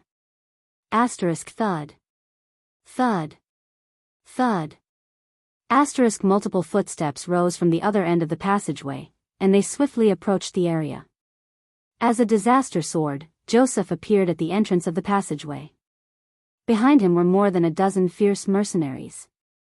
My God! Joseph put down the crossbow in his hand and stared at the scene in a daze. He stared at his leader, who lay in a pool of blood, and the unconscious Samuel. Like his companions, he was shocked. This. Ricky, no. From shock to indignation, from anger to hate, the disaster swords looked at Yodel and Thales, who were the only ones left. Thales gritted his teeth and clenched his fists. They're here too fast. Just now, when Yodel knocked down 2 people, he was practically silent throughout the entire process, and it took a long time to pass through this passageway. How could they be so fast, encirclement formation? When he saw the situation clearly, Klein shouted. His face was full of anger. The disaster swords spread out in a semicircle. Their gazes were fierce, but they carefully surrounded the prince and the protector. Thales subconsciously raised Ricky's sword in the face of countless hateful and murderous gazes. Yodel bent his knees slightly, and the supreme sword in his hand was switched to a reverse grip. Ricky was right. Klein stared at the leader's corpse on the ground with hatred, then at the special longsword in Thales' hand. He was right. In the end, he raised Twilight and pointed it at Yodel, the masked protector. As expected, you sneaky bastard. You've been following us in the dark and causing trouble. Thales thought of something. He knows. He stared at the leader of the disaster swords on the ground in disbelief. Ricky knows? Klein spat hatefully. He was extremely indignant. Of course he knows. The middle-aged swordsman from Northland said coldly. Just now, when we were facing off against Shadow Shield, you were the one who launched the sneak attack and started the fight, right? You wanted to see both sides suffer and benefit from it. Yodel did not say anything. Klein gritted his teeth and said, Ricky has been suspicious since then. The battle started too quickly, too suddenly, and we were caught off guard. It doesn't seem like Stake's style of coercion and temptation. Thales understood something, and his face turned pale. That means, so, Ricky deliberately withdrew his men and brought me here. The prince stared at Ricky's corpse in a daze, then at the empty hull. Just to lure out this rat who secretly caused destruction. Joseph coldly threw away his crossbow and pulled out 2 strangely shaped hand axes from his back. An expert assassin who lurks in the dark, and even has the ability to hide his body. All the disaster swords stared fiercely at Yodel. The only thing Ricky did not expect was that this rat who hid himself had the ability to kill him. Klein stared at Ricky's corpse on the ground. His eyes were filled with hatred. He didn't even have time to send out the ambush signal. Thales stared at Yodel with an unpleasant expression. But he could only see the dark purple mask. Did you know, the one wearing the mask? Klein's longsword trembled slightly. Thales could see the power of eradication gathering in his body, bursting forth along with his anger. I promise you, you will pay for this. The disaster swords got into formation, and the hall was filled with murderous intent. Thales immediately felt a headache coming on. Yodel slowly raised his head. His faint voice came from under the mask, I know. I knew from the beginning. In the next moment, the torch in Yodel's hand was extinguished and fell to the ground. The masked protector disappeared without a trace like morning dew. He instantly disappeared from everyone's sight. It was incredibly strange. He's invisible again. The disaster swords were obviously very experienced. They were not confused by the scene in front of them. Klein roared. Don't use your eyes, use your power of eradication to feel that murderous intent. At that moment, Thales' hair stood on end with his hell senses. He felt the dozen or so disaster swords in front of him lift their swords and prepare for battle. Their power of eradication spread out from their bodies. They were all different. Some gathered in a certain place, some surged endlessly, some ignited a rhythm, and some grew endlessly. But all of them were turbulent, ruthless, and crazy. Even Thales felt an inexplicable pain when he looked at them from afar. They were very different from ordinary people. Take down the small one first. No matter what trick it is, if he wants to attack, he must first show himself and show his murderous intent. Klein calmly ordered. He had the mercenaries surround the exit and pay attention to every corner. Klein observed his surroundings and said coldly, "The moment he shows himself, he will die. The moment he shows himself, he will die." Thales' eyelids twitched. He instantly felt that something was wrong. 18. Thales slowly retreated and counted the enemies in front of him. He moved his lips and whispered to the empty air, 18 of them. There are also a few elites who are not inferior to Ricky. Can you do it? A unique hoarse voice rose quietly in the air. It was the same as 6 years ago. They have numbers, a formation, and are prepared. They also know of my existence. If I break through them head-on, Thales' heart sank when he heard what Yodel meant. I am not the kingdom's wrath, Yodel said dejectedly. Before him, the disaster swords were wary of their surroundings. They closed in on Thales step by step. So the answer is no. Thales was very dejected. He frowned, but he could only brace himself and think of a way. All right, then I will try, but Yodel's words continued to travel into his ears and interrupted him. But someone can. Thales was stunned. Huh? Someone can? In the next second, the wind howled. Thud. One of the mercenaries holding a torch stumbled back, the torch falling from his hand and crashing into the wall along with an incoming rock. It was as if a gust of wind had blown past, and the 3 remaining torches in the disaster sword's hands were blown away. Over there! Klein shouted angrily. His sword flashed like a bolt of lightning. Thales only had time to see Yodel's figure flash in the air.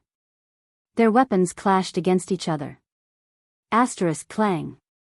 The masked protector's ghostly figure forced one person back. Then, he retreated pathetically under the pincer attack of 3 people. After he dodged countless enemies, he rolled, but his back was pressed against the stone pillar in the hall. He had nowhere to retreat.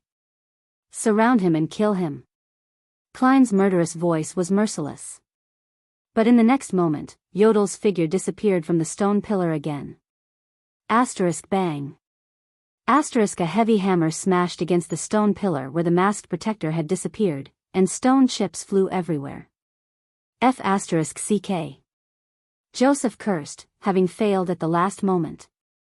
The disaster swords calmly turned their heads around, got into formation, and waited for another chance. But a few seconds later, crack, a strange sound traveled into the air not too far away. The disaster swords were stunned. Klein frowned and turned his head around. What's going on? But right after that, another disaster sword discovered the enemy's tracks and shouted a reminder to them. Over there. The mercenaries turned their heads and found Yodel's figure by the wall behind the hall. Kill him. Joseph roared and charged forward with his men. 4 weapons were drawn at the same time, forcing Yodel to be flustered. But Klein saw more. He saw the masked, dark, and strange person put his left hand on the wall and gently let go of a ring. Ring? Beside the ring was an iron plate with words carved on it. Klein's expression changed. He instinctively turned his head and saw a familiar emblem on the stone pillar where Yodel had disappeared. That eye. The eye that leads to omniscience. At some point in time, the long crystal green key that originally belonged to Ricky was inserted firmly in the center of the emblem. No, that was Klein's first thought. In the next moment, rough metal scraping against metal and the clear sound of machinery rang out continuously. Crack, crack, crack. The disaster swords were so shocked that their movements became chaotic, allowing Yodel to escape from the encirclement again. He hid in the shadows and even knocked away a torch. Crack, crack. The noisy and piercing sound of machinery rang out for a few seconds, tormenting everyone's ears. Thud. Then, with a muffled sound, it disappeared abruptly. It was as if the blade of an axe on a guillotine had gone through the friction of death and blood. With a loud bang, it fell to the ground.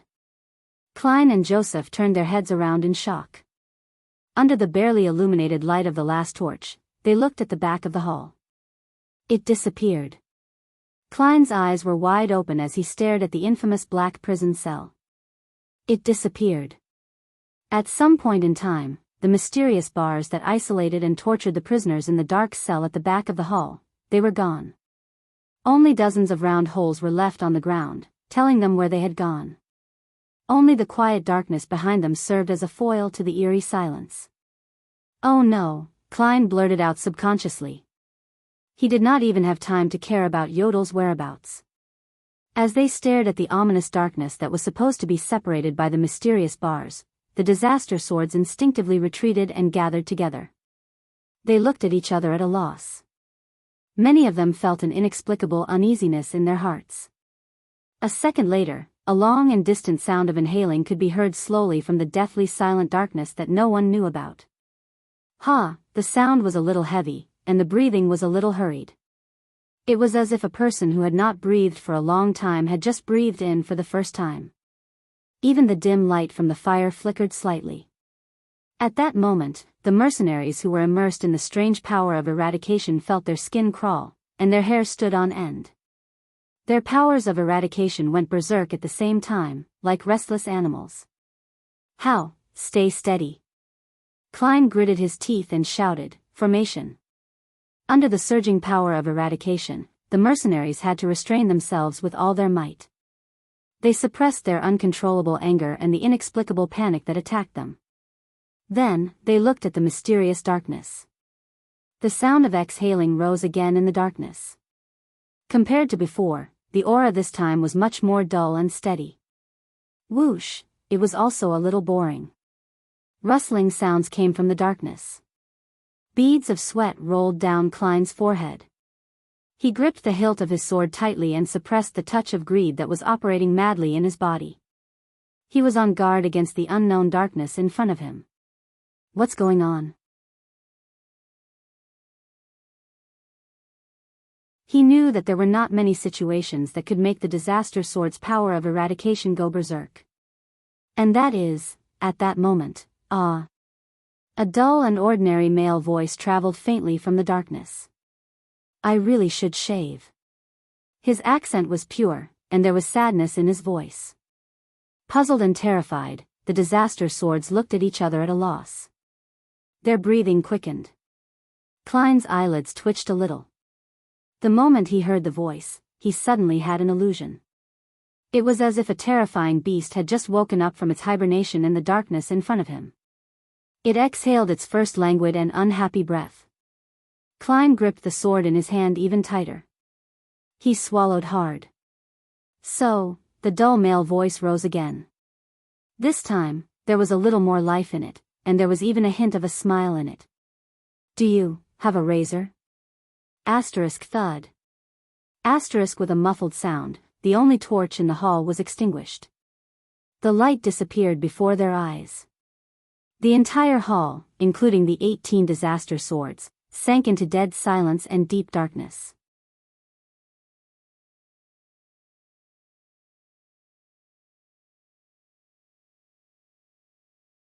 Chapter 429. It had been a long time since Thales experienced this feeling. Gray. White. He walked in a grayish-white world. From the ground to the walls, from the gravel and waste wood to the sand and dust, even the air shone with a faint white light, as if the darkness around him had been swept away. There were no other colors. His surroundings were very quiet. Faint shouts traveled into his ears, as if the people in the water had heard the shouts from the shore. Just like another grayish-white world.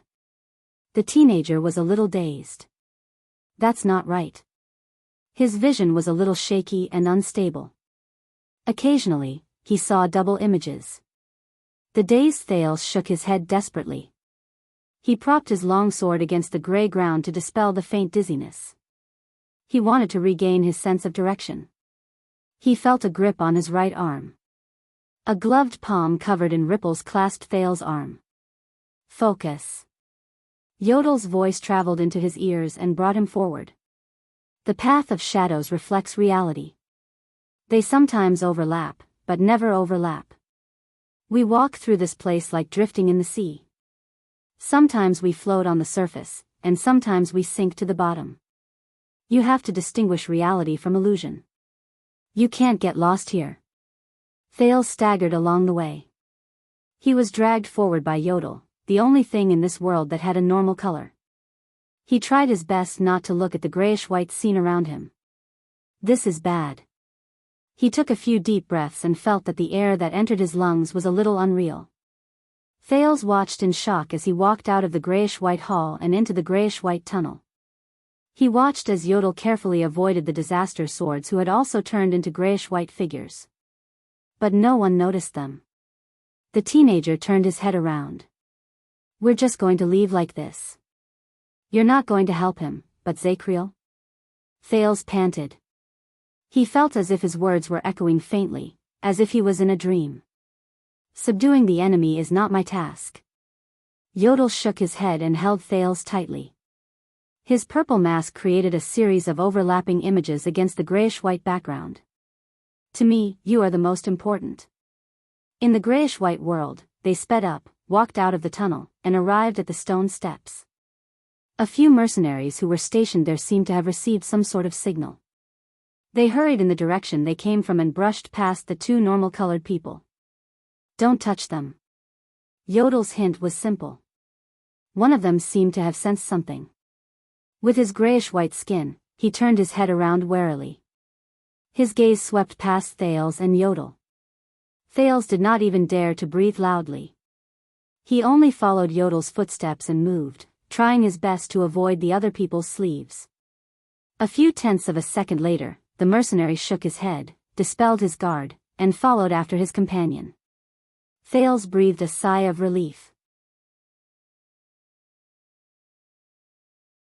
But Zacriel, the teenager, looked worriedly at the road behind him. He's been locked up for more than 10 years. Let's not talk about his mental state, but his stamina, strength, and reflexes have all declined. Yodel still shook his head. He was a man of few words. It won't affect his fighting. Really? Thales frowned and exhaled. He's only one person. He has to face 18 of them, maybe even more. Yodel did not seem to care about this question at all. He just kept moving forward. He will find a way. Suppressing the faint dizziness, Thales fell silent. However, Yodel suddenly spoke. We can't go around it.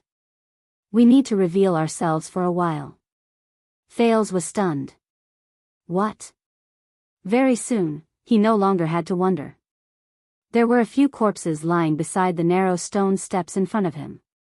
Some belonged to the mercenaries, and some belonged to Shadow Shield. Grayish-white blood splattered all over the ground. It seemed that the battle between Shadow Shield and Disaster Swords was still ongoing. The three masked assassins in black seemed to be the only ones left.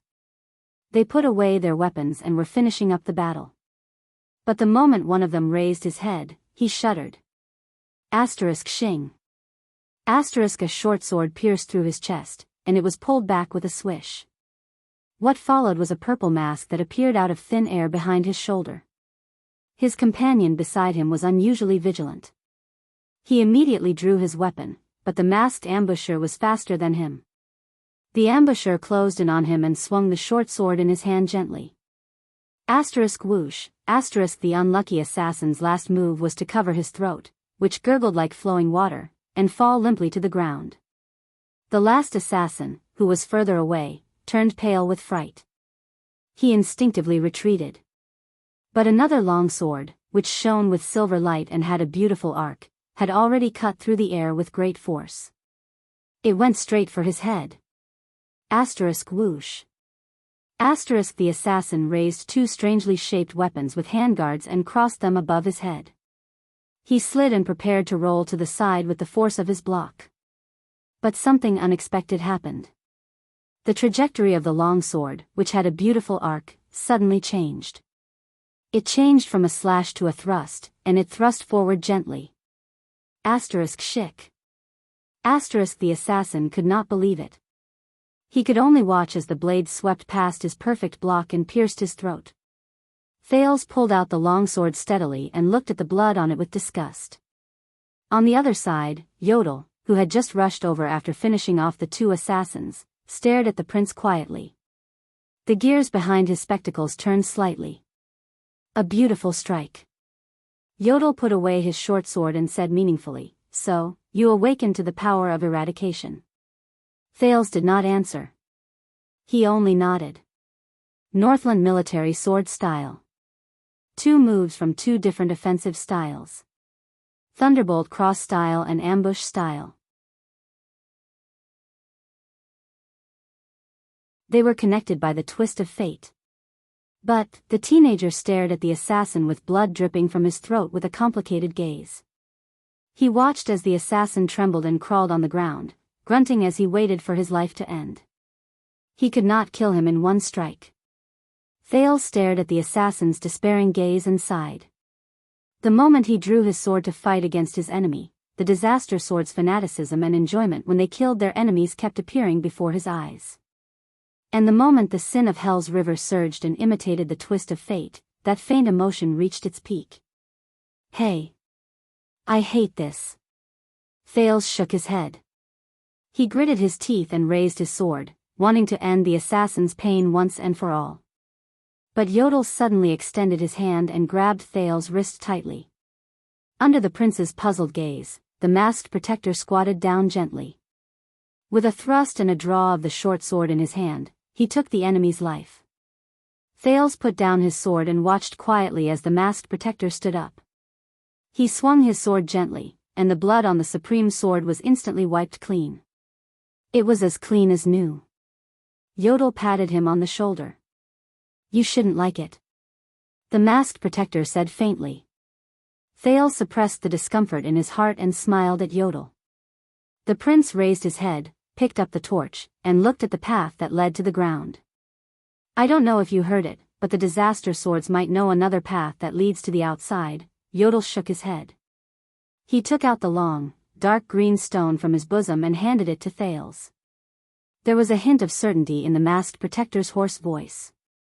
"As long as the key is in your hands, we can capture all of them in one fell swoop. Now, we only need to reach the surface safely." "But what about after that?" Thales stared at the black prison key in his hand. More questions rose in his heart. What about Quick Rope? What about Dean?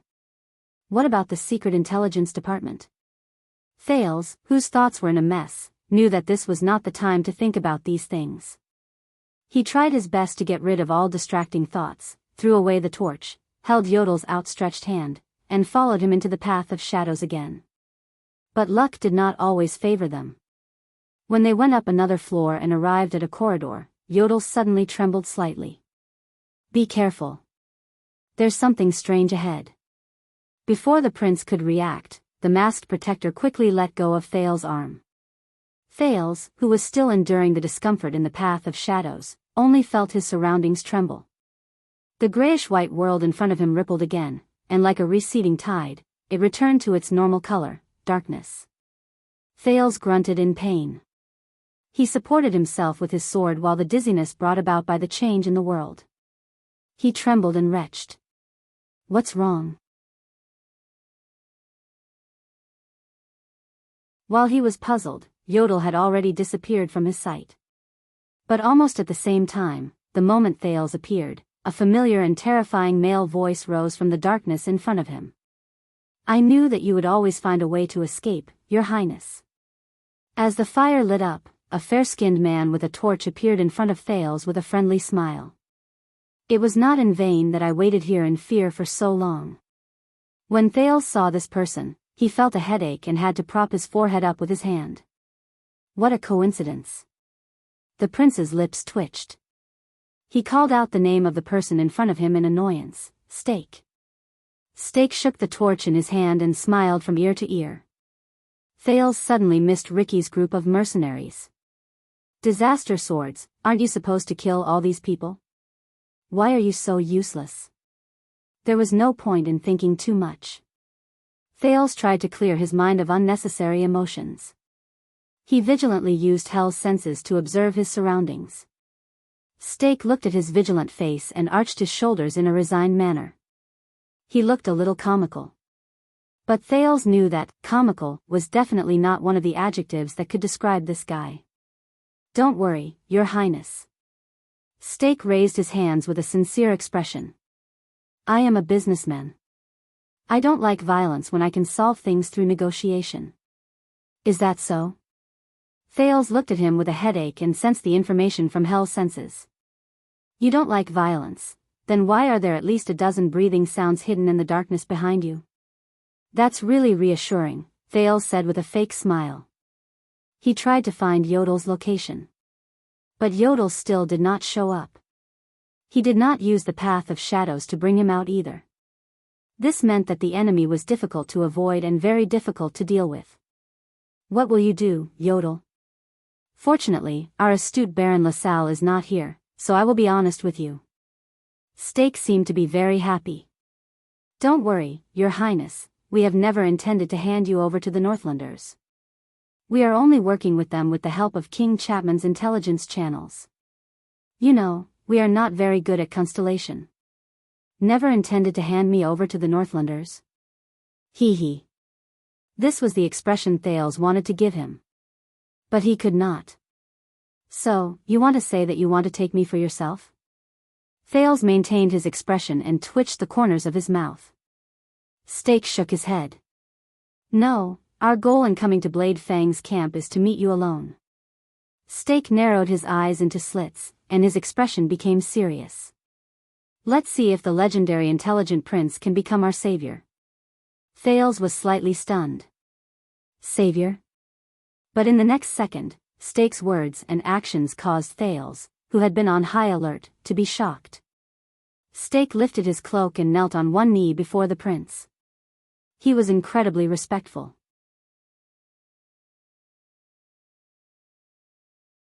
He was even more respectful than Yodel.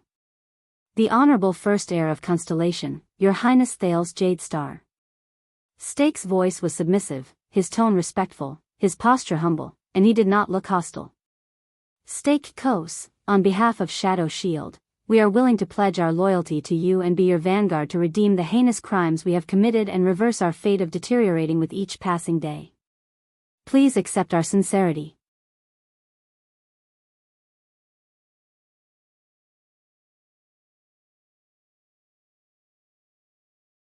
Chapter 430.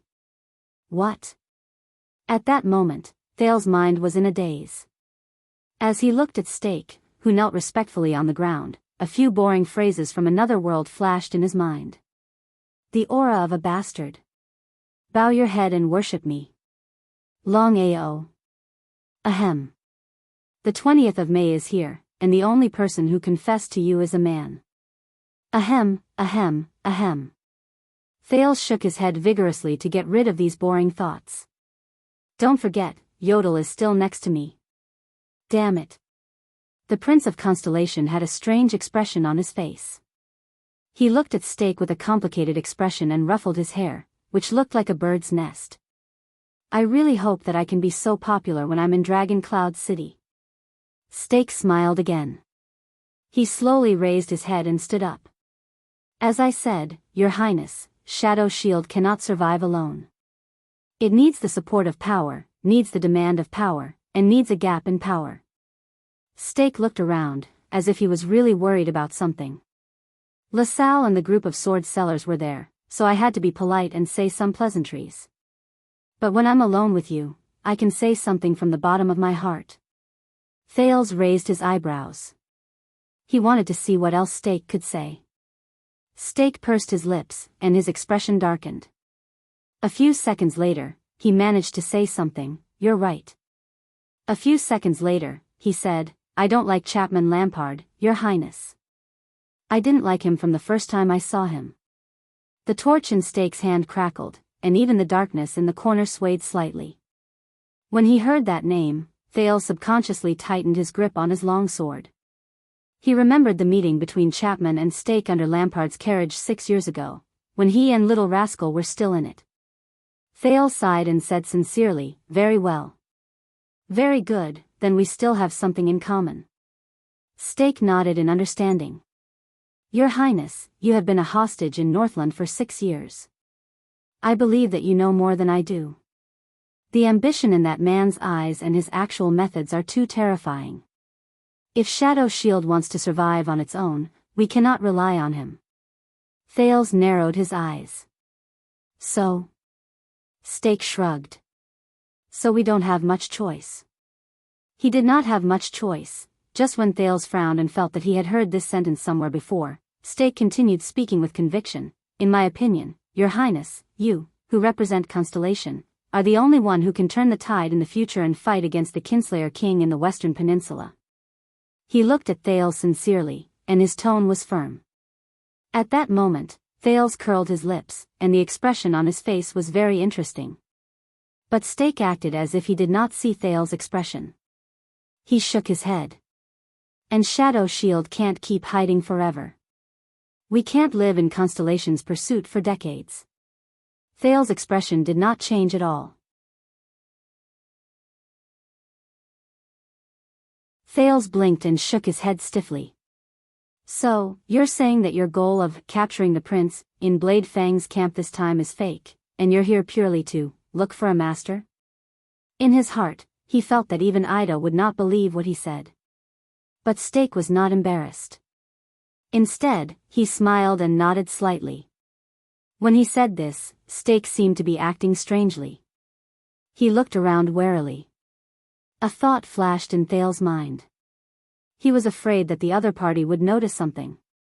Fortunately, Yodel was still silent and disappeared without a trace. Strange. Even though the masked protector was used to protecting Thales quietly and attacking from the shadows, for him to restrain himself for so long, Thales felt a chill in his heart.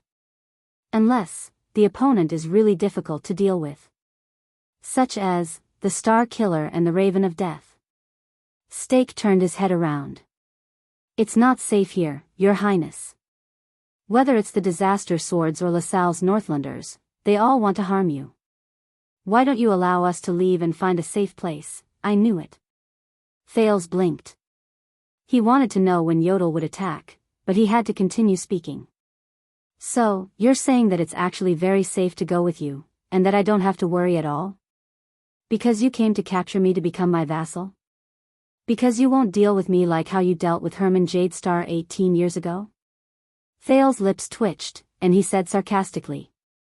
Stake was silent for a while, as if he was deep in thought. "I won't deny that I killed your uncle, Your Highness." This time, Stake looked like an old man who had experienced many things. He looked at the prince solemnly. "But it's as I said." Stake frowned hard, and he mentioned the strange name with only one syllable again. "The blood debt from 18 years ago is all in Ting's hands. That is also the dark history that Shadow Shield does not want to bring up the most." He stared at Thales. "I was only acting under orders, and I had no choice. You are destined to become a king, and you must have the magnanimity to match it. Compared to the real culprit behind the scenes, there is no need for you to hate an unthinking blade and a sword without its own will." Thales rolled his eyes. He did not speak for a few seconds. The letter he stuffed in front of his chest seemed to have become a little heavier. "Acting under orders, and I had no choice. So you don't have to bear the blame." Thales chuckled and shook his head while clicking his tongue. He seemed to have sensed something. "You are a soldier who obeyed orders from the country, so you had no choice but to slaughter unarmed civilians, and you don't have to bear the blame. You are an official who represents the ruler, so you had no choice but to carry out evil policies that bring harm to the people, and you don't have to bear the blame. You are a petty official who was hired by someone, so you had no choice but to follow orders and exploit your subordinates, and you don't have to bear the blame either. It's as if you can always find the main body at the top, be it the country, the king, the employer, or even the tradition of the system. You seem to be able to throw all the blame on it, as if everything can be solved as long as you can find the source of everything. Thales spat in disdain. This is one of the excuses I despise the most. Steak was slightly speechless. Unfortunately, there has never been a unthinking blade in human society, and there has never been a masterless sword. Thales said coldly, regardless of whether they are aware of it or not, whether they admit it or not, whether they accept it or not, everyone has to pay the price for what they have done. There is no escape. There is no Jesus in the world who has suffered for others. Steak frowned slightly. He was slightly puzzled. But he still let go of his doubts and sighed.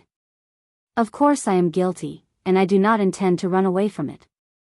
On the contrary, I am now trying my best to make up for it, whether it is by pledging loyalty to you or changing the fate of Shadow Shield. His voice became a little low. Thales sneered. Make up for it? Loyalty? How? Steak bowed respectfully. Come with me, Your Highness. We can talk about many things and share a lot of information. There was a sharp glint in his eyes. Including the secret from that year, the secret that Ting hid from everyone for 18 years, the secret that caused the Jade Star royal family to suffer misfortune. Thales frowned. Similarly, we will show you our value. Steak raised his head, and a rare hint of steel appeared on his cold face. Since 18 years ago, the conflict between the royal family of Constellation and the great nobles has become increasingly intense. The Iron Hand King's ruthless and violent methods have exacerbated this situation. I believe that your path to being crowned king will not be smooth. Because of this, as the heir, you need a sharp blade that no one knows about.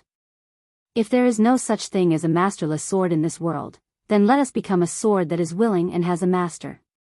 Let us become that blade in the darkness. Steak slowly pressed his hand against his chest. His words seemed to burn with boundless flames. To protect your crown. The future Supreme King of Constellation, Your Majesty Thales I. He said in a loud and clear voice. Thales felt his eyelids twitch. A few seconds later, the teenager exhaled and shook his head with the ghost of a smile. I can't believe it. Only 6 years ago, you tried to assassinate me under the fortress. Thales rubbed the hilt of his sword and could not help but laugh. But Steak shook his head. First of all, that was what Archduke Poffert hired us to do. Steak was still indifferent, as if he was unmoved. He raised his right hand. Second, as a king, how can we not be tempered? Our hatred is indeed as deep as the sea. We are enemies, Your Highness. Steak pointed at himself, then gestured respectfully at Thales. But the most brilliant ruler not only destroys his enemies, but also turns them into friends, and uses them for his own use. Thales stared at him in a daze. It's hard to imagine. This guy is giving me a political lesson? Steak curled up the corners of his mouth, revealing a casual but not frivolous smile. Besides, if we did not have that thrilling encounter during that assassination, how would we know what kind of king you are? How would we know that you are worthy of us entrusting our lives to you and serving our swords loyally after we got rid of Ting's nightmare? The next moment, Steak put away his smile, and bowed solemnly and cautiously. The fate of Shadow Shield is in your hands, Your Highness. Hold it in your hands to prevent us from becoming an unstable factor again, or let go of it and let the assassin organization, which has been in disunity for a long time, continue to fall into depravity and bring harm to the world. It is all up to you. Please show me the magnanimity of a king, the bearing of a ruler, be wise and decisive, and think thrice before you act. The magnanimity of a king? Thales stared at Steak, dumbfounded. His jaw almost dropped to the floor. Fortunately, he did not say King of Glory. But Thales still stared at him in a daze. He felt that his impression of Steak had been refreshed. My God, Quick Rope should have hired you to bring in business for him. Thales shook his head and clicked his tongue. Why would a person like you be an assassin? It's such a waste. Isn't it better to be a president? Stake only smiled humbly. So, what do you mean? Are you willing to come with us? We have too many things to report to you regarding your future and Shadow Shield's future. Thales exhaled and wiped the sweat off his forehead. Very well. Thank you for your kindness. You may leave now. Stake narrowed his eyes slightly. Thales waved his hand awkwardly. When I return to Eternal Star City, you can send me a message. I'll be happy to talk to you about the future of Shadow Shield. Stake smiled and shook his head. Of course we're willing to do that, but unfortunately, I don't think your father will be happy. Thales snorted softly and said, I'll convince him. But Stake denied this. I'm afraid that won't work. I'm sure that hatred and anger have blinded King Kessel's eyes. After Ting left, it's not that I didn't send a message to the Secret Intelligence Department, but every time, it was like a stone thrown into the sea. Thales frowned slightly. That's why we had no choice but to come to you. We could not get close to you when you were in Extet, and when you arrived in Constellation, you were locked in the palace and surrounded by layers of iron curtains. It was only at this time that we had the chance to meet you without being disturbed. Stake was extremely respectful. Please do not worry. You will be safe, and you will return to Constellation. We will be your quietest and most powerful ally. We will only appear when you need us. Thales stared at him for a long time. He clenched and unclenched his fists. But the prince smiled at the last second. A prince with the surname Jadestar is in cahoots with Shadow Shield. Are you sure you're helping me, not threatening me or kidnapping me? Thales sneered. Stake's expression froze. You know, a long time ago, a damn old witch taught me this. The image of a pouting girl with missing teeth flashed before his eyes. It was replaced by an ugly face with a bloody mouth. It made Thales feel disgusted. The Prince of Constellation raised his head and said happily, betrayal is the true meaning of an alliance. The black prison was silent. Faint sounds of fighting could be heard in the distance. He did not know whether it was an assassin, a swordsman, or someone else. Stake was silent. If that's what you're worried about, you don't have to. The leader of the assassins took a deep breath. There were too many people in the tavern just now, so it was not convenient for me to say much. But you must know that I have followed Ting for a long time, and I have also learned some secrets behind his impenetrable and mysterious veil. Thales thought about Yodel, and at the same time, he paid attention to the other party's actions vigilantly. But Stake's next words made him frown. Your Highness, you are not the only one. As far as I know, during the Bloody Year, one of Shadow Shield's employers. Stake sighed. The smile on his face was one of resignation and pity. He spoke slowly, and his tone was a little deep. Also has the surname Jadestar. A few seconds later, Thales' expression slowly changed. What? What does he know? He could not help but think this way. That map? That weapon? But reality did not allow him to think too much. Stake gently extended his hand, looking sincere and pure. Your Highness, do you want to know who that is? Who is that? At this moment, Thales thought of something. In the next second, a dark figure with a purple mask instantly appeared behind Stake, as if he had emerged from a water curtain. Yodel. Thales tensed up. He did not have time to react, and he could not react. He saw Yodel jump out of the shadows with murderous intent, and charge towards his target. The supreme sword rippled in the air. It mercilessly and cold-bloodedly pierced towards the smiling Stake. The sudden change in the situation happened at this moment. Asterisk bang. Asterisk there was a loud bang. The sudden strong light and loud noise caused Thales, who was in the state of hell senses and was paying full attention to the situation, to suffer greatly. He subconsciously closed his eyes and took 3 steps back in pain. Only the buzzing in his ears could be heard from both sides of his head. The sin of Hell's river surged into his body and alleviated Thales' embarrassment. Thales could only use the most basic sense of touch to feel the ground. Fortunately, the sin of Hell's river gave him waves of feedback, allowing him to sense the endless murderous intent that rose and fell in the distance. Hell's senses are not omnipotent. This was the biggest lesson the terrified Thales learned. When one is strong, there is a weakness, and when one is strong, there is a weakness. The strengthened senses did not just bring him convenience. The teenager did not dare to put down the sword in his hand for even a moment. His nerves were tense, and he was ready to swing his sword to counterattack at any moment. But he did not know whether it was because the enemy did not pay enough attention to him, or because he had no time to be distracted. Even when Thales' senses gradually recovered, he was not attacked. But this made him panic even more. Because, as expected, when Thales regained his sight and hearing, the moment he saw the situation clearly, he was instantly filled with rage. Stake was sitting by the side. Half of his body was bright red, and his left arm, which held a strange awl, was trembling slightly. He was panting. He looked very pathetic. There were 2 assassins lying dead beside him. Both of them had their throats slit. But the most important thing was that the masked Yodel stood in front of them. He held the supreme sword tightly in his hand, but he no longer had the strength to move forward.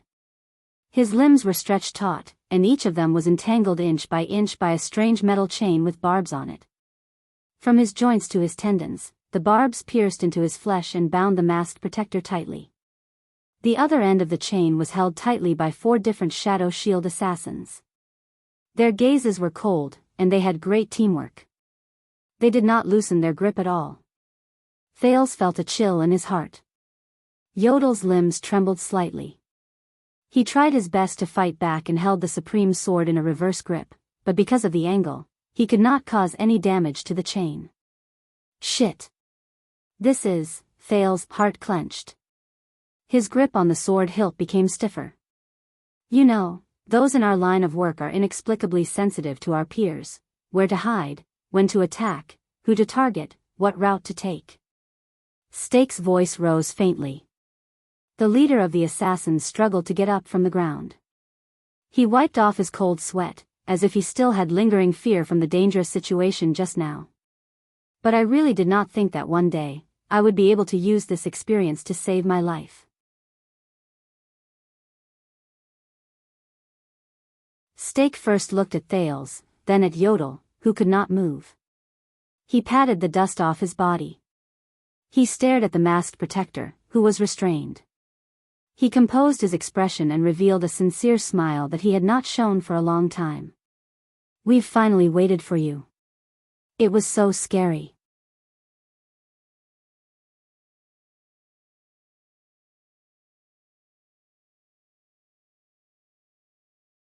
Chapter 431.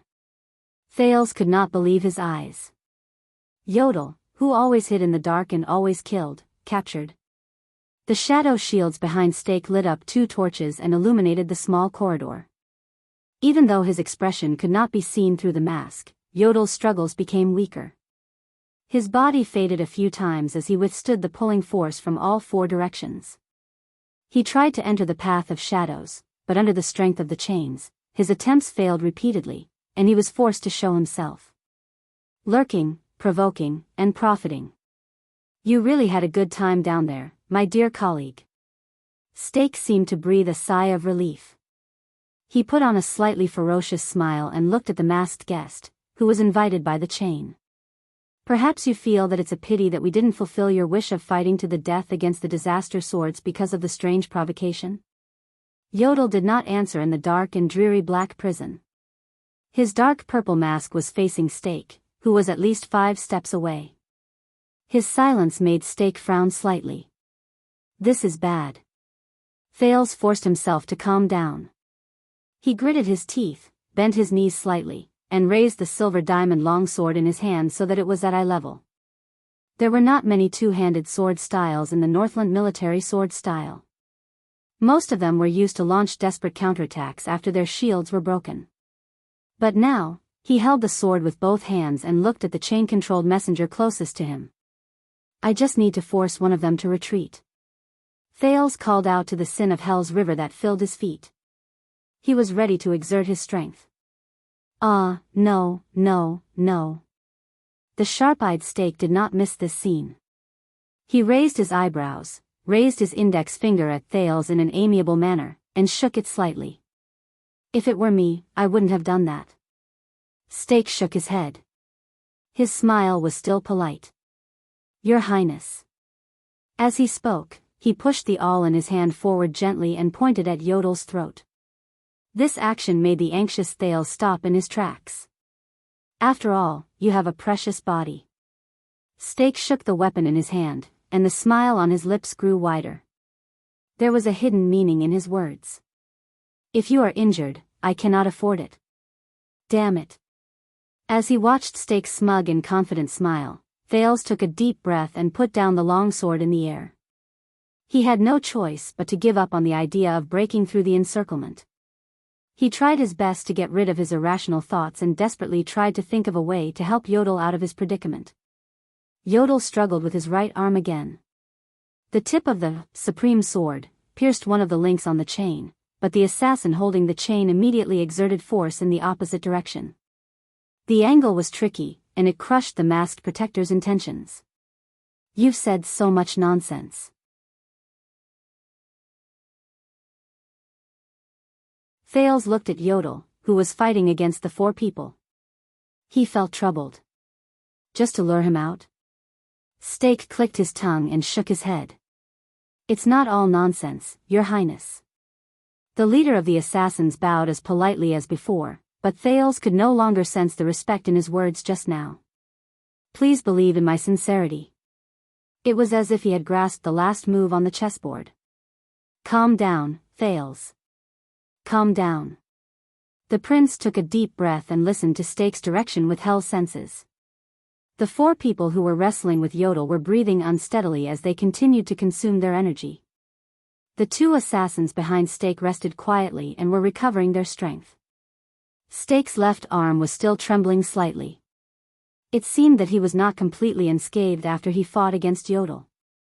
But Thales looked worriedly at the darkness behind Stake. He could still hear multiple breaths coming from there. His greatest support was suddenly gone, and he could not fight against many people alone to save the hostages. What should I do? How can I? He looked at Yodel, who was trapped in great difficulty. He caressed Ricky's silver diamond longsword and felt its almost perfect balance, but he knew that he was in the most unbalanced situation he had ever been in. Stake seemed to have completely recovered from the sudden attack.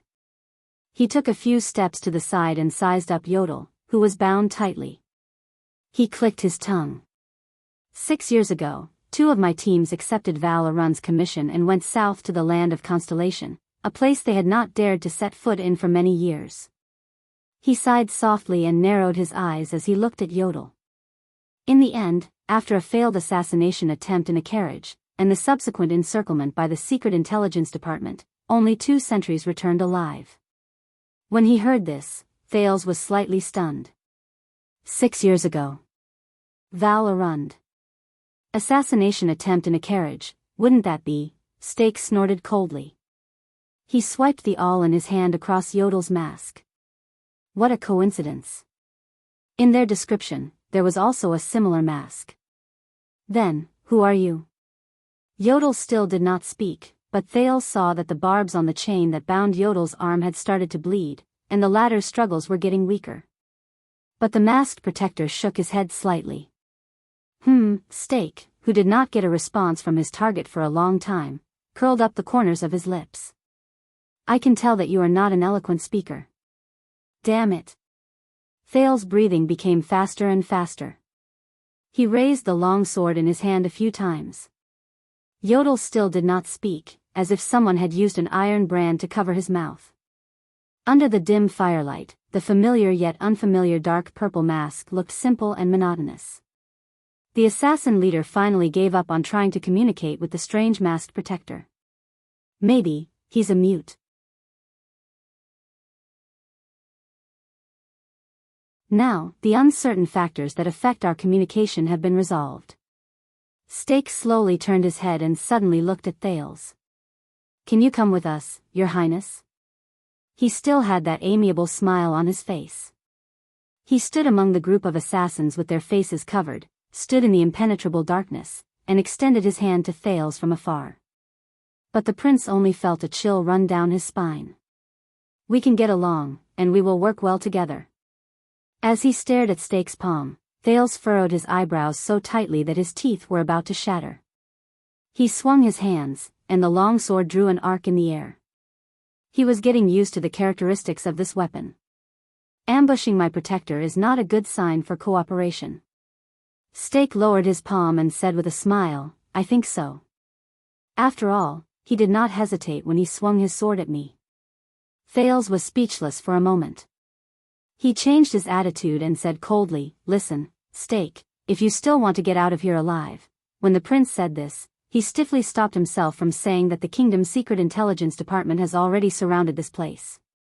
No, confirming this news in front of Stake would only make him more desperate, and he would care more about the hostages and bargaining chips in his hands.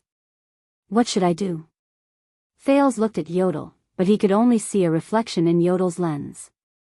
We can discuss what you said, Thales braced himself and said, but as the first step of the negotiation, I am more willing to see my protector healthy and safe.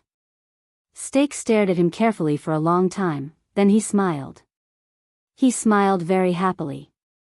As he smiled, the chain-wielding assassins bound Yodel even tighter. The masked protector shuddered and shook his head at Thales again.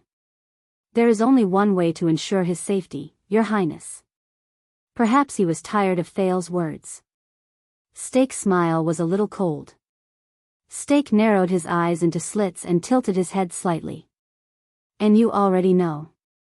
Thales tightened his grip on the hilt of his sword. Damn it. He's so stubborn and slippery. Cooperation, negotiation, and benefits, nothing can attract his attention. He only wants me. Me. Stake stared at Thales for a long time. He did not seem anxious at all. In fact, I heard a lot about you from Baron LaSalle, and he heard a lot about you from King Chapman, including your personality. When he heard that name again, Thales suddenly had a bad feeling. Stake smiled and took a step forward. He looked at Yodel, then at Thales. For example, you are kind, resolute, and brave. Stake's expression changed slightly. He raised the awl gently. But I've always been curious. How can these two characteristics appear on the same person? Then, we have a chance to verify it today. Before Thales' unpleasant expression, Stake gently pressed the tip of the awl against the masked protector's neck and grinned. Yodel still did not move. His arms were bloody.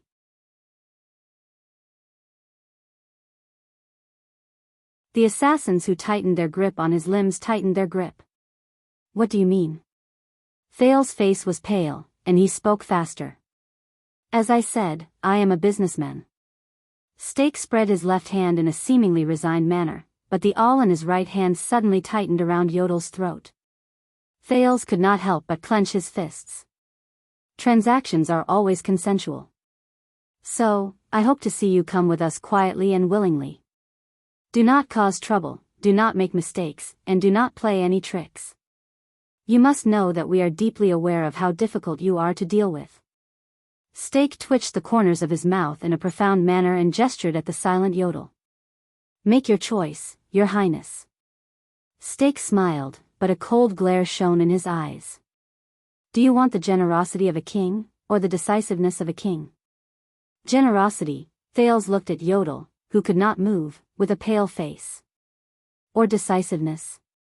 He glanced at the awl Stake had pressed against the masked protector's throat. Damn it. In the dim firelight, Yodel shook his head in a barely noticeable manner again. Thales looked at him in anguish. Damn it. No, Thales sucked in a light breath and suppressed the resentment in his heart. Calm down. Calm down, Thales. Calm down. He took a few deep breaths, and his gaze swept past each shadow shield assassin. They want me. Thales subconsciously repeated this in his heart. They want me. I. A few minutes later, the Prince of Constellation curled his lips and smiled. He smiled with great confidence. Stake looked at the prince and wondered whether he should use the awl in his hand to urge him to act. It's not a problem for me to go with you, but I have a question. Stake raised his eyebrows to show that he was willing to listen. Thales said in a low voice, You don't care about me, do you?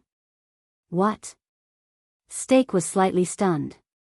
No matter what you want from me, be it wealth, secrets, bargaining chips, power, hostages, or amulets. Do not forget that I am first and foremost the heir of Constellation. Thales looked away and spoke in the most indifferent and alienating manner he could think of. Shadow Shield, why don't you consider the king's attitude and perception? Let's assume that you are still in that position after today and give orders to your subordinates. Stake, take a guess. After today, compared to Lampard and my father, what kind of future will the future Thales I give you? Stake's expression changed slightly, and his expression slowly turned cold. Asterisk whoosh.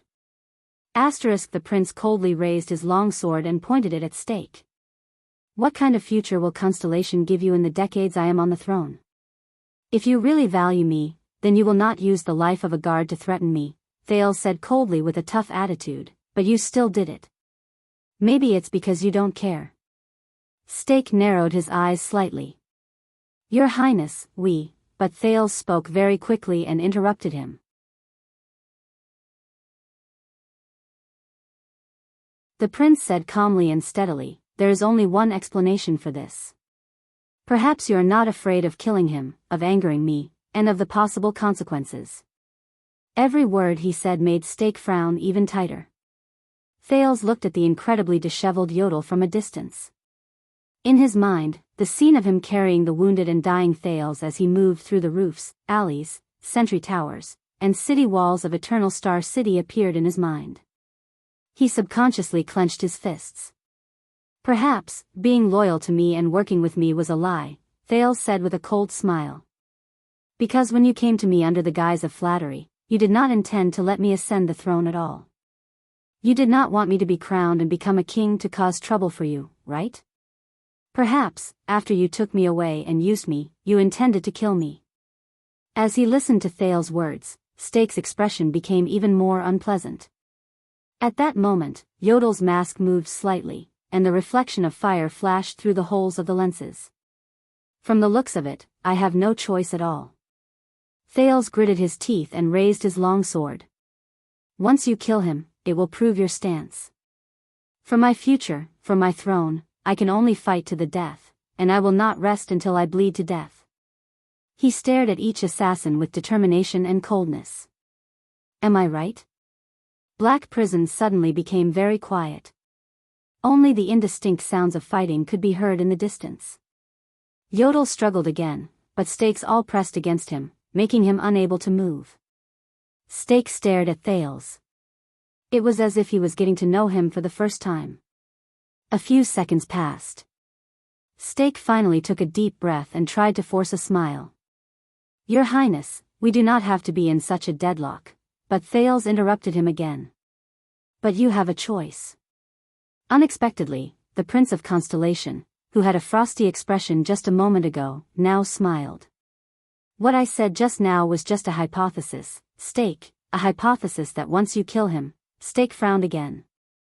But I guess you're not the kind of person who is willing to walk down Ting's old path until the very end, Stake. So, if you want to prove your sincerity, prove that you are useful to me, and that I do not need to fight to the death, you might as well start now. Stake stared at him, and his expression froze. Thales put away his aggressive expression just now and raised a finger seriously. There is only one way to ensure your future. Thales lowered his sword and extended his palm towards Yodel. His gaze never left Stake. And you already know, Stake. As he listened to the prince's reply, Stake could not help but frown. Thales stared at him. Yodel's mask was still dark and heavy. The only holes in the lenses reflected the faint light of fire. Stake's face contorted. Make your choice, Stake. At that moment, Thale's eyes were bright, and he deliberately said in a deep voice, "You also have two paths in front of you. One can make me cooperate with you in a friendly manner, and the other can only make me fight to the death." He curled up the corners of his lips. His left hand gently brushed against the ridge of the silver diamond longsword, and he gestured at the bound Yodel with his chin. "You want the king's forgiveness." Thales laced his fingers together and tapped his head calmly. "Or the king's life?" At that moment, Stake's face was livid. Black Prison was terrifyingly silent, as if the people in the distance had been isolated. Even the sounds of the battle between the Disaster Swords and Shadow Shield did not come for a long time. The Prince of Constellation and the leader of the Assassin's gazes met several times in the firelight. The masked protector slowly lowered his head and did not move. Finally, after struggling for a while, Stake's expression relaxed completely. He forced himself to curl up the corners of his mouth and put on an indignant smile. "You live up to your reputation, Your Highness." Stake let out a long sigh. As if resigned to his fate, he removed the sharp awl from Yodel's throat and left the masked protector's side. At that moment, Thales finally breathed a sigh of relief from the bottom of his heart while he held his long sword tightly. Stake put away his weapon, rubbed his chin, and said in a profound tone, "You threw the dilemma of choosing back to me, and forced me to retreat without a choice. Who taught you this? A hot-blooded and brainless Northlander?" Thales chuckled. "My father." He lowered his long sword, and his mind wandered for a moment. His thoughts returned to the past. 6 years ago, he used this method to put an end to a bloody war between Constellation and the dragon. Stake nodded. But at that moment, Thales felt his hair stand on end. His hell's senses instantly sensed something strange. Someone's there. At that moment, the prince, who had been through a lot of danger, subconsciously turned around and swung his long sword.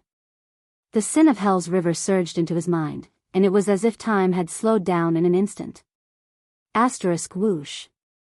Asterisk with the sound of a sleeve slicing through the air, Thales saw the ambusher's figure clearly in shock and anger. Assassin. In that extended second, Thales saw the situation clearly in shock. 3 assassins in Shadow Shield's attire charged at him from his left and right. They were either wearing boxing gloves or wielding blunt weapons. On the other side, Stake put away a strange-looking soundless bone whistle into his bosom with a satisfied smile. "This is a diversion. They want to capture me alive. They're not prepared to negotiate with me at all," Thales subconsciously said in his heart.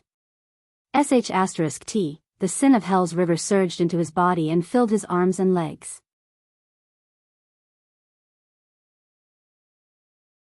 It brought his long sword faster than usual, and he swung it at the ambusher to his left. But this was already his limit. Thales could not take care of the other two. "No, *T, it's too late." In that second, Thales thought in a daze. "I learned another lesson. Don't be like assassins, be reasonable." His sin of Hell's river reached its limit. It retreated from his mind, and time seemed to have returned to normal. But the fainting that Thales expected did not happen. Instead, there was *shik. The monotonous and crisp sound of metal piercing flesh rose abruptly. Thales was shocked. A weapon sliced through the air and flew towards the 2 assassins he did not manage to defend against. The 2 assassins looked as if they were hit head-on by a galloping warhorse. They trembled in the air and froze. Bang. The 2 of them flew in the opposite direction and crashed into the wall one after the other. Thales looked at the 2 assassins in shock. They were nailed to the wall one after the other by a weapon that sliced through the air. It was a normal longsword that pierced through their chests, and they were pinned to the wall one after the other. The only thing they could do was twitch. Stake and his companions could not react at all. They could only stare blankly at the longsword that shot towards them like a javelin, as if it had descended from the sky. It was still trembling on the wall. Thud. Thud. Thud. Thales did not have time to think. An unfamiliar figure suddenly appeared beside him. The prince turned his head around. He could only see the unfamiliar figure extend his arm and accurately seize the third assassin's throat. The assassin seemed to be in disbelief. He struggled to fight back, but his opponent did not give him any chance. He struck the wall beside him diagonally. Thud. A heavy, muffled sound rose. The unfamiliar figure pulled back his arm, seized the assassin tightly, and slammed him against the wall again. Thud. A second muffled sound rose. The assassin's opponent pulled back the assassin in his arm for the second time and slammed him against the wall one last time. Crack. A strange and ominous crisp sound rose. In the next second, the assassin slid down from his opponent's arm limply. He fell to the ground and did not move. The air became calm again. Thales looked at his surroundings with a dumbfounded expression. 2 assassins were nailed to the wall. They were moaning in pain, and it seemed like they were about to die. There was another person who fell limply to the ground without a sound. From the moment the longsword flew over to the moment the last assassin fell to the ground, only a little more than a second had passed. The 3 assassins who were prepared to ambush him had all died. I'm really rusty. The newcomer walked to Thales' side, swung his left hand, and grumbled incoherently. The prince stared at this person, dumbfounded.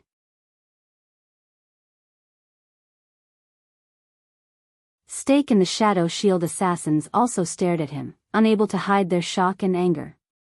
This uninvited guest. A man's figure was illuminated by the dim firelight. A very special man. He wore the light, slightly worn leather armor unique to mercenaries, but he was equipped with a total of 8 or 9 weapons. The man held 2 crossguard swords in his right hand, one long and one heavy.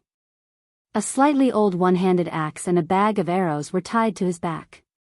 A fully strung infantry crossbow hung from his left leg, a sheathless saber was tied to his right leg, a blood-stained hammer was tied to his waist, and a straight saber with a chipped edge was tied to the side of his waist. There was even a short sword that was the length of a forearm in his mouth. He's like a human-shaped armory. Thales thought dumbly. He's dressed like a mercenary. Is he from Disaster Sword? No, doesn't seem like it. The man was not young, and he was not neat either. In fact, his hair was messy past his ears, and he only used a dirty string to tie it behind his head. He looked unkempt, and his face was bruised and swollen. He was missing a piece of scalp on the right side of his forehead, and there was even a black-rimmed extravasated blood in his left eye. Aside from the leather armor that was still brand new, the rest of his clothes were tattered. There were clear bloodstains and wounds on some parts of his body, ranging from scratches to bruises. At first glance, there was not a single part of him that was unharmed. It was as if he had just come back from being tied to a horse and dragged in the sand. But what was special was his chin. Even though he looked dirty, unkempt, and a little hairy, the man had shaved his chin clean, leaving only a patch of green. It formed a stark contrast with the upper half of his face. Wait, beard? Thales suddenly shuddered. He looked at the man's forehead, and he was instantly shocked. As expected. There was a ferocious and terrifying blood-red brand there. It was the alphabet of the ancient empire. Thales stared at the man beside him in a daze. He watched him remove the short sword from his mouth, grimaced, arched his back, and swung his upper arms. He was like a warhorse that had not been out of its cage for a long time, and was exercising its joints. It's him. Thales thought dumbly. Even though he could not recognize him because he had shaved his beard, but, it's him. Beautiful movements. The Knight of Judgment, Zacriel, stood beside Thales with a calm expression. He narrowed his left eye, which had a black rim, and swept his gaze over the Shadow Shield assassins in front of him. He spoke coldly to the prince in his unique, dry voice. It's very stupid to be absent-minded. The area around them fell silent for a while. At that moment, Thales stared at Zacriel, who had changed his appearance and equipment, dumbfounded. On the other side, Stake also stared incredulously at his dead subordinate.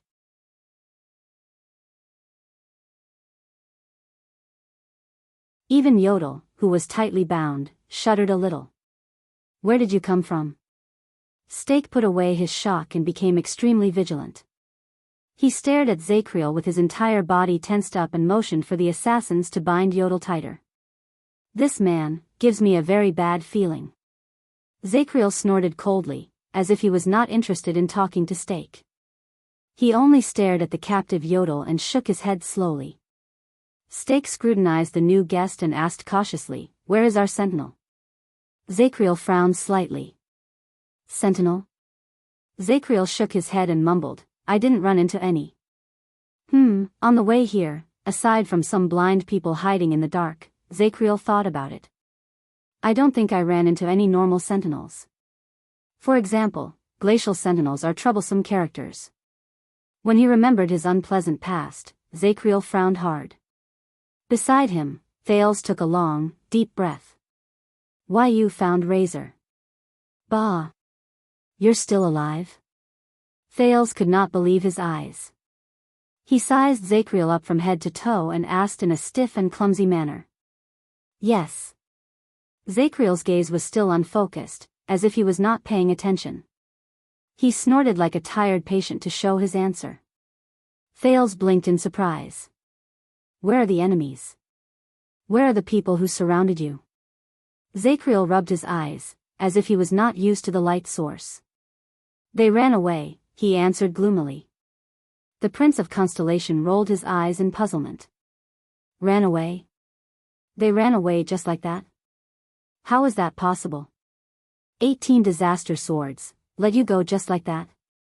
Thales could not understand it. Zacriel tugged at his mercenary leather armor and shook his shoulders in extreme discomfort. "Yes, they ran away." The Knight of Judgment, who was released from prison, silently recalled the battle just now. "Those sword peddlers, they ran away." "How many of them ran away?" Zacriel scratched his head. 2 or 3. Maybe 4. I can't remember." When he thought of this, Zacriel exhaled in displeasure. He pounded his forehead in pain and felt sad.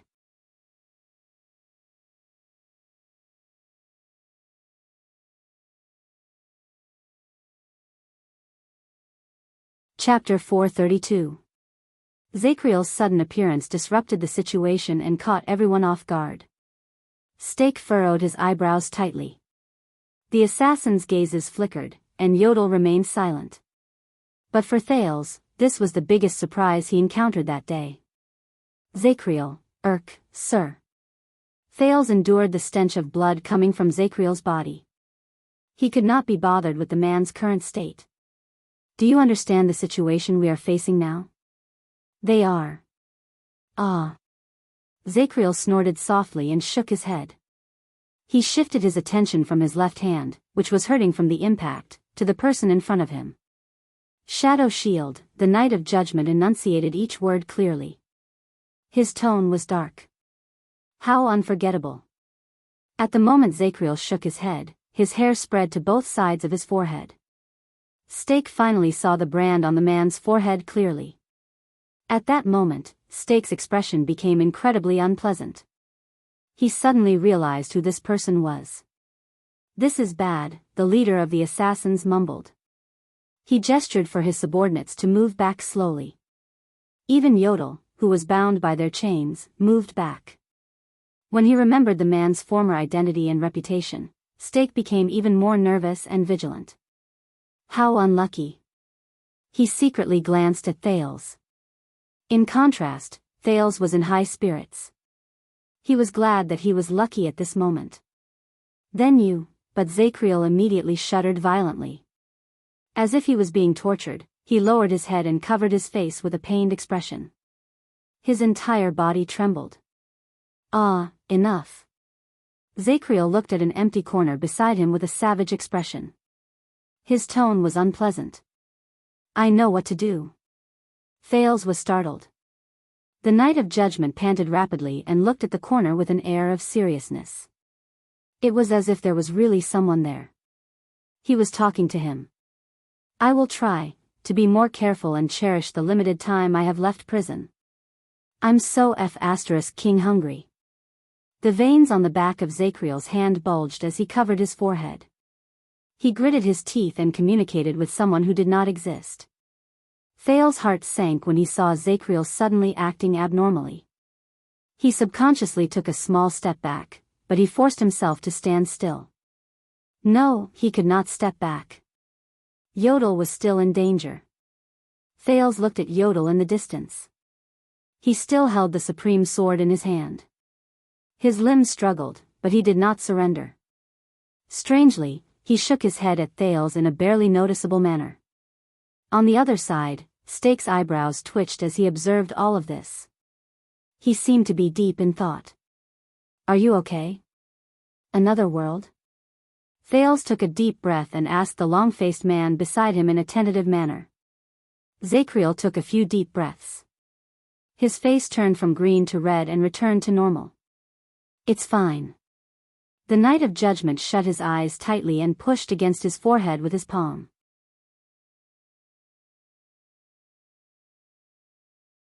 Every time he spoke, his body would twitch violently. Just like in the past, when you were trying your best to defend against Tony's attacks, the detestable instructor was still shouting in your ear, as if you weren't flustered enough. Not a problem? Thales cast him a worried glance and suppressed the words in his heart. His current state, would it work? But he glanced at Yodel again and tried hard to shake off his hesitation and fear. He had no choice.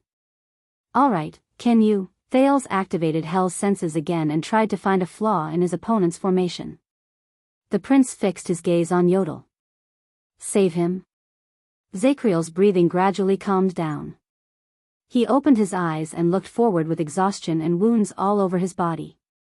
His gaze swept past the assassins and the captured Yodel. Killing is easy. But saving him? That's another matter. The Knight of Judgment seemed to have just recovered from his unconscious state. His words came with intermittent gasps. Thales' eyes darkened. Stake drew out the awl and dagger in his hands again. His eyes shone brilliantly, but his thoughts were unknown. And they have a lot of people, brat. Zacriel frowned. He lowered his head to look at Thales and said coldly, once we fight, I can't protect you. Yodel shuddered violently in the chains and shook his head firmly. Thales was slightly startled before he smiled. You don't have to worry about me, Sir Zacriel. Thales' gaze was firm. He raised his weapon at the assassins. You just need to save him. I can protect myself. At that moment, he suddenly felt that the sword in his hand was no longer as heavy as before. Zacriel narrowed his eyes slightly. Your Highness. On the other side, Stake suddenly spoke loudly. Are you sure this is a good idea? He showed a gentle smile again. I believe that we can solve this through negotiation. Thales snorted softly. Aren't we negotiating right now? The prince took a step back and flung Ricky's longsword away. He positioned himself in the iron body style and said coldly, with a sword, not with your mouth. Stake's expression darkened. Zacriel was silent. He looked at Thales, then at Yodel. How important is he to you? The Knight of Judgment asked faintly, is he worth throwing away your life for? Thales curled up the corners of his lips. Zacriel. How important are your brothers in the royal guards to you? The prince asked with a smile. Zacriel was silent for a moment. The brand on his face trembled slightly under the waning firelight. Don't die. The Knight of Judgment stared at the enemy in front of him. He coldly bit the short sword in his left hand back into his mouth. Your Highness, I don't know your name. At that moment, Stake's expression changed drastically.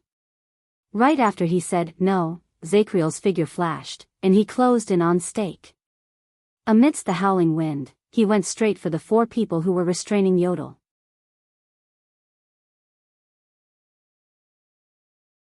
Zacriel, who was covered in weapons, was not fast, but his momentum and agility at that moment were not to be underestimated.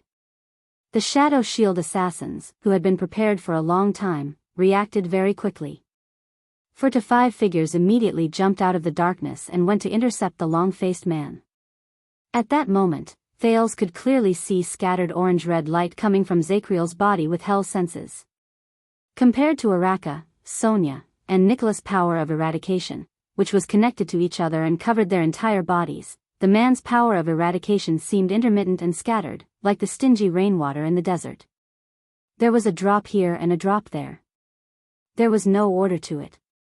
But Thales' thoughts immediately changed. No. It's not that there's no order to it. Thales watched the orange-red light change its trajectory, and a thought appeared in his mind. First, it gathered at his waist and left hand. Shik. A gust of wind sliced through the air. The moment Zacriel took a step forward, he turned his body sideways as if he had predicted it, and narrowly avoided an arrow that grazed past his nose. He swung his left hand, and the throwing axe on his back flew out to the ceiling on the upper left. Swoosh. With a grunt, an assassin with a crossbow fell to the ground from the darkness. The first.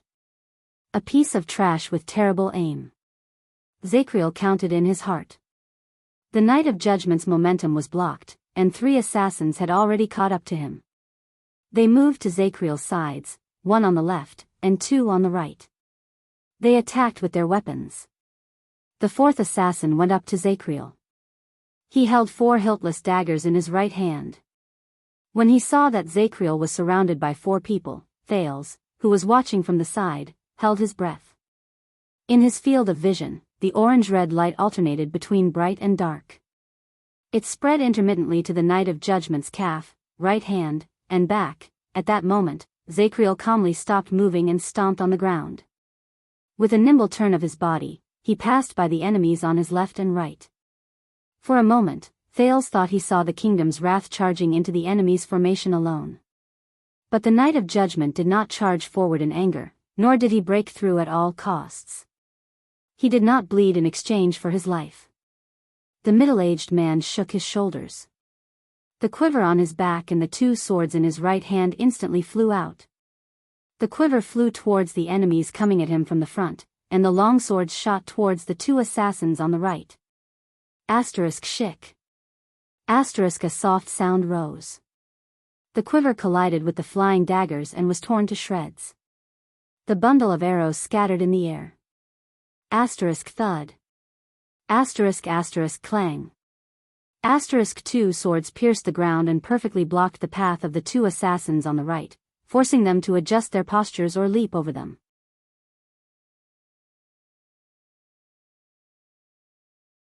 The moment the 3 assassins paused for a moment, Zacriel attacked the remaining assassin. The Night of Judgment spun around in a strange manner and moved into the arms of the assassin on the left at a tricky angle. He accurately seized the assassin's dagger-wielding arm. Zacriel leaned his head against the assassin's neck as if he was hugging a lover. The short sword in his mouth trembled slightly. Thud. The assassin moaned in pain and watched in disbelief as the short sword in Zacriel's mouth slit his throat. The second one. What a slow idiot. Zacriel thought faintly. He let go of the short sword in his mouth, licked the cut on the corner of his mouth, grabbed the assassin's dagger-wielding hand, and turned around to deliver it. Shik. On the right, an assassin was forced to jump up by the long sword on the ground. He could not avoid it, and he watched in disbelief as his companion's dagger pierced his chest. The third one. Blind fool. Zacriel did not have time to rest. He silently evaluated his enemy. He extended his right arm and used the momentum to push the poor fool whose chest was pierced. He used him as a shield and pushed him forward. The second assassin on the right gritted his teeth.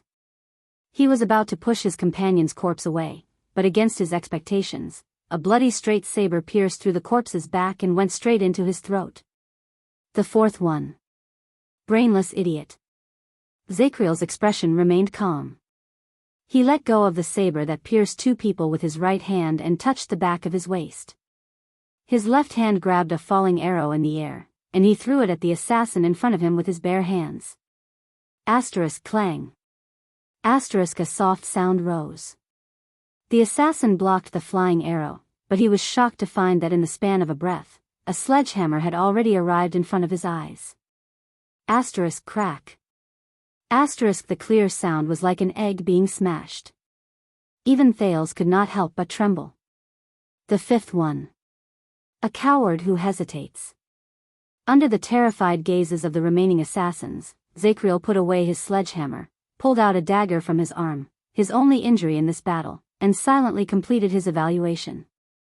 Asterisk drip. Asterisk the last arrow in the quiver fell to the ground. It bore witness to the lightning-fast exchange of blows. Thales subconsciously held his breath as he watched.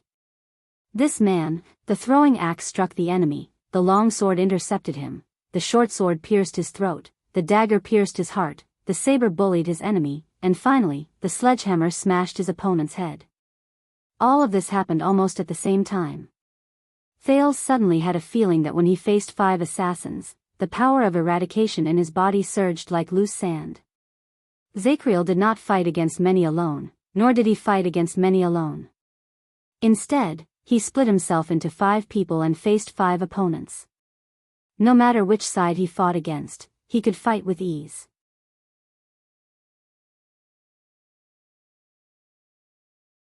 His palms, his arms, his waist, his shoulders, his legs, every part of his body, and even the seemingly cumbersome weapons all over his body, seemed to have their own consciousness. At the moment his power of eradication erupted, they woke up and danced without anyone teaching them how to do so. They faced the enemies in different directions. Some blocked the enemy's path, some lured the enemy deeper into their ranks, some blocked the damage, some counterattacked at the right moment, and some secured victory. When Thales saw the assassins' daggers pierced into their companions' chests, the sabers pierced through corpses, and the arrows scattered all over the ground, he felt that everything that happened at every moment on the battlefield, be it an accident or a coincidence, could immediately become Zacriel's weapon and bargaining chip, and become the chess pieces that would help him secure victory. This man. Thales stared at Zacriel in a daze. He's not just one person. He's practically a mighty and awe-inspiring military camp, a well-coordinated battle formation, and a well-trained army all by himself. No matter how many people he faced, he always had victory in his hands. He was fearless, and he faced his enemies calmly. Zacriel did not stop. He strode forward and charged at Yodel. No, the center of Stake's eyebrows trembled. He simply could not believe that there was such a person in the world who could kill 5 people in one move. That's Shadow Shield, who has been trained strictly since he was an orphan, and his attacks are ruthless and precise. How could this be? Stake, who was also shocked by the scene before him, gritted his teeth and shouted into the distance. Hurry! That boy! Following his command, 2 assassins who had bypassed the battle took advantage of the moment when Zacriel was too busy to deal with his enemies to charge at the prince. They're here. Thales felt his skin crawl. He looked at the enemies on his left and right, and attacked with his long sword. The sin of Hell's river surged towards him like a tidal wave. Time slowed down again. Asterisk clang. Asterisk Thales barely managed to block the extremely aggressive blade of the first enemy. He was just about to avoid the attack when the second enemy swung the chain in his hand, and the sound of the wind whistled through the air. It arrived next to his ear. Damn it! Thales was in a difficult situation. He first avoided the blade, then painfully blocked the chain. He could not even organize a proper counterattack, and the long sword in his hand almost slipped out of his grasp. It was just like when he faced the orcs in the desert. Attacks came from all directions. He could block one, but he could not defend against 2, damn it. When I saw Zacriel fight against many alone, he was so relaxed and at ease. He even used the enemy's attacks as his advantage, but when I truly faced this moment, Thales sucked in a deep breath. Suddenly, a thought appeared in his mind. Wait.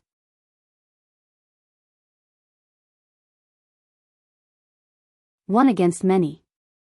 Zacriel. He used the enemy's attacks as his advantage? The slowing down of time gave Thales time to think. The enemy on his left held a short blade. It was clear that he wanted to engage in close-quarters combat.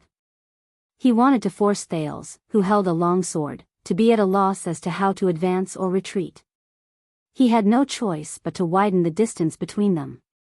The enemy on his right held a chain in his hand. He should be waiting for the moment Thales panicked and retreated to capture the prince alive. One was long, and the other was short. Then, on the other side, the chained Yodel changed his previous silence. He anxiously shouted at the Knight of Judgment, who was getting closer. Zacriel. But they were too far away. No matter what they did, it was too late. But Thales moved at that moment. The sin of Hell's river surged into the prince's arms and waist, causing him to lower his body in a flash of inspiration.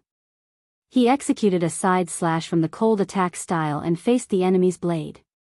Asterisk clang. Asterisk the eyes of the enemy with the short blade moved, and he took the opportunity to attack. But he was shocked to find that Thales' sword was soft. He did not use any strength at all. Before he could react, Thales took the opportunity to retreat in the next second. He brought his opponent with him to face the other fierce chain. When he saw that his companion and target had entered his range at the same time, the chain-wielding assassin immediately stopped attacking. The whistling by Thales' ears was no longer fierce. Now, without the threat of the chain, Thales gritted his teeth. The sin of Hell's river disappeared without a trace in an instant, and the twist of fate, which he had imitated the most over the past 6 years, rose from his bones. Asterisk shick. Asterisk the prince's retreating longsword inconceivably went against the flow and avoided the blade in front of him. Under the assassin's shocked gaze, it pierced straight into his chest. Damn it!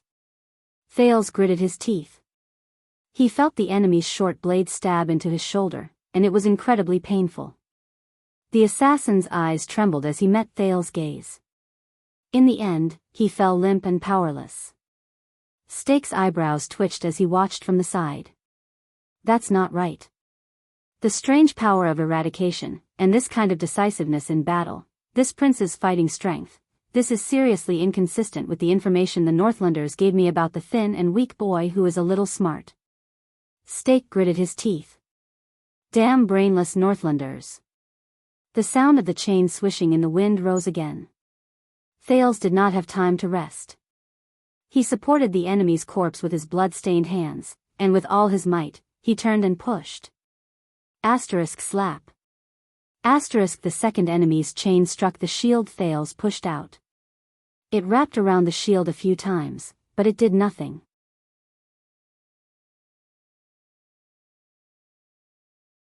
Thales took the chance to roll out of the danger zone while holding his shoulder. He endured the pain and raised his sword again. The enemy was very surprised by his companion's sudden death. In his anger, he flung his weapon again.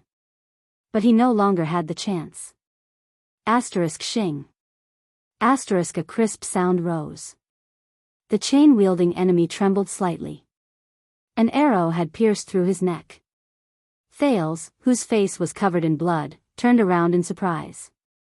On the other side, Zacriel, who had knocked down another person, released his grip and threw down a crossbow that had finished firing. By his feet, the last bolt that had fallen to the ground had already disappeared. The Knight of Judgment said coldly to the prince, "Not bad." Thales was instantly stunned. The 7th. Zacriel cast a glance at the chain-wielding assassin and said quietly, "Stupid idiot. Useless, idiot, blind, stupid, coward, idiot." Zacriel continued to charge at the enemy, but he could not help but think disdainfully. Under that Far Easterner's command, the assassin from Shadow Shield was clearly so terrifying, but during the years I was in prison, have they become so weak? As his thoughts raced, Zacriel moved forward unhindered. Only the 4 people who bound Yodel were left in front of him. When he saw that success was at hand and that he was safe, Thales could not help but breathe a sigh of relief.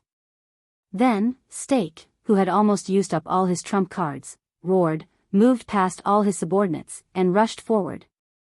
At that moment, the bound Yodel struggled with all his might and cried out involuntarily. No! Something unexpected happened. The previously unstoppable Zacriel and the seemingly fearless Stake stopped at the same time when they were 1 foot away from each other. the situation became calm again. Zacriel and Steak stared at each other in silence. One of them had a solemn expression, while the other had a fierce look. Zacriel? Thales leaned on his sword and wiped off the blood on his face. He endured the pain and walked forward. How? But in the next second, Thales was also stunned. Zacriel stood in front of Steak. His body was tense, and his eyebrows were tightly furrowed. Steak, on the other hand, was in a rather disheveled state. His face was ferocious, and he raised his right hand high. That is, Thales saw the thing in Steak's hand clearly, a metal sphere with complicated patterns carved on it. The prince understood something. He looked at the small space around him and instantly shuddered. Alchemy ball. Zacriel slowly put down the saber in his left hand and said in disgust. This is why I hate wizards the most, and their restless legacies. In front of him, Steak smiled. Yes. The leader of the assassins shrugged. 6 years ago, when Ting saw it.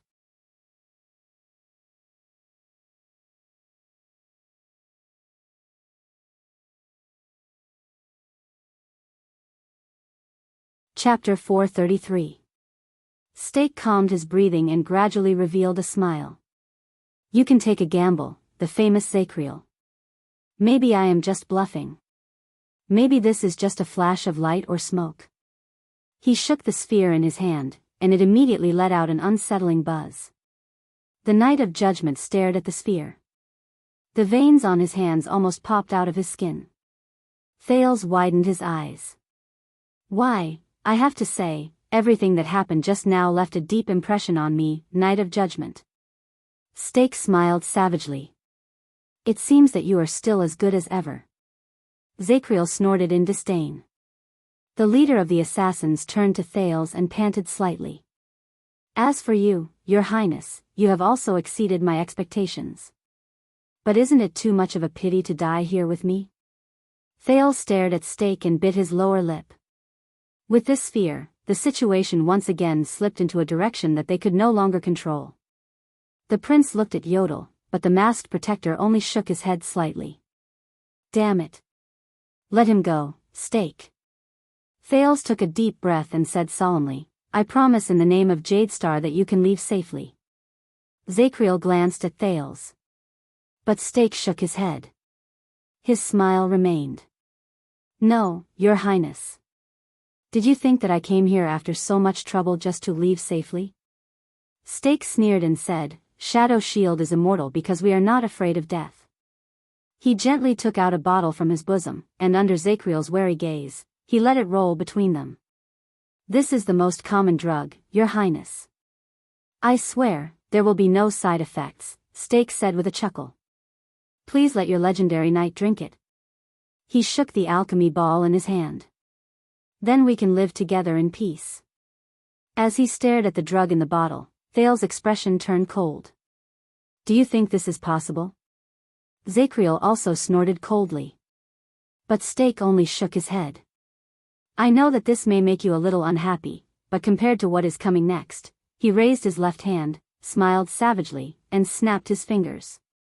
They are here. I hate doing this, but, footsteps rose. Thales and Zacriel raised their weapons warily. However, the people who walked out of the darkness made the prince pale with fright.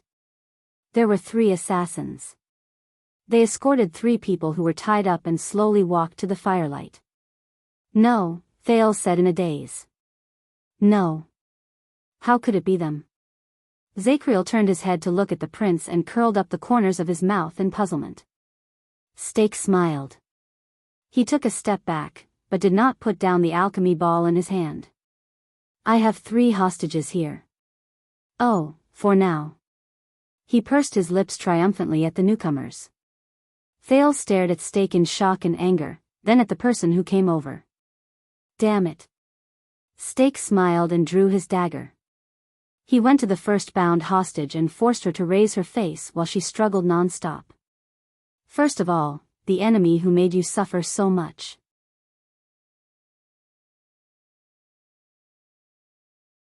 Steak giggled and shook his head.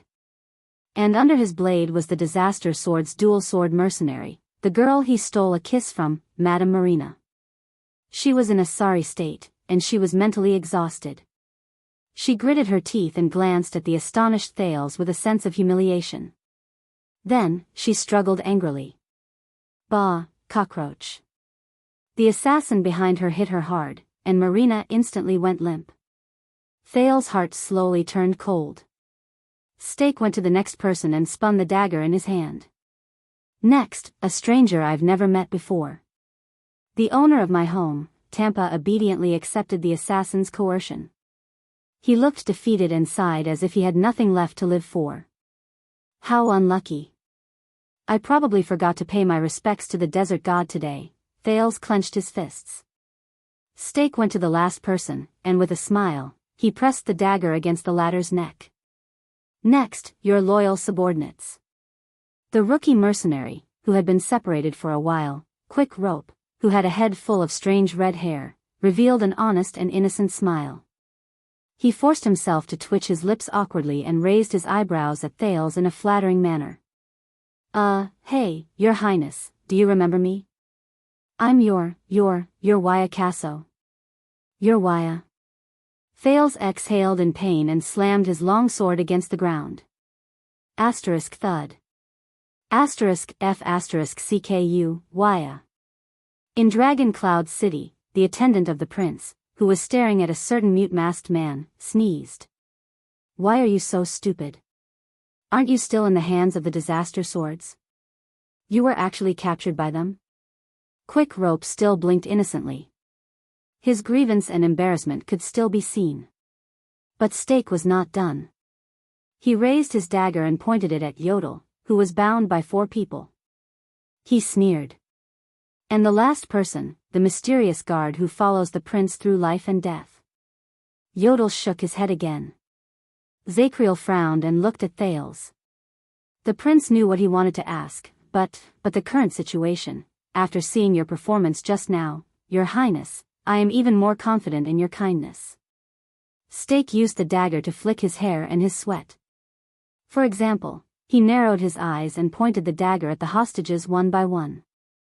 Who do you want to choose to die first? Enemies? Strangers? Subordinates? Or guards? Who will die first? Thales widened his eyes. His gaze swept past these people in disbelief. Marina twitched weakly, Tampa sighed in an obscure manner, and Quick Rope looked like he had a strong desire to live. He struggled desperately to signal Thales with his eyes. Thales clenched his teeth tighter and tighter.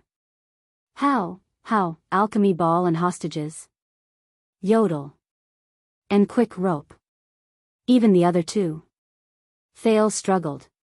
He tried not to look at Zacriel's doubtful expression. The wound on his shoulder throbbed. This is impossible, the prince said with difficulty, but found himself at a loss. Zacriel has his own dignity and choices.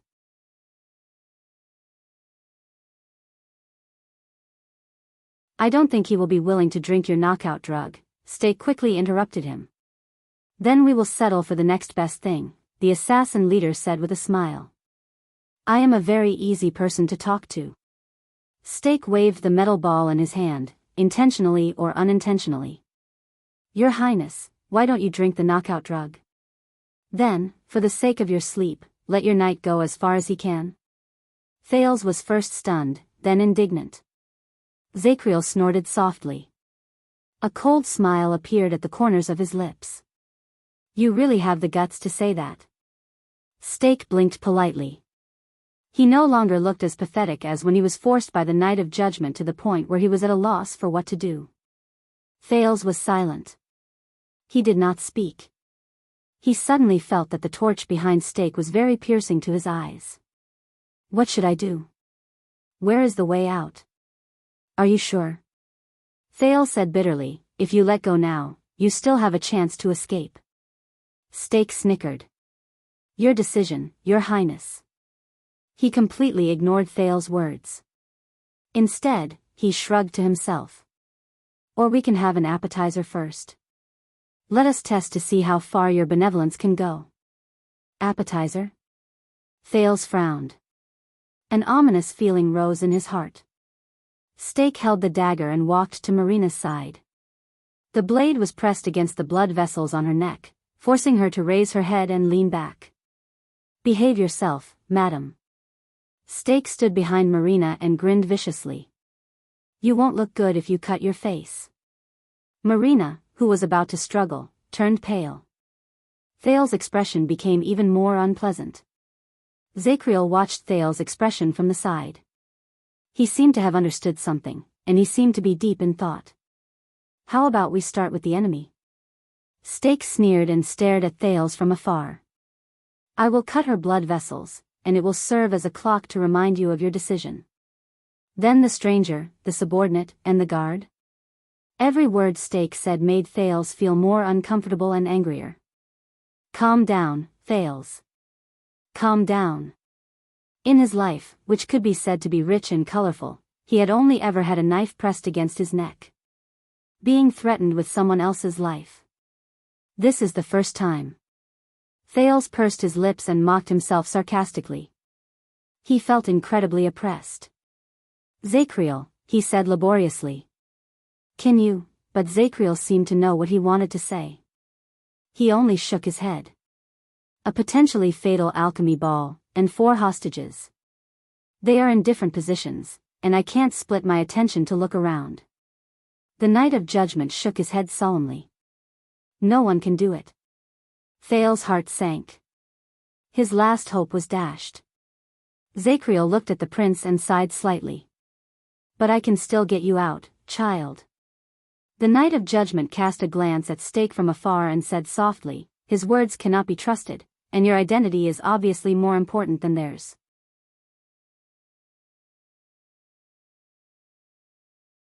This choice is not difficult.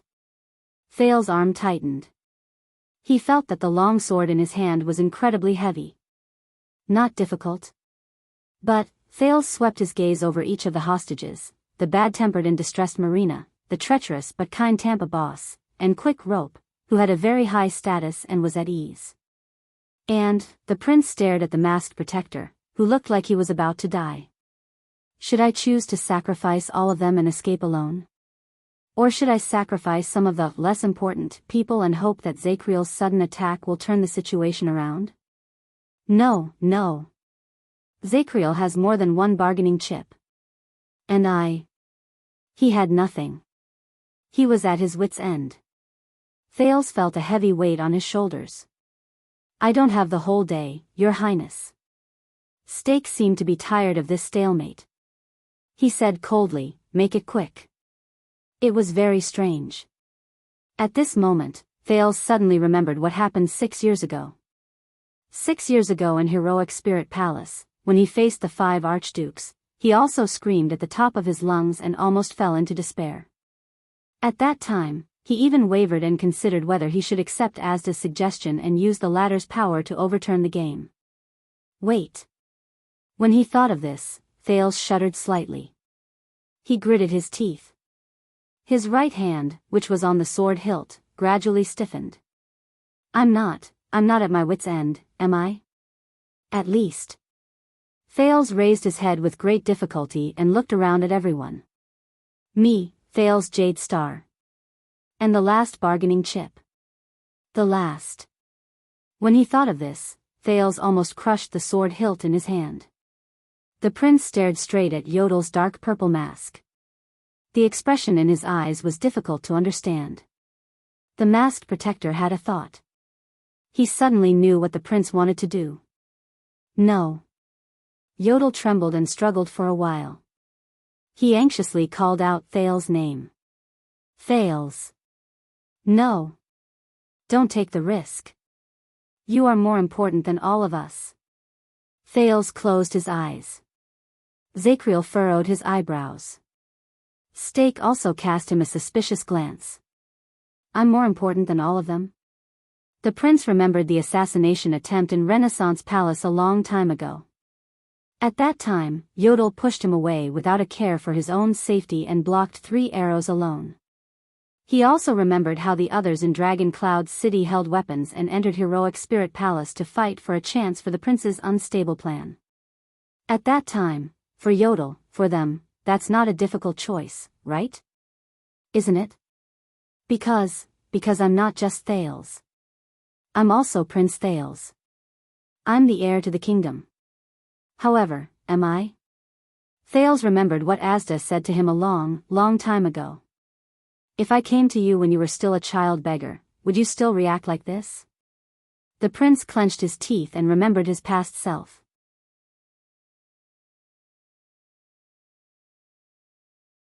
When you are intoxicated with the title of a prince, or when you are struggling with the misery of a child beggar, when you are going back and forth between the happiness and pain of both, have you ever thought about what you really are?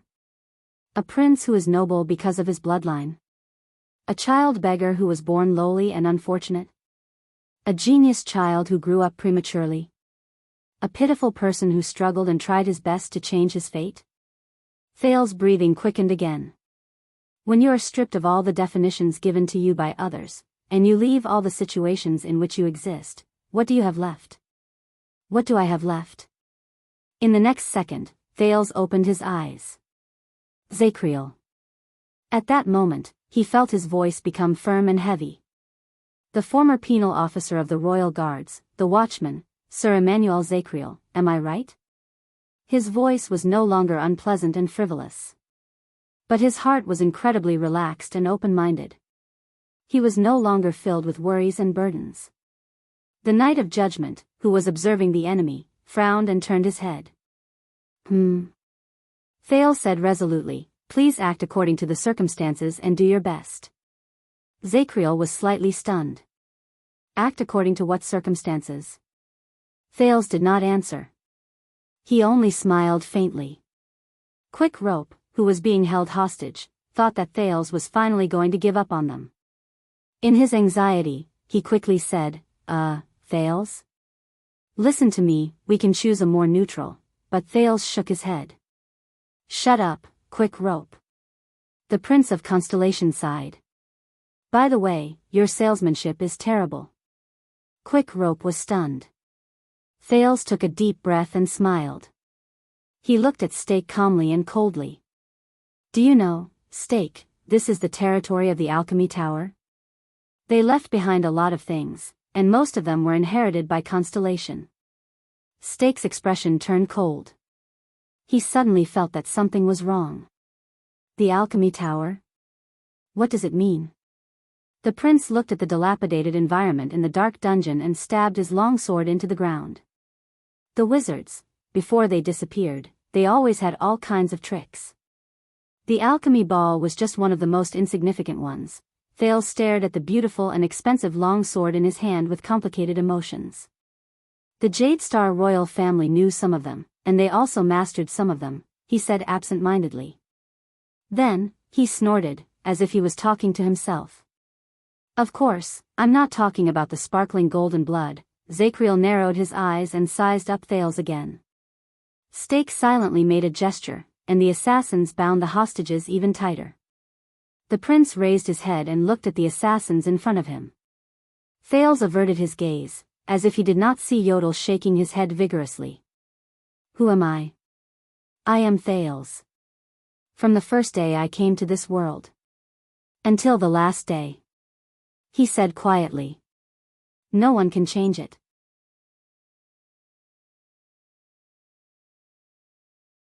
No one can deny it. No one can question it. Because I am, and I can only be Thales. And nothing else. Thales clenched the hilt of his sword tightly. He felt at peace. Don't blink. Under everyone's strange gazes, the prince chuckled and said, because, this might be the most interesting, magical, and brilliant magic show you have ever seen in your lives. Thales moved his left hand down without batting an eyelid, and gently touched the sharp silver blade of the longsword. Stinging pain came from his palm, as well as a warm sensation. Once upon a time, he had done this when he was extremely excited. But now, he was so calm. Will I succeed? Stake instinctively felt that something was wrong. He pressed against Marina's throat, gritted his teeth, and threatened, "Your Highness, I swear, if you play any tricks, I will immediately attack." But Thales could no longer hear him. Even Yodel and Zacriel disappeared from his senses. At that moment, he was already immersed in an infinite light. It was as if he had surpassed himself. Eastern Peninsula. In an unknown fishing village. In the evening. In a simple and crude cottage by the sea, a brown-skinned, quiet, and beautiful woman was quietly washing the wooden bowl in her hands. She listened to the sound of waves in her ears, and her hands did not stop moving. Her face was calm, and her expression was indifferent. It was as if nothing could interrupt this pleasant and peaceful scene. Until the next second. Asterisk clatter. Asterisk a wooden bowl fell to the ground, spinning non-stop. The woman did not pick it up. Instead, she slowly raised her head, and her face was full of shock. It was as if she had seen the most unbelievable thing in the world. In the next moment, the beautiful woman decisively left everything behind, walked out of the cottage, and looked at the sea in the distance. In the end, the setting sun stopped on the surface of the sea. It was like a child bathing in a bathtub. It was about to sink, languid, and mischievous.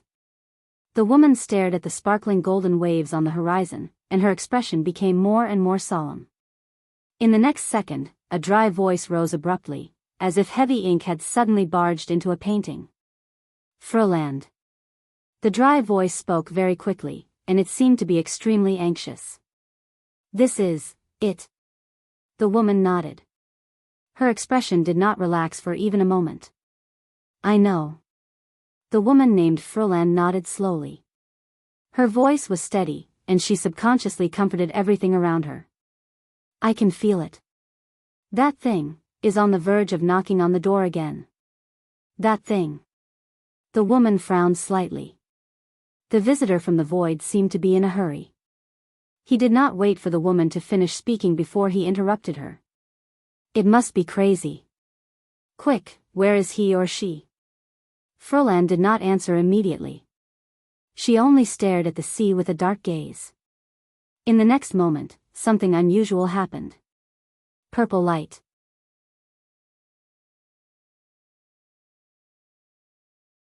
Endless purple light seeped out from the depths of Froland's eyes. The light spread to the woman's face, like branches branching out.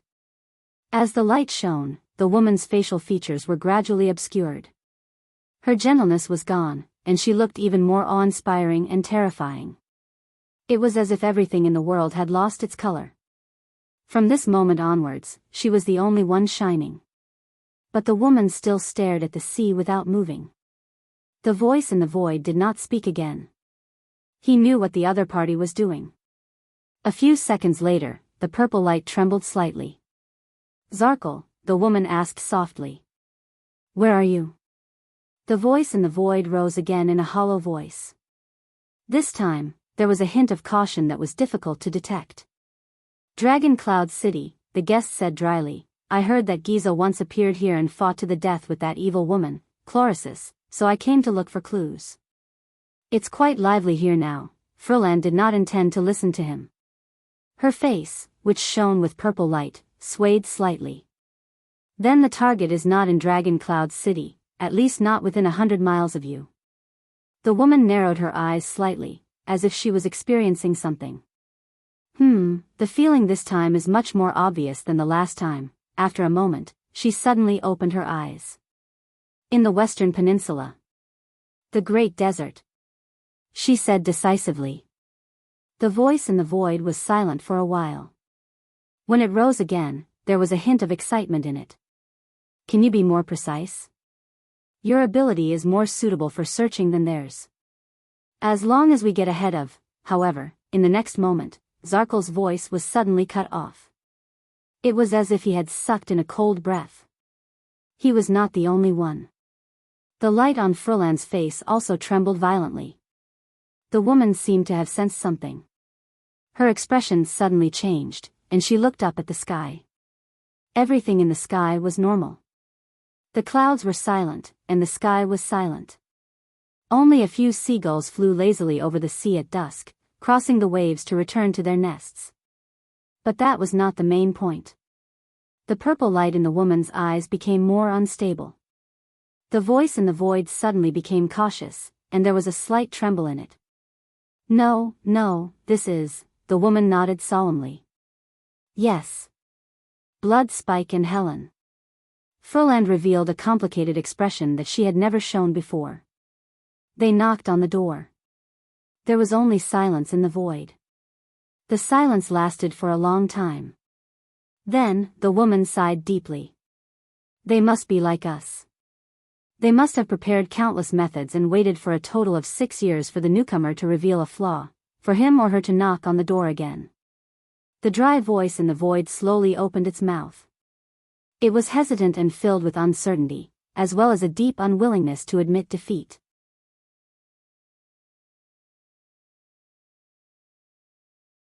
So, that newcomer. Once he successfully knocked on the door and entered his original form, Furlan sighed and nodded dejectedly. He will walk right into their trap, and he will not be able to escape. He will become the 2 empresses' spoils of war. The sea at dusk was pleasant and quiet. Only the waves and the cries of seagulls could be heard. 2/3 of the sun had set, and the golden hue on the sea slowly turned dark red. The woman stood quietly with a sorrowful expression. The purple light on her face dimmed, and she returned to her gentle and beautiful face. Then, Zarkel's voice traveled into the void again. No, that is no longer the main point. Furland raised her head indifferently. What do you mean? The guest in the void was silent for a while before he spoke with great worry. Blood, Spike and Helen are wary of each other. Their hatred is as deep as the sea, and they want to tear each other apart the moment they have the chance. Once they find the newcomer at the same time, I don't think they will be willing to share, and that means, the dry voice slowly became softer. Furland frowned slightly and shook her head. No, but Zarkel was clearly immersed in his own words. He continued, 6 years ago, they suddenly met in their original forms because of that newcomer, and they hastily fought against each other. The aftermath of their battle stirred up a huge tsunami that is rarely seen in 100 years around the eye of the Sea of Eradication. If the sovereign of the abyss did not wake up from Hell's River and control the situation, the dry voice gradually weakened. The woman frowned deeply, and her face was full of worry. Zarkel, who could not be seen, said darkly, and for this encounter, they must have made ample preparations. Regardless of whether they are facing the newcomer, or each other. He mumbled. The woman looked at the surface of the sea and the empty void with a look of disbelief and pity on her face. The 2 empresses who are well prepared? Against each other who are mortal enemies? Her heart suddenly clenched. No. The dark brown-skinned woman closed her eyes and sighed softly. They are the best mystics in the world. They would not be reckless and short-sighted enough to destroy the world, would they? This time, the hollow voice in the void laughed emotionlessly. It sounded a little gloomy. More than 600 years ago, he also said the same thing to us. The woman's arms around her forearms tightened slightly. Who? The guest in the void sighed slowly and uttered a strange phrase softly. Holy Sunday, Furland was slightly stunned. Holy Sunday, how long has it been since I last heard it? The mysterious person in the void spoke softly. During the last battle of the Battle of Eradication, when he personally descended upon the final empire's capital of triumph to meet the Brothers of Truth, who were at the end of their rope, before the final negotiation. Furland did not answer.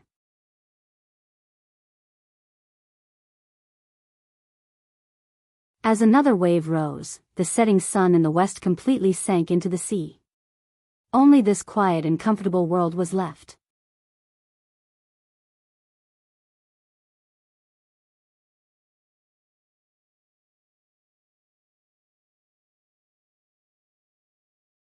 Chapter 434. His surroundings were very dark and very white. It was both dim and dazzling. It was as if there was nothing there, but it also seemed to contain thousands of things. The green grass under the starry sky, the waves in front of the reef, the engravings on the palace walls, the ruins in the deep sea. Countless scenes flashed before his eyes. His thoughts paused for a moment, then slowly turned. He had been here. Just like before, he had forgotten some things, but he also remembered some things. Forget about the secondary, the innocuous encumbrances. Remember those magical, real, and important existences. But this was not the most important thing. The most important thing was that he was here. As his thoughts turned, the end of the world, the power of nature, the heat of the sun, the undercurrent, the activity of life, the silence of death, everything was displayed in front of his eyes without reservation. It was very comfortable, very free. It was as if he had let go of all restraints, got rid of all shackles, and unloaded all burdens. There was no gravity, no time, nothing else. There was nothing else that could limit his thoughts. Only he existed here, like a wild horse galloping freely, a bird soaring in the sky, a fish swimming freely in the deep sea. He wandered in the world. He was everywhere. He had no scruples. Until he became the entire world. The world, a slight discomfort flashed through his heart. But that was not important. Just like facing all other unimportant things, he did not care. Only one feeling still stubbornly accompanied him. Impulse. Not enough. This impulse arose abruptly and couldn't be stopped. Not enough. A faint impatience rose in his heart. Far from enough. He wanted more. He wanted to know more, understand more, and obtain more. As this thought appeared, he began to rise. It was really magical. He was like the rising sun, bringing with him limitless light and heat as he rose into the endless sky. Higher and higher. Faster and faster. And what he saw, heard, saw, and felt. More and more. Faster and faster. Until the edge of his senses, that endless deep space appeared. Darkness, silence, and desolation. It was so beautiful, magical, and indescribable, as if it was the center of all things. It intoxicated him. But that was not what attracted him the most. At that moment, he saw a dense fog in the deep space. The fog was dark and misty, but countless dazzling white lights seeped out. The lights flowed like water and flickered faintly. What was that? As soon as this thought popped up in his mind, the fog that was permeated with white light moved slightly. As if they had a life of their own, they spread towards him. This was strange. He looked at the fog in the dark deep space and felt the distance between them slowly shrink. Why did it feel so intimate? It's like, he looked at the mists that flowed toward him, and suddenly felt a faint thrill. It's like they're calling me. He wanted it.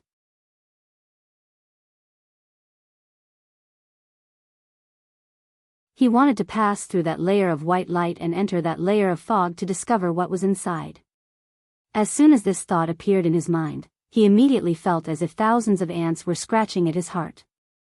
He couldn't help but want to get closer to that place, throw himself into that darkness, enter that fog, and enter that white light. It was as if the greatest spoils of war were hidden there. The magical feeling appeared again. As he got closer to the fog, his perception of the world became clearer and his determination became firmer. He lowered his gaze and found that everything in front of him had already sunk, from the sea to the water droplets, from the depths of the forest to the veins of the leaves, from the earth to the soil, from life to existence. He was ordering the world to present itself to him in a new way. The deep space was getting closer and closer, and so was the fog. And he was becoming more and more perfect. He wanted to laugh, but found that laughter was far from being able to describe his feelings. He also wanted to sigh, but he was no longer in the rut of emotions.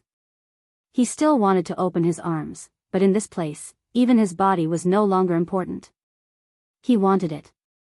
He wanted it. A few gazes opened from behind the dark deep space and cast on him, who was hurrying along anxiously from afar. But that was not important, was it? At this moment, there was only the fog in the deep space in his eyes. He just wanted to push it aside and enter it. As for everything else, it was no longer important. He was getting closer and closer. The deep space was becoming more and more real, and the fog was becoming more and more intimate. He believed that they were only a short distance apart. Once he obtained it and discovered it, he could become even more perfect. It was only a short distance away. Soon. Haha. He should have come earlier, shouldn't he? Why did he wait for so long? He should have been here a long time ago, entered the dark deep space, pushed aside the fog in the light, and faced a better version of himself. A stronger, higher, more omnipotent, and more perfect version of himself. He was about to reach the deep space. The gazes in the darkness became sharper and sharper, but he did not care.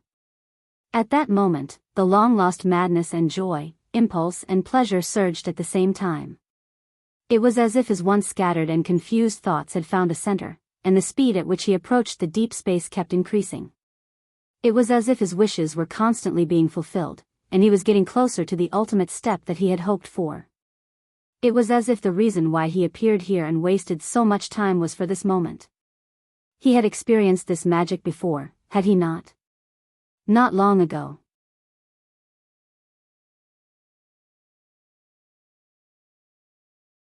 That irresistible state, that power that was above everything, as if he was the god of the boundless universe, the ruler of all things in the universe, the supreme God. Suddenly, a strange yet familiar male voice rang in his heart.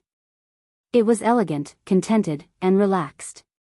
However, it was as if a bucket of cold water had been poured over his head and face, drenching his entire body.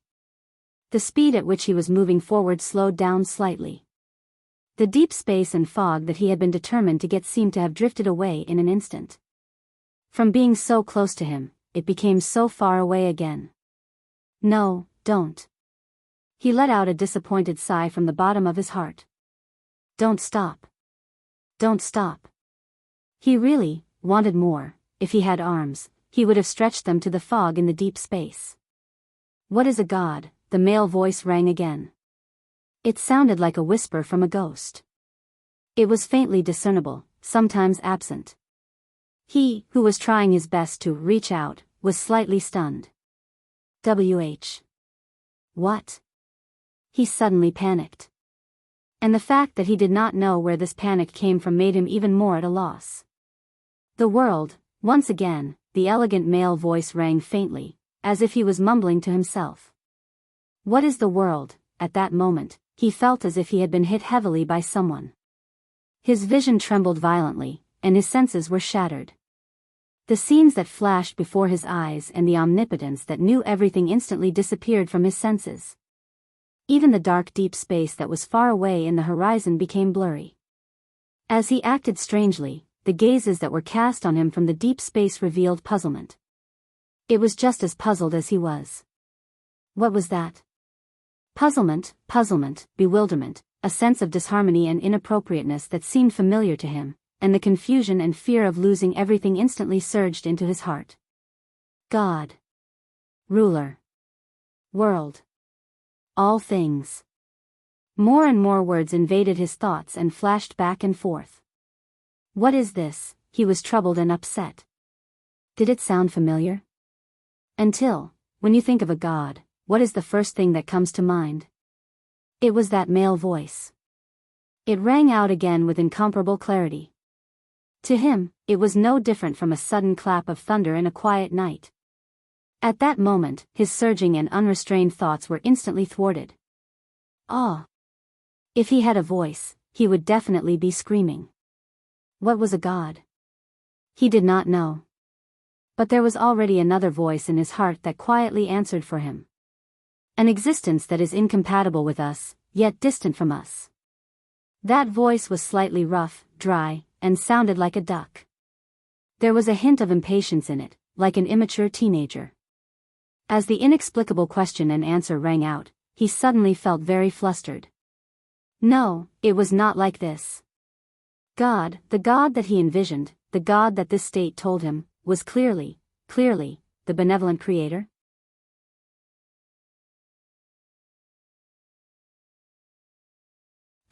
Or the omniscient and omnipotent cold-blooded one? Nothing, I just feel that. The sunset goddess statue looks rather cold, but the bright moon. The puppeteer is silently observing in the dark. Right, I want to ask, do all mystics like you like to peep?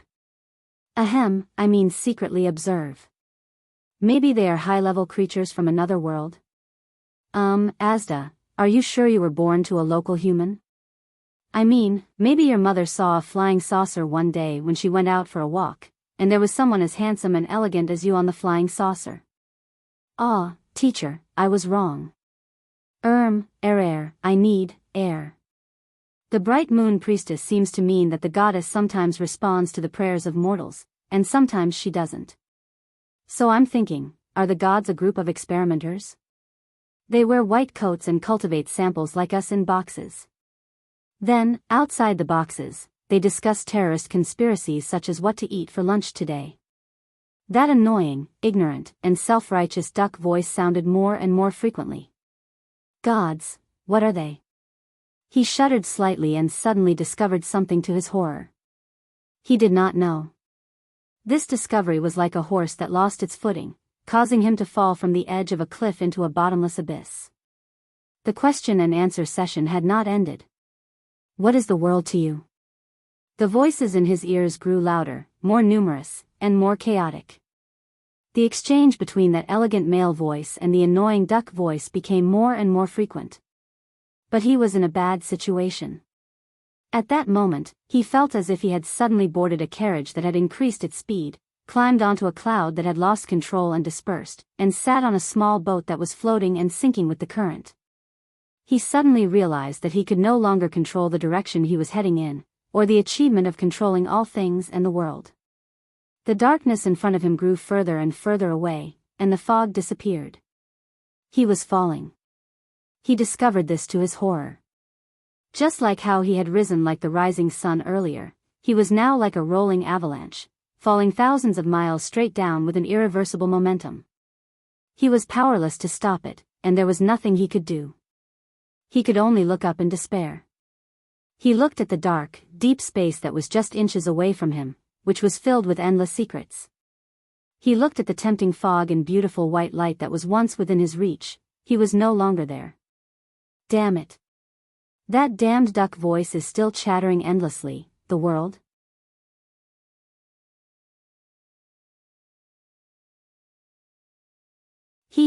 Perhaps all things in the world really have their own forces, but they must be ignorant and indifferent, neither cold nor hot. Heaven and earth are heartless, matter is matter, objectivity is objectivity, but I suddenly realized, the world we live in, the world we understand, it is not a cold matter, nor is it a gloomy objectivity. It is a picture interwoven by our cognition and the reflection of the outside world. From this perspective, it must have color and temperature. Only then will it be meaningful to us. Ah, so uncomfortable, that duck voice. Why didn't he die earlier? I saw the world, but I don't know how far it is from the truth, if there really is an objective world there, or should I say, the world I saw exists because of me. Hey, Asda. Mr. Sakern? What's wrong with you? You're a teacher. Do mystics get distracted too? It's raining, it's time to eat, a beauty is passing by. Come back to your senses, hey. Don't, I didn't do it on purpose. Breathe, give me air. As he fell, the gazes that were originally fixed on him slowly changed. They were no longer fierce or puzzled. Instead, they were exuding anger. They seemed to be extremely dissatisfied with something. He continued to fall, as if he was falling from a high altitude. Weightlessness, dizziness, panic, and suffocation attacked him instantly. It was just like how he fell from the cliff of the sky in Dragon Cloud City with Black Sword. Wait a minute. He was shocked. Who is Black Sword? Where is Dragon Cloud City? Why? Why do I know? Who am I? I am. In the next moment, Thales suddenly woke up from the strange world. It was as if a small breathing hole had been drilled under the cold ice. It made him gasp for air. But, Thales subconsciously looked around. Where am I? But in his eyes, up, down, left and right, there was only a blurry scene, as if it was hidden behind a thick curtain of water. From the corner of his eyes, there seemed to be light flowing and a secret hidden. However, when he looked up, he could not see anything. Everything was silent. Where was I? He asked himself in confusion. But he could not remember. But Thales was still falling. This was the only thing he could feel. He was falling faster and faster. What should I do? His heartbeat sped up. The fear and puzzlement that had once faded away attacked him one after another. What's going on? Thales became more and more panicked. He did not know where he was. He did not know how he got here. He did not even know what he was doing. He was like a patient who had lost his memory and woke up on an unfamiliar bed in the hospital with injuries all over his body. Damn it. What's a hospital? His surroundings were still a blur. He was very lost. It was just like how he felt when he walked alone in the desert during his arduous journey. Wait a minute. Thales shook his head desperately. Desert? Where is that?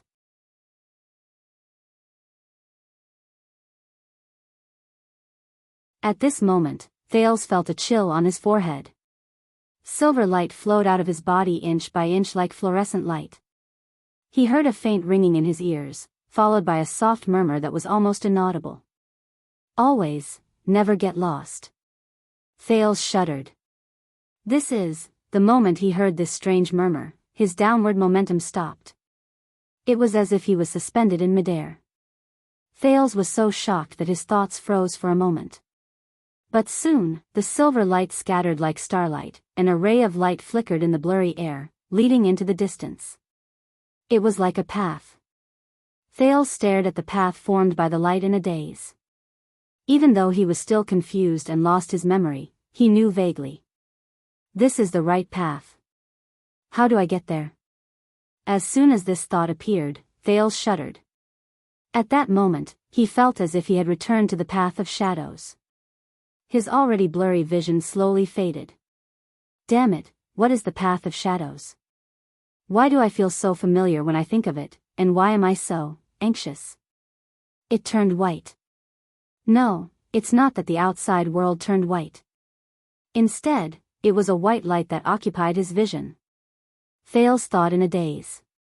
This strange white light seeped out of his body and carried Thales towards the path formed by the silver light. He shuttled through the blurry air. Thales widened his eyes. He suddenly remembered that he could not see his own body. He felt that his brain could no longer bear the burden of the strange scene before him. As he was carried by the strange white light and moved forward slowly along the silver light, his head ached a little. When the silver light and the white light disappeared together, Thales finally stopped in a similarly blurry, quiet, and colorless void. He did not go up nor down, nor did he go forward nor backward. Thales felt bitter in his heart. What is this place? This is the boundary of the first threshold. An indifferent voice suddenly appeared. One step forward, and you will knock on the door and enter your original form. One step backward, and you will return to your physical form. Thales jumped in fright. He quickly turned his gaze and found the source of the voice. It was a human figure. It was also a blurry, colorless, and strange figure that could only be distinguished from this strange space by its edges. He was like a statue that stood quietly behind Thales and did not move at all. Like a mosaic? Thales' brain ached again. What is a mosaic? Damn it, but the figure with the indifferent voice spoke again. Since ancient times, very few mystics have been able to stay here, he said faintly. Those who come here are like a boat sailing against the current. They either follow mystic energy to search for the name of origin and go straight to their original form to knock on the door, or they hurriedly lower their threshold and leave the boundary to return to their physical form. Thales was stunned.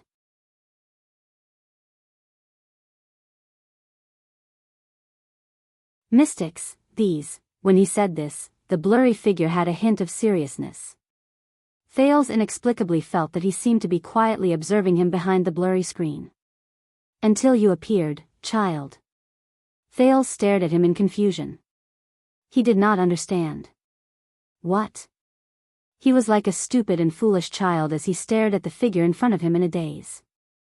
The figure paused for a moment, as if he was carefully observing him. "I can see that Asda taught you well." He still spoke in that indifferent voice. "The things he gave you were just right to protect you. He pulled you back from the brink of knocking on the door hastily, so that you would not lose yourself and be unable to extricate yourself from it." Asda? Thales felt a throbbing in his heart. It was as if a cocoon in his heart was slowly breaking.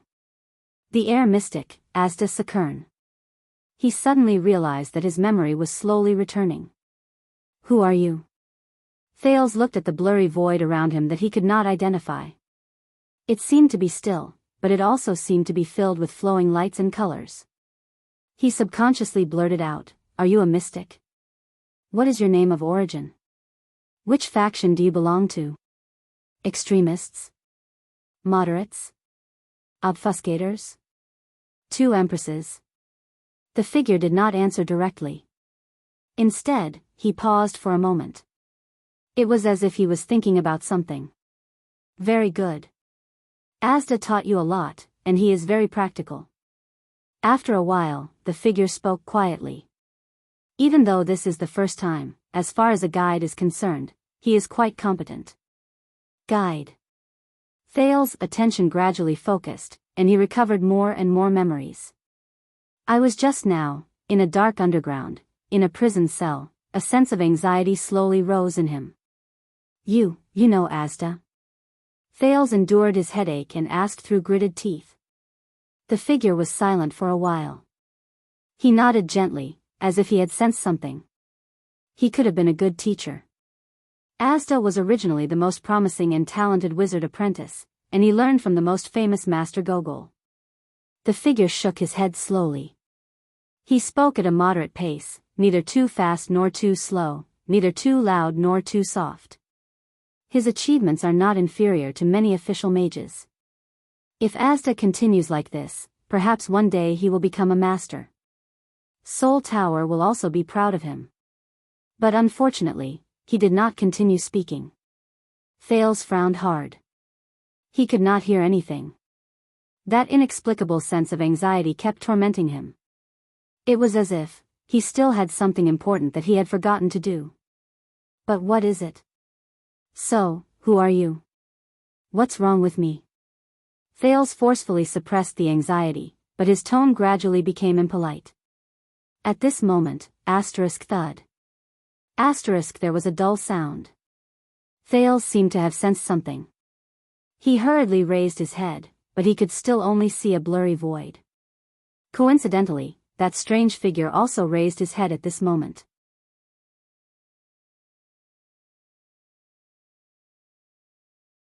"You felt it too?" The figure looked into the distance. "The moment you knocked on the door, you fell back and disappeared, making their wishes come to nothing." He paused for a second. His gaze fell from the horizon, as if he was sighing helplessly.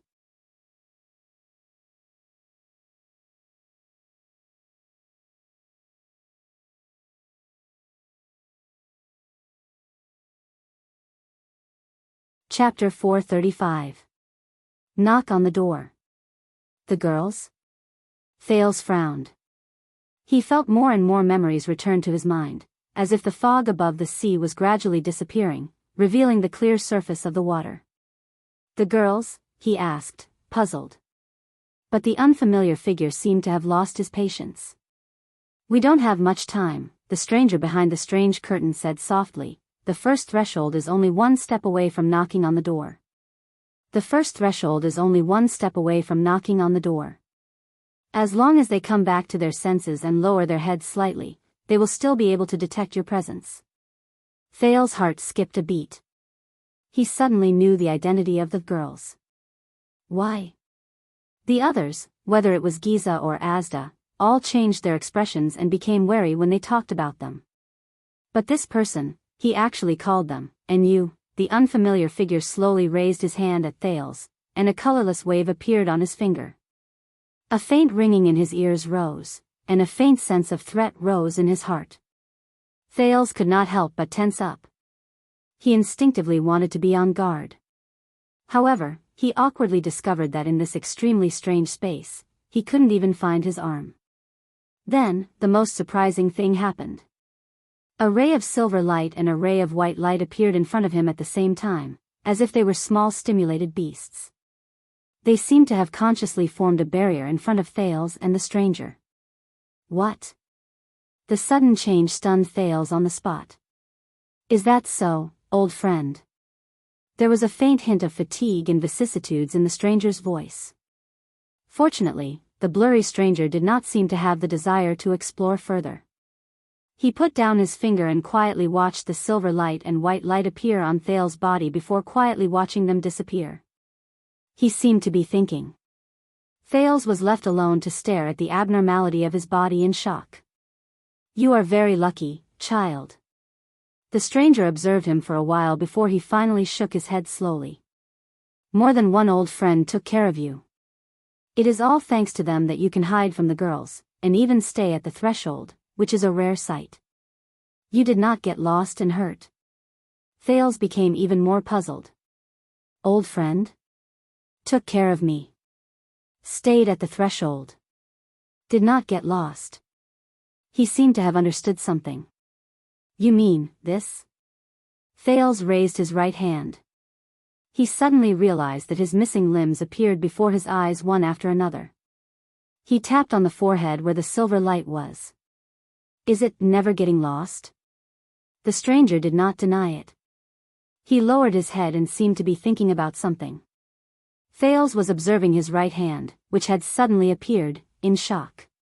When he heard this, he raised his head. So, you're friends with the one under Dragon Cloud City?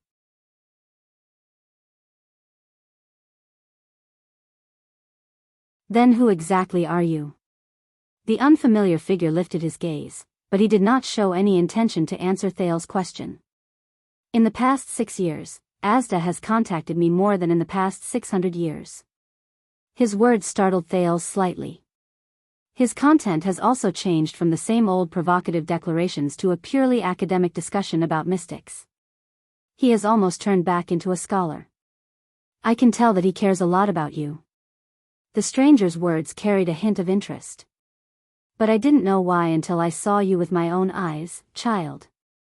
Thales felt goosebumps rise in his heart from the man's stare, even though he could not sense where the man's eyes were. You are different, the stranger said firmly. Whether it was the failed door-knocking last time in order to escape, or the willful evolution this time. The last time he knocked on the door? Thales was shocked. Wait a minute. The last time he knocked on the door was to escape Dragon Cloud City, the blood mystic, the queen of the sky. More and more words surged into his mind. And this time? Thales was stunned. The willful evolution this time, for what? He became more and more anxious. What did I forget? But being different is not a good thing. The stranger whose face could not be seen clearly stood in front of him. He seemed to be sentimental. You must know that becoming a mystic is not a simple process. The stranger gently spread his hands apart. Colorless ripples appeared in the air between his hands, and 4 transparent doors the size of a palm emerged. Each door was more exquisite and majestic than the last. Matter, observation, chaos, purity, these 4 stages have been concluded by countless seniors. They are the only way to become a mystic from a mortal's body. Different mystics have slightly different progress, experiences, reactions, and results during each stage. Some of them are even worlds apart, but the 4 stages of becoming a mystic are generally the same. From left to right, the 4 transparent doors shattered one after another and returned to the colorless ripples. 4 stages? Matter, observation, chaos, purity. Thales tensed up. From the memories that he gradually recovered, Asda seemed to have never explained this to him. Or perhaps he had explained it before, but he could not remember it. Then, he cast a sidelong glance at the stranger in front of him. What on earth is this person? The stranger's words slowly became serious. However, starting from the matter stage of experiencing mystic energy going out of control, to successfully knocking on the door at the final step of purity, obtaining a name of origin, and transforming into a true mystic, this process is not a smooth and logical one. Instead, every step is filled with difficulties and obstacles. When he heard this, Thales's curiosity was completely piqued.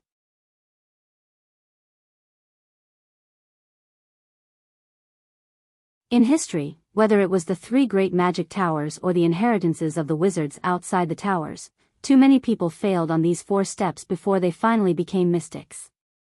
They were lost from then on. The stranger seemed to sigh. They never found their way back. And even those who successfully took the final step and found their name of origin. The stranger paused for a moment and did not continue.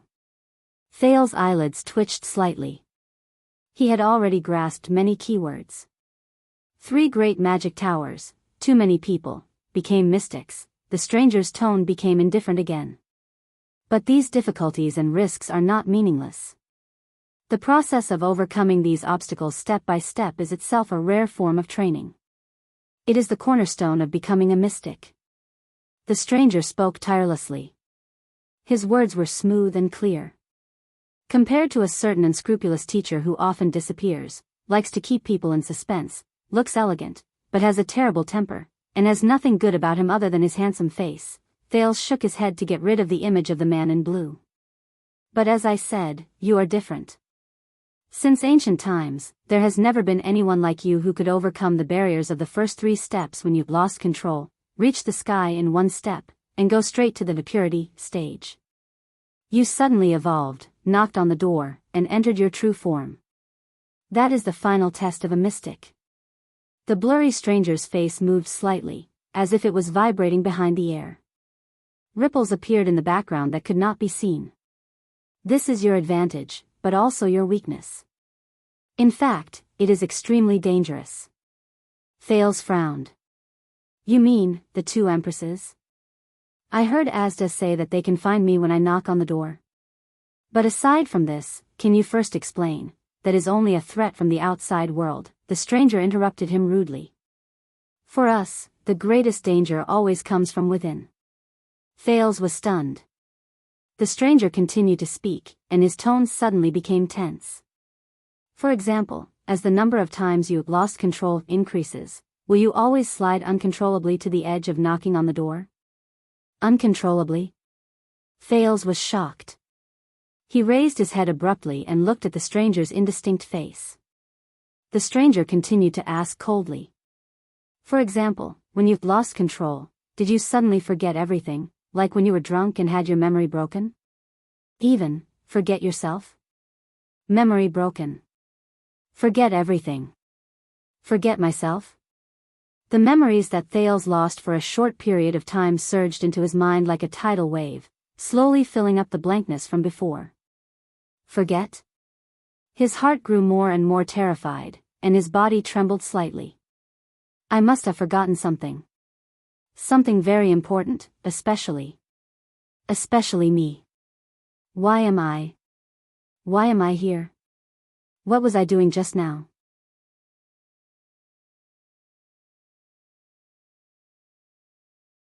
Thales only felt cold sweat dripping down his back.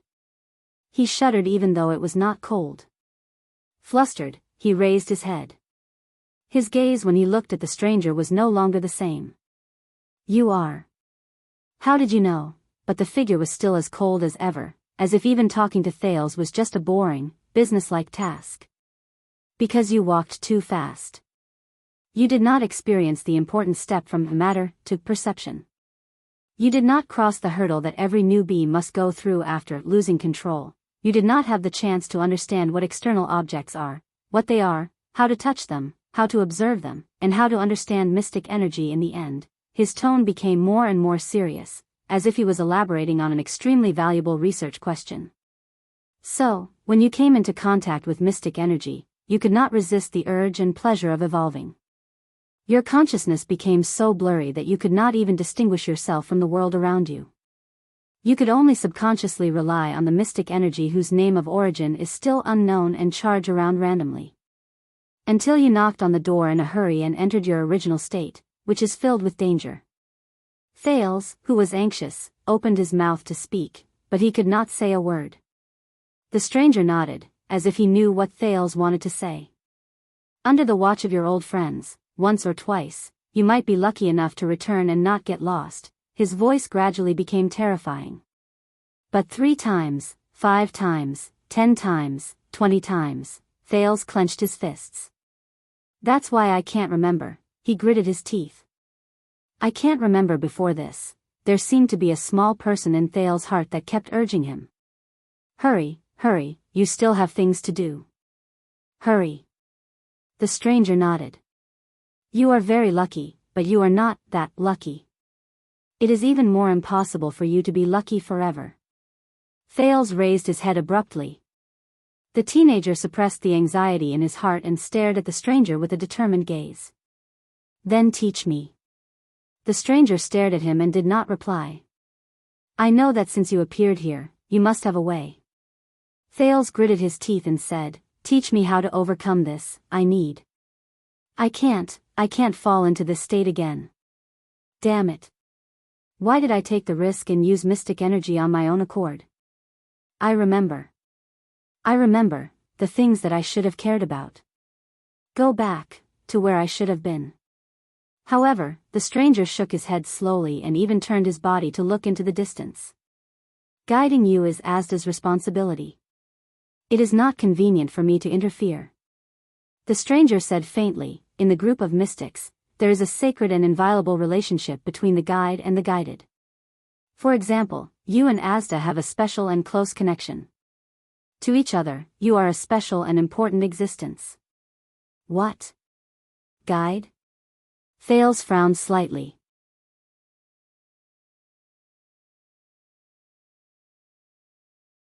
Me and Asda? To each other? A special and close connection, a special and important existence. A sacred and inviolable relationship. When he thought of this, Thales immediately felt a chill run down his spine. What kind of joke is this? Thales raised his head indignantly. But, however, the stranger changed the topic at that moment. But for the sake of my old friends, I can still give you some hints so that when you face such a predicament again, you will more or less be somewhat prepared, the stranger said seriously. At least you will not completely forget your consciousness and lose yourself when you lose control and evolve. Thales, who was about to persuade the stranger, was slightly surprised. He did not expect the stranger to give in so quickly. Listen. To protect ourselves and to protect others, the stranger became serious again. A small number of mystics who came before us came up with 3 established rules. You may take them as advice. Thales' eyes brightened. You mean, the 3 great promises of mystics? The stranger nodded. Asda told you about it? Thales frowned and tried hard to extract what he wanted from his hazy memories. There is only one, the first mystic promise, do not investigate each other too deeply. Thales mulled over these words, raised his head, and looked at the stranger with hope. But he was about to be disappointed. This time, the stranger was silent for a long time. The stranger just stood quietly in the air, as if there was nothing there. He did not move at all. Finally, when Thales felt that he was about to stare through his blurry face, the stranger spoke faintly. That's it? The first mystic promise? The stranger moved slightly. He told you this first? First promise, do not investigate each other too deeply? From the stranger's tone, Thales felt that there was something wrong. Surrounded by flowing lights that were as mysterious as fog and as treacherous as clouds, the unfamiliar figure actually gave Thales an indescribable sense of fear. But the anxiety and pressure in his heart forced Thales to suppress his doubts and urge the stranger to speak. He only told me this one. The teenager frowned. What's wrong? After a while, the stranger shook his head firmly. Nothing. But his tone made Thales feel inexplicably uneasy. But soon, Thales was attracted by the stranger's next words. Listen well, child. Since Asda has already taught you the first promise, then, the stranger raised his head and said in an incredibly solemn tone, what I am going to tell you now is the second of the 3 mystic promises. The 3 mystic promises. The second. Thales immediately became solemn and listened attentively. The second mystic promise, the stranger spoke softly behind the blurry curtain. His tone was solemn.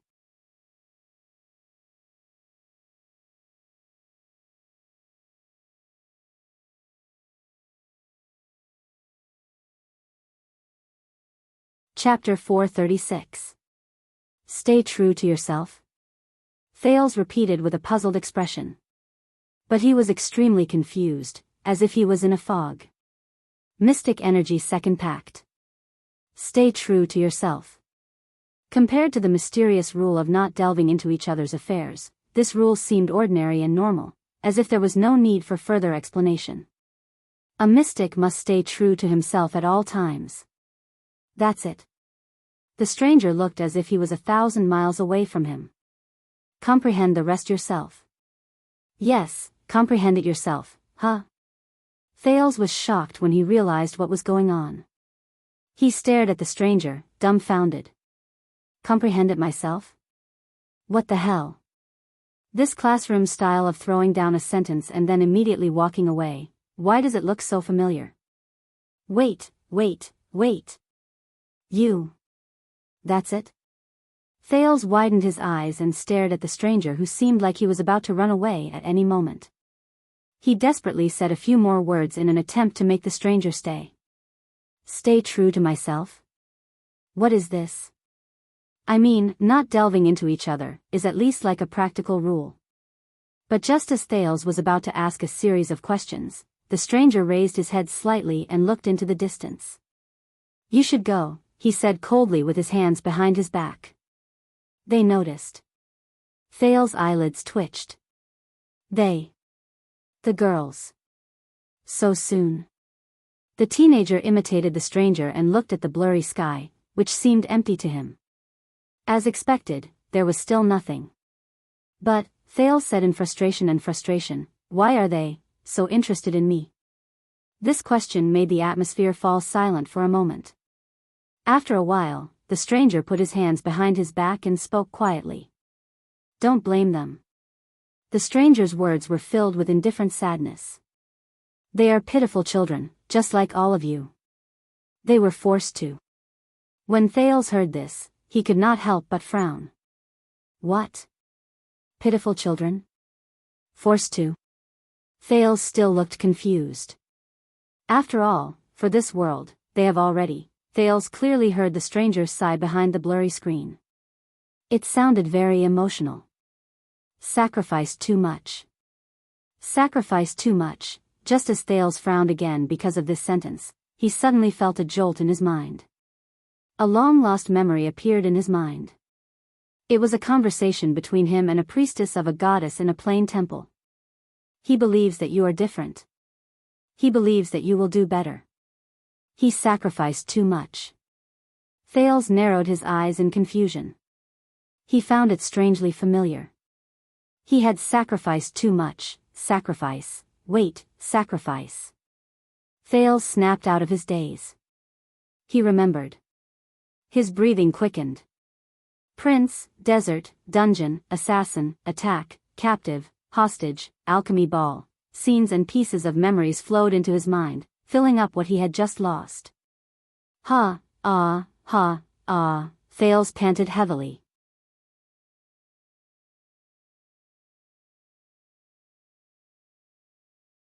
His gaze was unfocused, and he did not even care about the stranger's stare. Oh no. Over there, Thales recalled the last scene not too long ago in panic. It was not a coincidence that he lost control, evolved, and knocked on the door. Over there, yodel. Stakes dagger and alchemy ball. The anxiety and nervousness in the youth's heart instantly reached its peak. The stranger continued, I will help you get out of control and send you to a safe place. No. Thales raised his head abruptly. His face contorted, and he blurted out loudly, I can't go back just like this. I can't get out of the so-called losing control. The stranger stopped talking and stared at him quietly. I remember now, I can feel it. Thales clenched his fists tighter, and he could not suppress his emotions. Something, someone, and something are still waiting for me on that side. When he thought of this, he took a step forward excitedly. Tell me more. Thales gritted his teeth and stared at the stranger. He said firmly, "You don't have to teach me what mystic energy is, but you can teach me the trick, teach me the method, teach me how to stay true to myself and how to maintain my rationality when I lose control. I must be awake, and with the power of a mystic, they are waiting for me."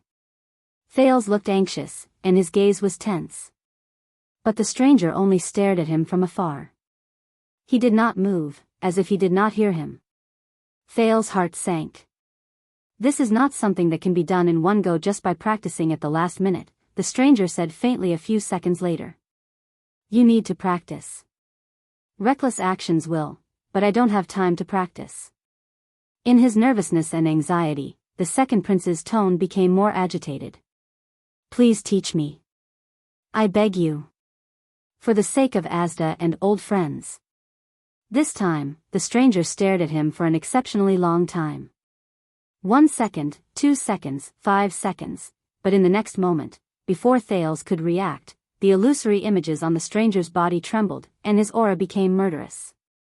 The stranger took a step forward, and his eyes, which were hidden behind the screen, shone with 2 powerful rays of light. They seemed to be able to penetrate all obstacles. They went straight into Thales' eyes, and the teenager's vision darkened. In the space known as critical point, the blurry screens around him shattered layer by layer, and turned into thick, 3-dimensional fog. They pressed down on him from all directions as if they had a life of their own. They pressed down on this part of the world until it was narrow and blocked, and dyed everything in front of him black. They were like huge waves in a sea of ink that surged violently.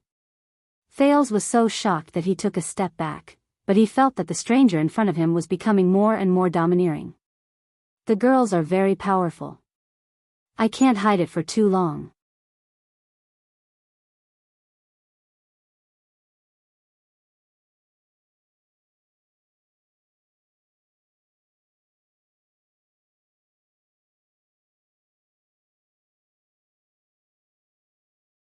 His voice became extremely cold and rigid, forcing Thales to pay attention to him. "Who are you?" Thales shuddered slightly. "Me?" the teenager answered instinctively. T. Thales?" But the stranger suddenly became aggressive. "Thales? Humph. How do you know that there is only one Thales in the world?" He spoke faster and asked coldly. "What if I tell you that there was also an unlucky sailor named Thales in a lousy bar in a port 123 years ago on the south coast of Constellation? Is the anchor point directed to you or him?" Thales was stunned by the stranger's sudden change in tone. The stranger said coldly, "As I said, yourself is something on you that cannot be confused by others. Thales, this name you have used for more than 10 years, is it your true self, or is it a label given by others that you think is your self?" Thales only felt that his breathing was becoming increasingly rapid. "So, one more time. Who are you?" the stranger repeated sharply. The strange, thick fog around him lingered for a long time. It was dark and gloomy. Thales clenched his teeth and took a deep breath. Then.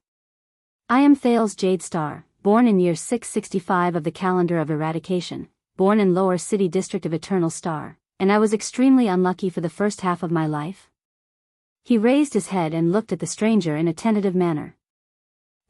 You increased the content and narrowed the scope of the label to make it easier for the anchor point to point. It seems to be very effective, but the problem is, if this is effective."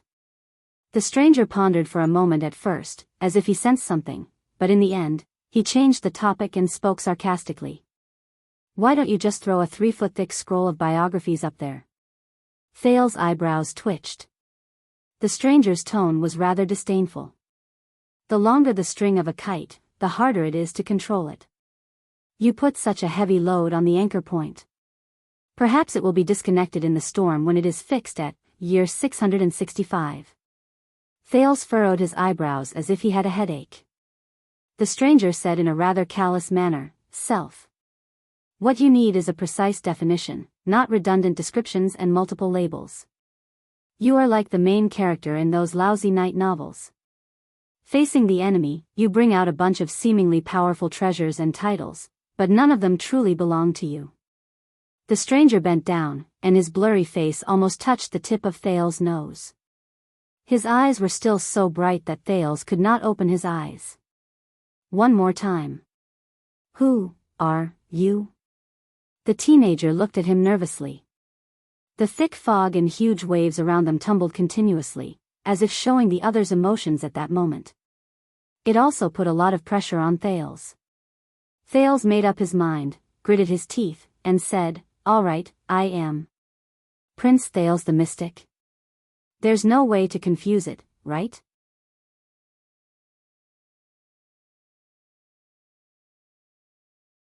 When he heard that word, the stranger was silent for a moment before he slowly straightened his back.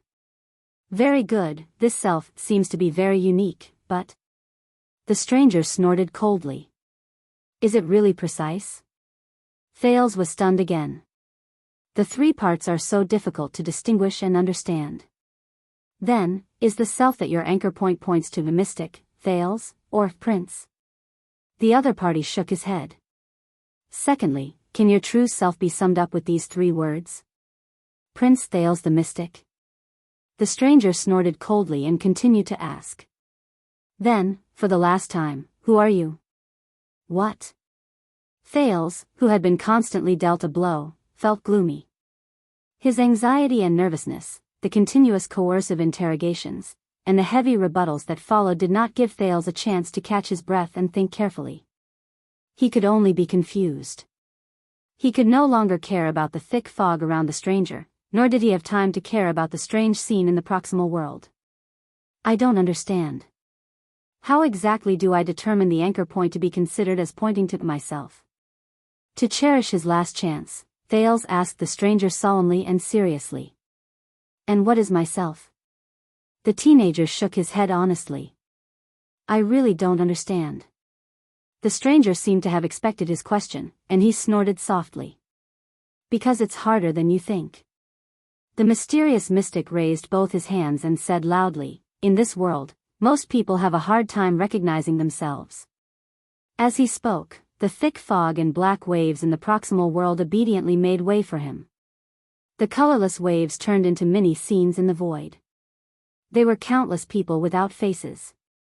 From birth, growth, labor, success, and death.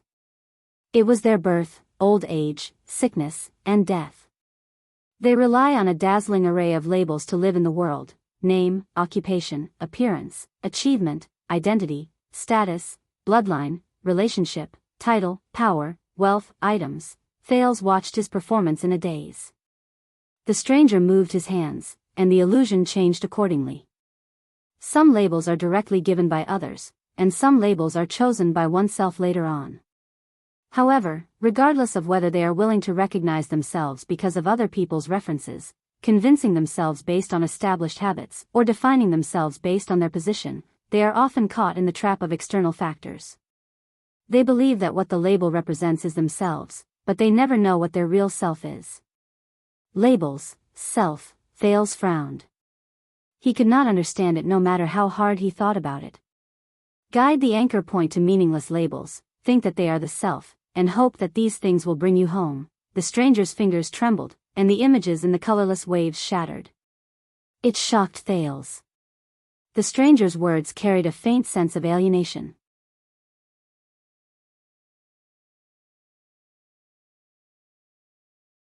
In history, many people have been lost in this step, disappeared into nothingness, and never returned. We call it wrong anchors.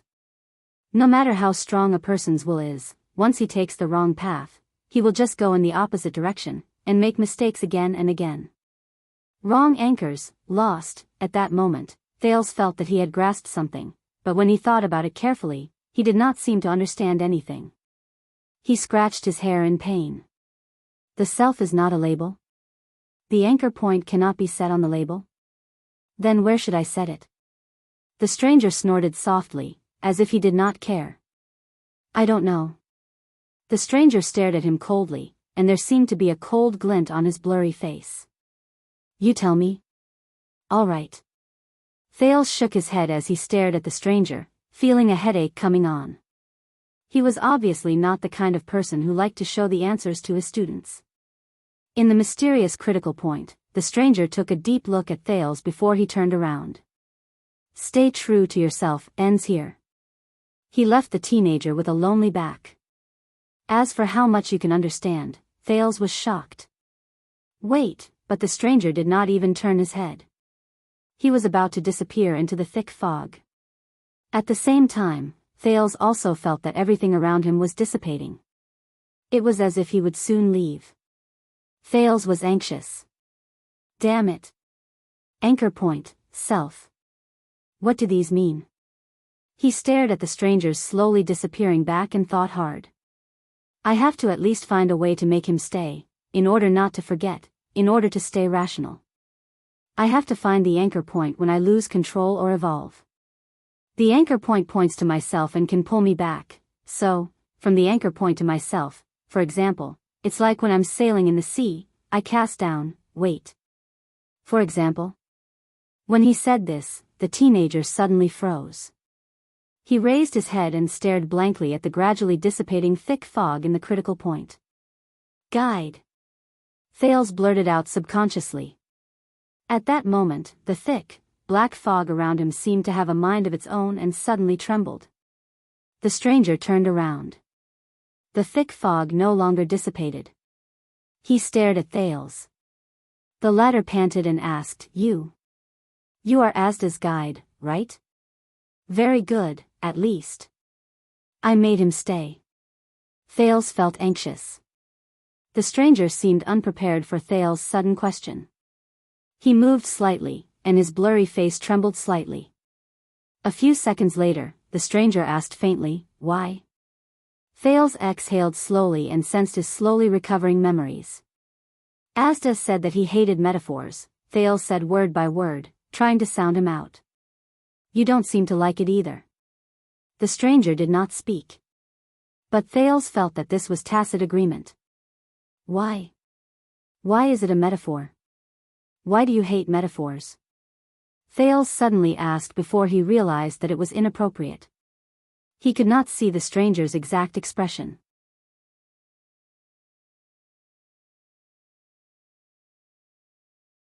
He could only feel that the stranger's gaze suddenly moved behind the illusory screen, causing a few ripples. But he did not seem to be offended. Because, the stranger said in a strange tone, in the most serious and equal discussion, using metaphors is a form of laziness and trickery. Thales' heart skipped a beat. He felt as if he had touched something. The stranger continued to say, it relies on one-sided common points to connect the main body and the metaphor, but it easily blurs the essence and situation of things. It indulges the speaker, misleads the listener, banishes understanding to the surface of the metaphor, and unknowingly distorts the true appearance of things. It is the scout of sophistry and empty talk, the vanguard of deviation and misunderstanding. The stranger said indifferently, even if there are similarities, the metaphor and the main body may not be the same, even if it is easy to understand, the understanding obtained through the metaphor may not be the same as the original meaning. At that moment, Thales trembled slightly. He understood something. Thales spoke subconsciously. He imitated the other person's sentence pattern, but he changed his target. Even if there are similarities, the label and the self may not be the same, even if it is easy to understand, the self obtained through the label may not be the true self. Thales said in a daze. The stranger did not answer. He only stared at him quietly. As he spoke slowly, the teenager's thoughts became smoother. He looked at the stranger with slight eagerness and excitement. So, to anchor the self, what is really needed is to get rid of all external labels. Get rid of the things that are confused by others that you mentioned. Because those labels also blur the essence of things and what it means to be a self, right? The stranger still did not speak. Thales' eyes lit up, and he continued to ask, they are like metaphors from other similar objects. The content they contain is either too much or too little, and the situation is biased, so they cannot represent the self? Thales' thoughts became clearer. He punched his palm. So, I cannot rely on external objects to anchor myself and find myself. This will lead to the wrong anchor. Just like in the most serious discussion, all of you do not like to use metaphors to convey your point of view. It will ignore the situation and distort the essence. The stranger looked at him quietly. A few unique thoughts rose in the thousands of thoughts formed by mystic energy. Perhaps you are right, Asda. He is indeed different.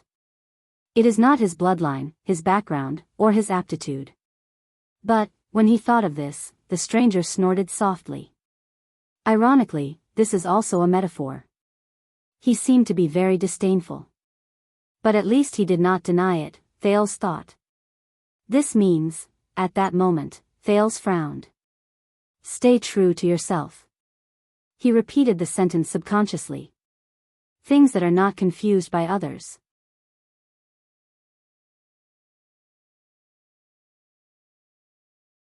The prince raised his head thoughtfully. So this is what I mean. The stranger crossed his arms. There was a slight ripple on his face, which made Thales think that he was smiling. I want to find, in this world, in its entirety, it truly belongs to me. Because the other is hell. Thales said in a daze. The stranger's voice was filled with doubt. What? Thales snapped out of his daze and shook his head. Nothing, just the crazy ramblings of an old man named Sartre. The stranger nodded. The thick fog around him began to dissipate again. Then go, the mysterious mystic said faintly, return to the most intense state of losing control. Test your anchor point.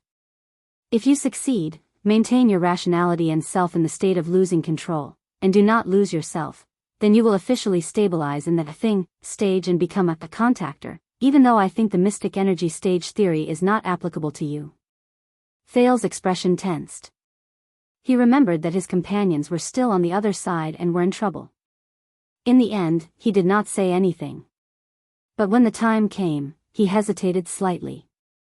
What if I fail? The stranger sneered. If your anchor point fails, then you will repeat the same mistakes. You will evolve madly until you knock on the door and wait for the two eager girls to find you. Thales furrowed his brows. What's more, because you started from the boundary, the next time you accidentally knock on the door, it will only be more intense. I think there is a high possibility that you will completely lose yourself in your original state and become a kite with a broken string. Thales was stunned as he listened. He struggled to understand the stranger's words. A kite with a broken string? So, where will I go? The stranger shook his head. I don't know. The atmosphere around him changed, and his tone became solemn. Because no one has ever returned. You're tuning into the Romantic Tales YouTube channel. Don't forget to subscribe and join us on this journey to catch the most captivating stories.